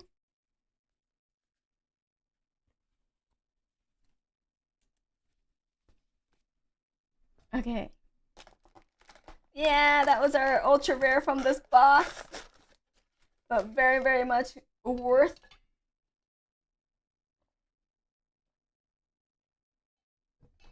Okay. We have about half of the box to go.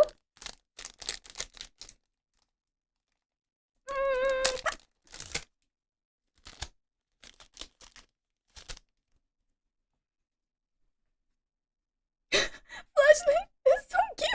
Look at it. A young bird, its feathers pristine and untouched, brimming with excitement to soar, blissfully unaware of the perils and struggles awaiting in the boundless skies it so eagerly seeks. Oh, little birdie. Oh, I guess it's like, the tamer flute, the bird flute. You just keep getting fledglings, and then you have that patriarch card, and they just get +1 attack as well, so then you just peck them to death. Anyways, surreptitious scheme. Remove a level counter from target champion. If a counter is moved this way, draw a card. Ooh, nice. Whoa, courtside beastkeeper. Beast allies you control get +1 attack. Apply this. Okay. The inner court is no less a battlefield where friends of any nature becomes a kind of solace. So it's an ally that buffs everyone else. Cool. There was another beastkeeper that gives plus a buff counter to their allies too, right? Keeper of the wild. Sacrifice Keeper of the Wild. Up to 1 target animal or beast you control gets +2 defense until end of turn. Class bonus, fooling them. Sage Protection. Target 3 allies to get +1 defense. Class bonus, put an enlightened counter on your champion. Oh, yeah. The 3 to get draw, which is nice. Blitz Charger. Through centuries of domestication, mankind has forgotten that beneath a horse's reins lies a primal force capable of destruction. Oh, it's 3 attack. I see. Straight up just 3 attack for 3 cost. Evanescent Winds. Evan, wake me up inside. Fantasia allies you control gets +2 until end of turn, and it's a floating mem if you are cleric. Oh, it's Sun Tzu. Weapon Master. On enter, put durability counter on target warrior weapon you control. Warrior weapons you control gets +1. Even if the sun goes down, another shall always rise to greet the dawn. Your boy! It's your boy, Sun Tzu! Sun Tzu? Unique ally! Oh, super rare! I forgot where I put my super rares again. Once again. Just put it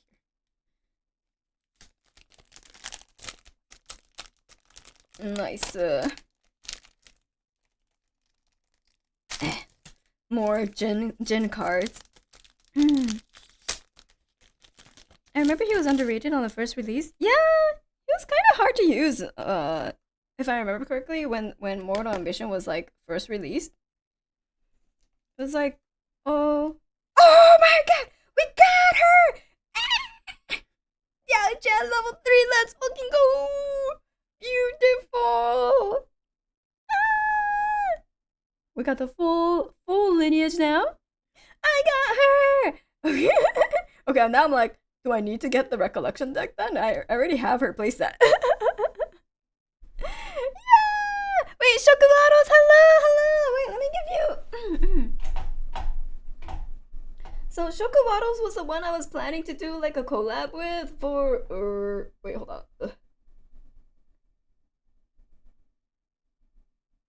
There you go. Get wrenched. Hello!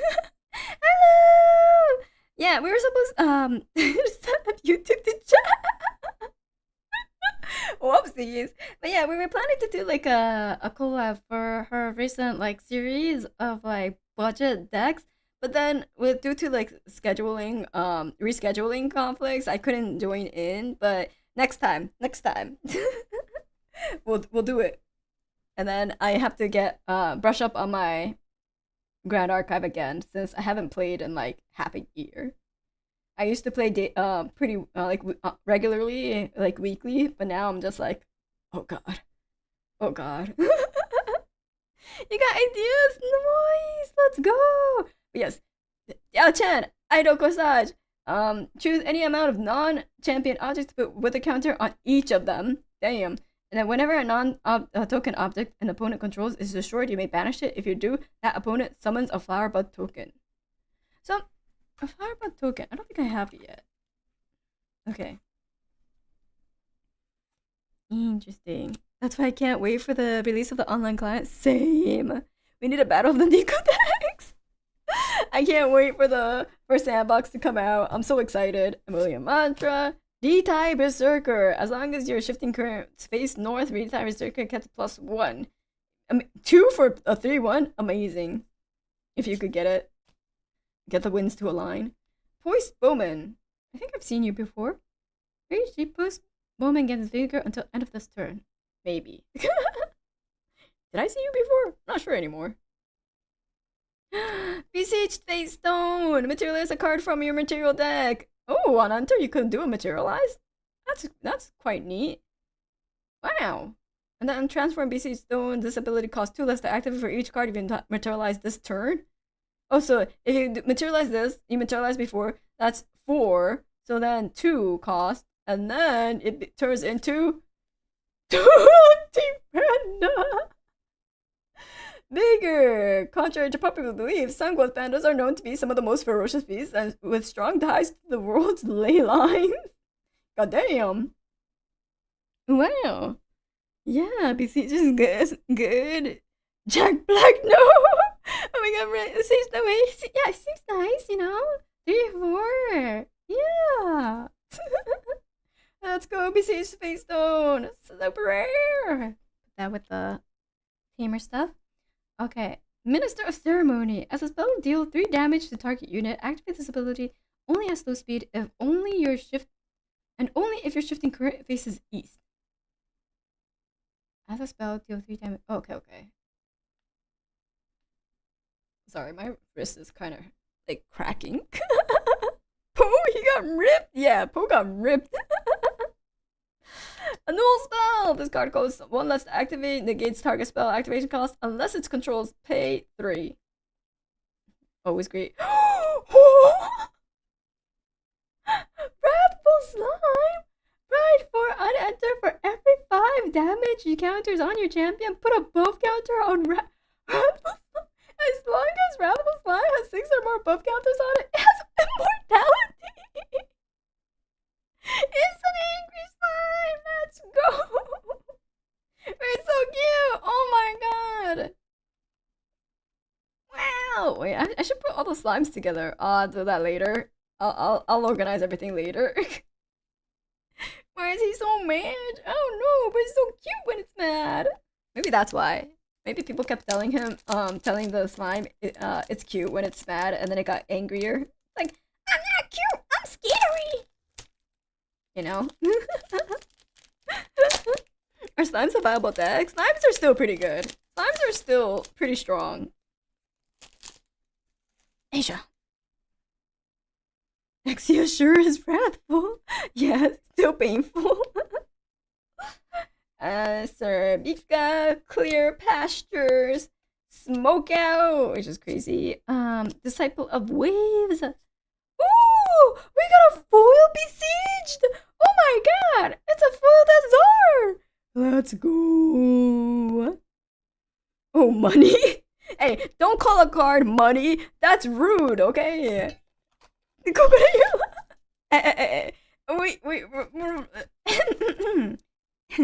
It looks like she's going green. It might look like I'm going green. Yeah. Let's go. Besiege face stone. Let's go. We got these are the foils we got. Shoku. We got fanatical devotee, distiller, Neos elemental. We got an ultra rare Neos elemental foil, but it's Neos. And then we have another Neos Atmos shield, and then Gear Stride Academy and disenchant. We got the fire wipe, right? The fire wipe, exactly. So we have fire wipe fanatical devotee and fire wipe annihilation. Hell yeah, hell yeah. So good. And then you know what I'm most happy about though? I got a backup charger during my MRC opening. I got a backup charger and a power cell token that I didn't have. Yo, right. That was the one I was most excited about. And then I got to carry my fire airy deck. Oh my god.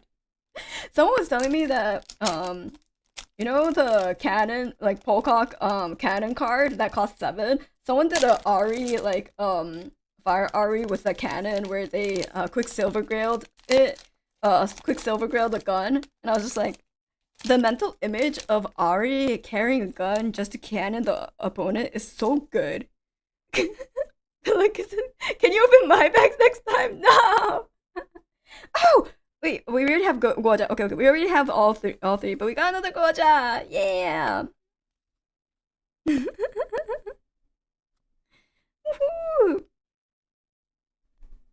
This look is insane. Hey. Ooh, don't worry about it. We haven't gotten a CSR. You know, this one's a lie. I had this from the beginning of the stream. This one was from a previous starter pack opening. Don't worry about it. But yeah, Feathery Tune, Gowin Scout. You have an RS CSR.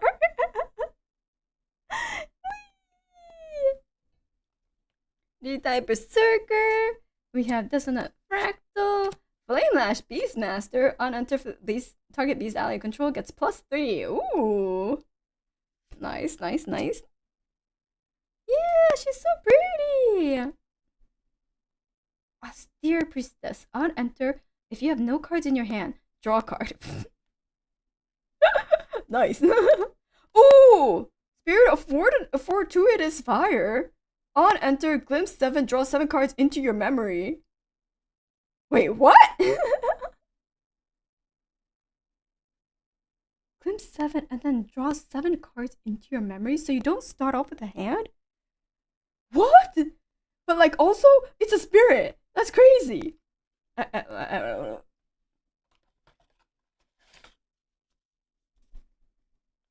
Yeah, we can level right away. Oh my god! You're right. You can level right away. What? Suzaku, Mythical Senju of Flames, purge us land, clear of torment and haste so that we may live again. Holy shit! Wow, since Icebound Slam is banned, no fear. No, Icebound Slam, my beloved. Don't talk about her. I'm still grieving. But yeah! Nice. A spirit. A spirit is crazy. Oh my god. Like a special spirit. I know. I'm still grieving, okay? The spirit is materialization already, so you can't go level 1 right away. You know, turn 1 you can't, right? Next turn. You could technically materialize from the get-go, but yeah. More Dun Squirrel! Hey, more Goja! Not turn one. Okay, okay, yeah. It's a very interesting though. Very interesting. Oh god. My wrist is like cracking every single time I turn it. Lively troll. Who knew world opening packs would like destroy my wrist, but apparently it does. Whirlwind Reaper. Restore to flame? Banish up to 3 fire element cards from your graveyard. For each card banished with 3, recover 2. Oh yeah. You can with that besiege face stone you got. Wait. Oh. Oh. Oh. I see. Yeah, drop 6, go to level 1. Yeah. You're right. Yeah. Okay. Maiden of Reverend Gale. Intercept on death. Return target wind element spell card action card from your graveyard to your memory. Interesting. Oopsies. Ooh, Moontide Illusionist. She's pretty. Imbue 2. Intercept on death. If Moontide Illusionist was imbued, put the top 2 cards of your deck into your graveyard. Okay, milling. Nice. No class bonus? Okay, cool. But she's 0. She's just there to be. Oh, she's intercept. Okay, she's just there to go to the graveyard and put other 2 in the graveyard and protect. Gotcha. Wild Sentinel. Class bonus, foster. As long as Wild Sentinel is fostered, your allies allies you control have vigor. Oh, so all allies you control have vigor. Wow. Love Moontide for Nico. I know. I was like, wait, she seems pretty good for Nico, which is my deck that I have. So, which is the deck that I have. So, wow.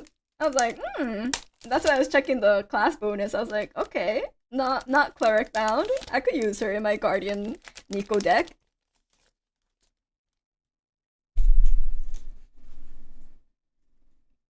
Auspicious Feast recovers 4. Washuru. And then Tidestone Seeker. A wild heart hunt. Ooh! Wait, what's this? Oh, face stone. Fable to Sapphire's face stone. It's yeah! It's Genbu! It's Genbu! Hey, let's go! Wait, okay. Immortal, Spell Shrouded, okay. Goja bonus. At the beginning of your recollection phase, each player puts the top card of their deck into their graveyard. Whenever 1 or more cards are put into your graveyard from your deck, put a quest counter on your champion. You may remove 9 quest counters from your champion. If you do, wake up and transform Fable Sapphire. Okay, so that's what the quest counters are for. And we got Genbu, Black Tortoise, although blue. Sorry. Spell Shroud Taunt. Genbu gets X plus X life until end of turn where X is the amount of water element cards in your graveyard. And it already has 9. Activate this ability once per turn. So it's not like it's not a constant thing. It perpetually updates the more you put into your graveyard. Oh my god. Yeah, that Mage Band Lash. Yeah, it's funny. This is great. That's crazy. Oh wait, I need to put it into this because like it's dual-sided.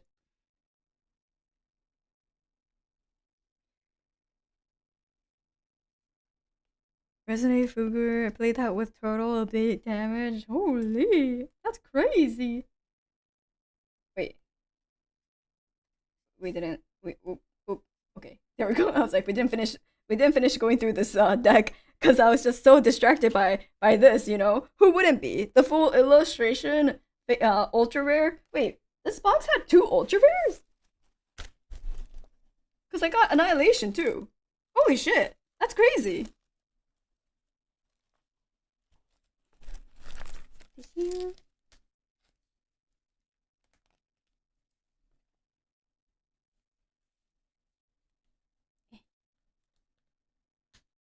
Nice. Yeah, this box is cracked. Amazing box. Thank you, Weebs. Scorching Imperilment. This card costs 2 less to activate your cleric at the beginning of each player's end phase. That player may discard a card. If they do, draw a card. Ah, okay. Kingdoms Divide. Choose a card name until the beginning of your next turn. Cards with that chosen name cost 2 more to act. Oh, not this type of card. No. And it's a floating memory. God, not this type of card.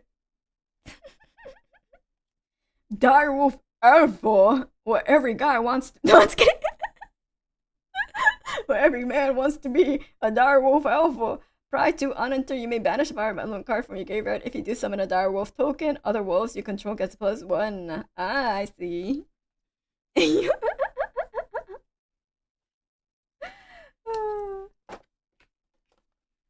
Too bad they don't exist. I feel attacked.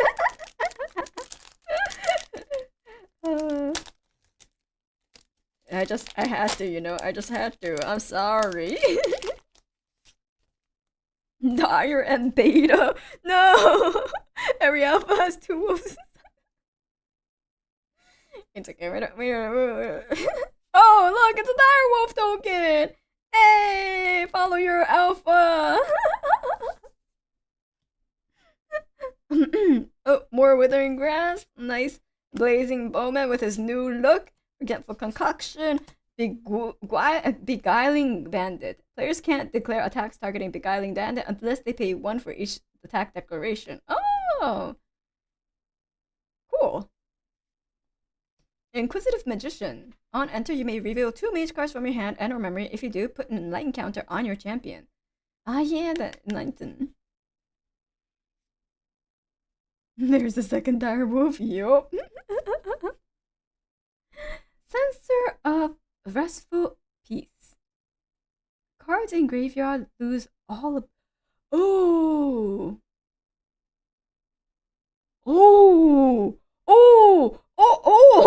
Sorry. Oh my god! Holy shit! Kokone getting all this. I was like, this is huge! Graveyard cards lose all abilities? That's crippling for some decks. Yeah, Nico's Fear. Exactly. It's an anti-me. So I was like, that's crippling to my deck specifically. My deck specifically, fucking GG'd by this one. Floating? Yoink, JK. Unless you destroy this regalia, which you have to pay like 5 costs to do so, you can't get rid of it. We're floating. Are there sideboards in this game? Yep, there are. Oh yeah, you can factorize it too. Yeah. Man, I only have 2 factorized though. I didn't get more factorized. Unlike Nullifying Lantern. Oh shit. Hey, we got more Diao-chan! Woohoo! Empowering Enlightenment. Gonna put more. Ooh! Flower bud token. Oh, that's so pretty. Isn't the flower the most beautiful before it blooms? Full of mystery and boundless possibility before anyone knows what the petals will reveal. Wow. Beautiful. Yeah, I love this token. Got the courtside Beastkeeper and then Cinder Geyser. We got Winds of Destiny. Whoa. You may rest 2 face stones you control rather than pay this card's reserve cost. Suppress target ally item or weapon. Okay, suppress this. Suppress this and then do, whoa, right? Whoa. I was like, oh my god. Ashwick Cremator. At the beginning of your end phase, if you have no cards in your hand, deal 2 damage to each champion. Oh, okay. Inverberating Decay. This card costs 2 less to activate. If you are cleric, destroy target attacking ally. Wait. If you do, recover X, where X is that ally's life stat. Oh, okay, that's really nice. So, seen enough anime to know where that was going? Exactly. I was like, I've seen enough anime to know where that's going. Oh my god, and that's not going to be YouTube safe. Oh my god. It's hard to make a budget Nico deck. Yeah, Nico deck is expensive. I mean, Ravishing Finale, yeah, expensive. Mage Bane, expensive. At least we don't have to buy Icebound Slam anymore, I guess. Factorize, Frostworn, Paladin, which I did get one of, which I'm really happy about. Horse Archer, Arcane oh my god, Arcane Blast. It's a Azure Dragons. Efficiency level cost. Deal 11 damage to target champion. Wow. Say Idiot skill. Yup. Poison Bowman, Outrider of Weebs. And then we have Fleetfoot Philly. There we go. Ooh, Sly Songstress, Stealth. Whenever you activate a Harmony or Melody card, you may discard a card. If you do, draw a card. Oh.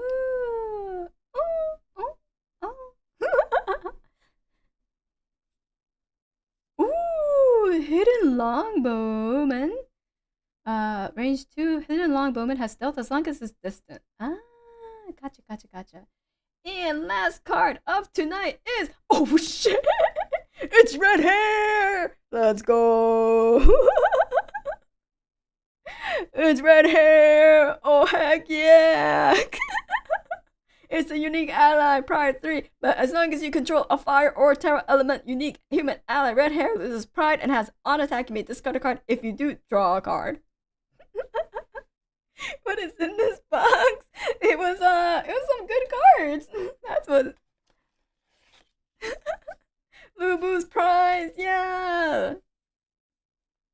So we got Lubu, we got and we got Lubu's companion for Laifu.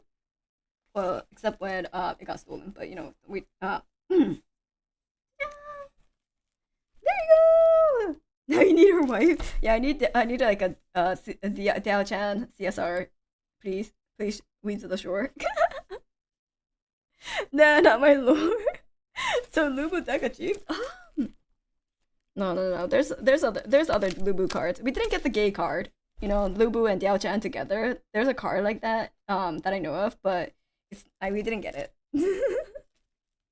Yeah, Lubu and Dao-chan lived happily ever after in our hearts. In our hearts, they lived happily ever after. Yeah, Heated Vengeance, exactly. So Heated Vengeance, we didn't get Heated Vengeance, but you know, we got some really good pulls. We got Spirit of Fortuitous Fire. We got the whole Dao-chan and Goja line. We got all these foils. Wait, did I put oh yeah, Beseech Feaststone. We have Atmos Shield. Oh, don't worry about this one. I was just keeping it separate. We have Disenchant, Gear, Shrine Academy, and then Beseech. We have some ultra rare Gloomspire Lands, Annihilation. We have the Fable Sapphire Feaststone. Yeah, some pretty good pulls here. Top 5 favorite cards you pulled tonight. This being one, obviously, 100%. This being one. Backup charger. Numero uno. And then, wait, okay. Shoku, I think you need to see this. Okay. I was opening a pack, right? I pulled this, Decompose, and I was like, wait a minute. Isn't this the guy with the beast ally that you can have? And then I was like, I was trying to remember the name. I couldn't remember. And someone's like, Gildas. And I was like, oh, okay, yeah. And then I opened the next card. Or like, I pulled the next card. And it's fucking Gildas, the Terra Doromegia. And I was just like...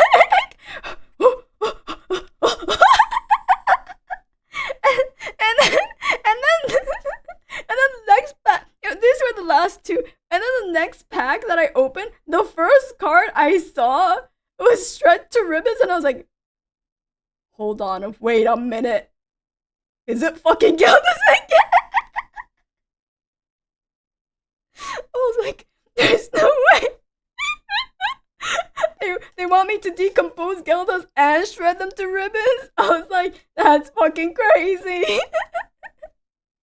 Now you need to make a Geldas deck. Like, what the fuck is this? Why are they one after the other after the other? I'm not it. Geldas, why me? You shred Geldas. So yeah, Geldas. I was like, that was that. I think this was like the funniest moment in my deck pulling, where I was just like, "There's no way these cards are telling a story. I can't." Three's a pattern, as they say. True. That is not how you get shredded. But yeah, that I think these three were favorites in that regard. And then I think my favorite card that I pulled on yeah, I still have to go with backup charger. Naming it Geldas's Revenge. Nice, nice. We'll have Geldas's Revenge deck. Yeah. I think my favorite is I'm really happy that I got the Diao Chan set, because I really wanted to make a Diao Chan set, as well as check out Guojia, because I missed the recollection boxes for them. So I'm actually super happy about this. These two. Yeah. And then Censor of Restful Peace is a pretty good one. Censor of Restful Peace. Amazing. Some of these cards that I have here. Oh yeah, and Baby Silver Slime! Hell yeah! I just need 3 more. I just need 3 more. And then we have this. Oh yeah, Calamity Cannon was what I was talking about. And then we have Engineer Slime. Then, yeah, the Cousin Slime! Exactly. So we got some. These are all from MRC. Tristan as well. 1, 2. You have the Gloam Sniper, of course, the Strength. I still need to organize them, because I put them away without organizing them in like even rarity, for example, because I need a space. I need a space. We got Rococo and Crimson Tear and Rose Eternal Paragon. Tend to Land. Umbra, my beloved. Potion Infusion. Oh, we got Emerald Pistol, which is nice. Yeah. Emerald Pistol. We got these tonics. Reflect the Skies. More Atmos Shield. We got some Reduced to Ash, which is good. As well as I think we got 1 Meltdown. Let's see. Pieces of Flame, Hellstorm Guard, favorable winds, of course, Surging Bolt, Throne Sentinel, which is cool. And then if you turbocharge, oh, there we go. I needed the turbocharge. Turbocharge to go with my backup charger to go with my Parasol token. There we go. That's the combo. That is so cool. Yeah, super cool. If I shot. Scout the Land, which is a solid one. Hub Innovation, Nurture Crops, Charge Assailant. Favorable winds. Yeah, so these are the Mercurial heart pulls. More turbocharge if I wanted to, but one suffice is sufficient. Debilitating Grasp. Oh yeah, I pulled Fertile Ground. What I did? Oh yeah, I did. There was a lot. I was like, there was a lot of pulls. I think it was in the other one. Was it in this one or the other one? Orchestrated Seizure. Water Veil Apostle, Concealed Marksman. Yeah, I need to reorganize, because I had to put them all back into like one pile to make some space. So it might be hard to. Oh yeah, Blade of Creation. I agree. If our Diao Chan is pretty fun. Diao Chan can be built in so many ways. I think you'll have fun with her. Go burn. Ooh. Okay. I'll try it out. I haven't like looked into Diao-chan at all, so I'm really excited. Really excited to figure her out. Eternal Dreamer. So Forging, Desperate Dive. Where's Fertile Grounds? It's not here. Gosh, enthralling visage. I already have a full playset in my Nico deck. I already have a full enthralling visage in my Nico deck. Calculate foresight. So these are all the pulls that we got from Alchemical Revolution. Smash with Obelisk. Excalibur. Bearing. Christian Distiller. Oh my god, it's so hard to with my tiny ass hands. I can't I can't shuffle through. Wait, let me put these down. Ah! Okay. Yeah, we got the Windless Arbalest. Have you seen the I really want the promo of that card? Wait, oh my god, I don't think I have for the Enthralling Visage. Wait, no, I have! It's so good. It's so good. I remember it now. It was so good. I think one of my friends has it, but they live pretty far, so I don't know if I could get it. I need to get like a package to like make the shipping worthwhile. It's so pretty. I mean, Nico is wife, so honestly, anything with Nico, I want. This one was pretty standard. I don't think there was any specific standout cards from this area. The fish shields the stuff win for I think I have most of these. Yeah. Yeah, wait, where is Ash? There. Ash. Famous train force load. I know Ash was in here somewhere. Yeah, I pulled a lot of the staples, so I'm really happy about it. Woohoo! Yeah. No. The pulls were pretty good. I cannot complain. I cannot complain about the pulls, especially since I got backup charger. Especially since I got backup charger, I can't complain. And then you know, all of the Genbu and Diao-chan. Then perhaps I'll make that Geldus deck called Geldus's Revenge, you know? Maybe that'll be something I'll try out. I Scry the Skies to try to make an Arisana deck. I think because I have a lot of Ari stuff, I do want to try it out, even though I know potions is kinda painful right now. Oh, it's Rose and that guy. What's his face? Him. And then he gets MTR'd by Veritas.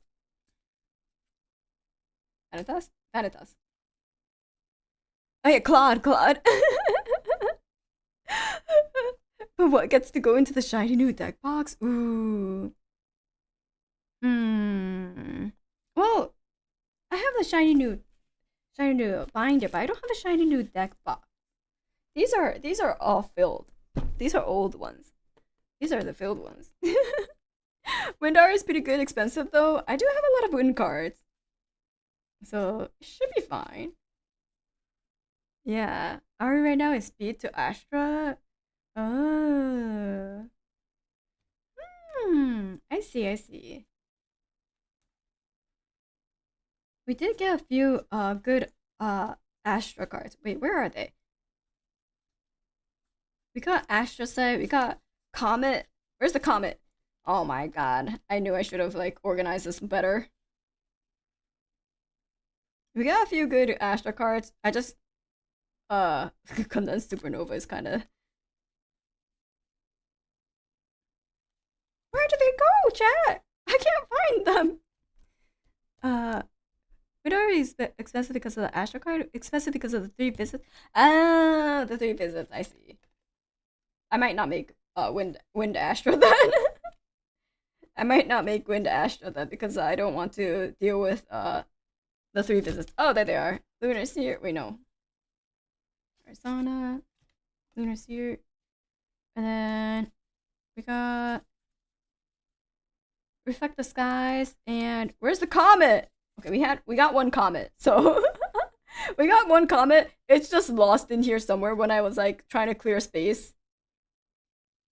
Yeah.